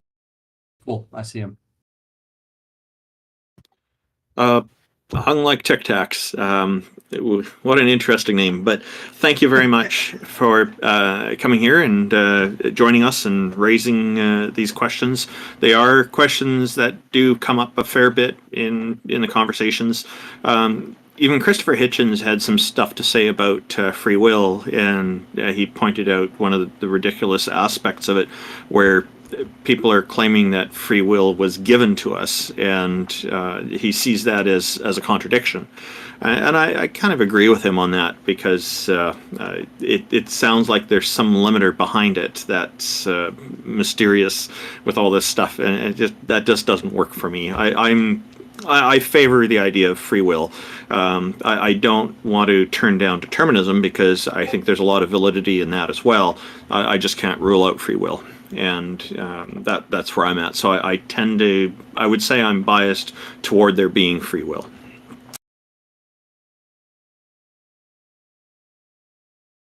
And I just want to point out that that is probably my maiden name. Lovely to see another. Well, Hung Like Tic Tacs, thank you for joining us. Thank you. Did anybody have any final thoughts before we proceeded? Did you want to start, Peter? I had one question. I just got that on Twitter regarding your channel. Your chat is set to subscriber only mode. That might be something that you want to look in changing that, because people want to watch your channel and then maybe subscribe. They could entertain. Okay. All of us in chat. Look at it. Maybe this kind of stuff you could mention after the show, because what are your thoughts about today's show? A bit disappointed that we didn't have as much theists as we usually do, because those are the conversations I enjoy more. Not that big on the philosophy that we had today, but as always, it's still great to be part of this group. So I'm looking forward to the next one, and in about half an hour, I'll be setting up to reading the Book of Mormon to cleanse my palate, and that's going to be on Ra's channel. If anyone wants to hop over and join us there. Fantastic. TJump, what are your thoughts about today's show? I agree with Peter. Because Taco wasn't here, he didn't do the advertising, so we just didn't get any theists. It's Taco's fault. Taco does a lot of hard work. He does a lot of hard work. He's unavailable today due to family commitments. But we're hoping that we'll be back around next time. I'll say it out loud. # blame Taco. Yep. Taco will appreciate that. # blame Nexon. Well, Ix, why don't we segue into your final thoughts on today's show? I did enjoy hearing from Taven, because I think we got like really deep into the math stuff and the logic stuff that was from the get-go off topic, and I think we could do better if we discuss our strategy for kind of like shepherding things more towards the topic and having the most productive kind of conversational flow. But I do think what Taven was doing is admirable, and I recommend it, and I try to do more of that myself, which is look at the strongest versions of arguments, not the weakest ones, and then try talking to people who you think are the best arguers about it, not the most annoying and easily dismissed ones. So hopefully we can all do that on both sides. And like I said to the caller about the biblical historicity stuff, it's like, hey, if someone wants to discuss something with you and you're like, oh man, that sounds like so much work, I don't want to put the effort into like knowing about this weird modal logic stuff that they're into arguing with me about. You can always offer a trade. Hey, I'll spend some time introducing you to something that I think you should think about if they'll do the same for you. It's a fun thing to try out.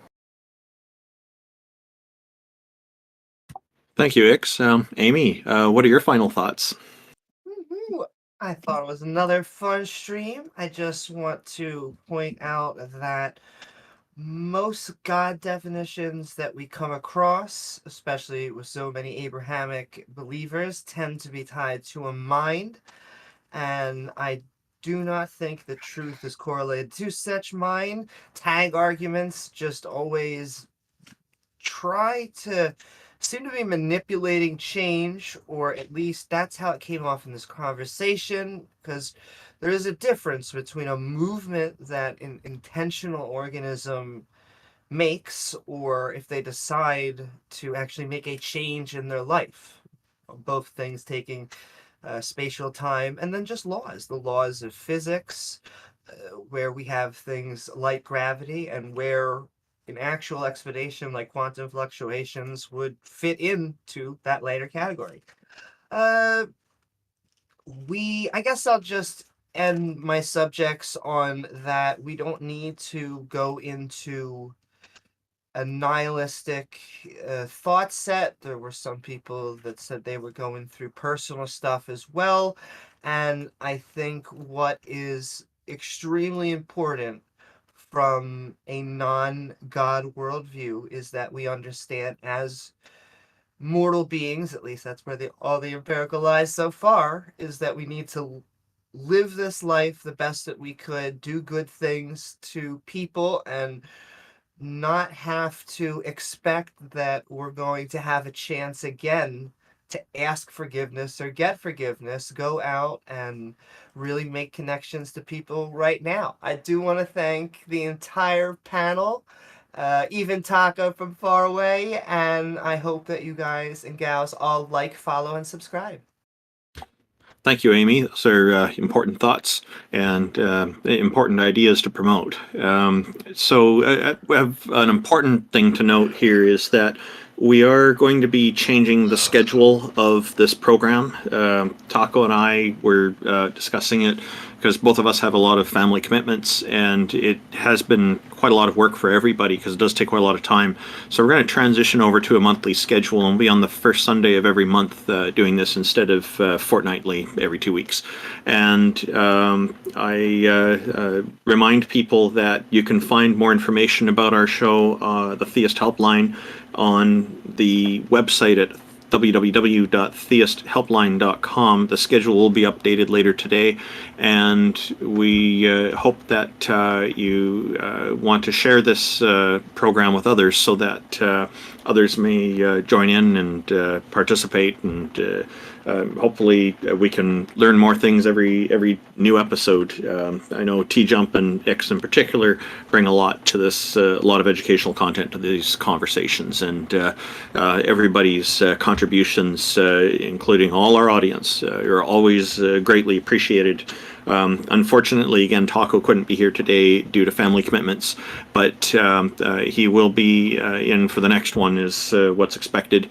And again, a special thank you goes to our sponsors, the Politics Discord at www.politics.gg www.discord.gg/politics, and then also Canadian Atheists, an organization that I run at www.canadianatheists.ca. And if you go into the hosts section of or about us section of the theisthelpline.com website, you'll find links to all our channels there. There was a lot of discussion about TJump's atheist church organization, which looks very promising for the future of humanity, in my opinion. The link to that is also in there, and you can find out more on that. It's a noble effort, and I highly encourage it, and I'm highly optimistic about it. Thank you, everyone, for being here today and participating.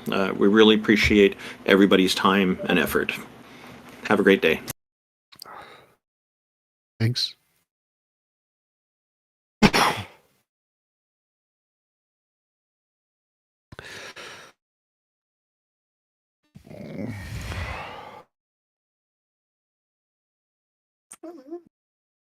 Bye, y'all.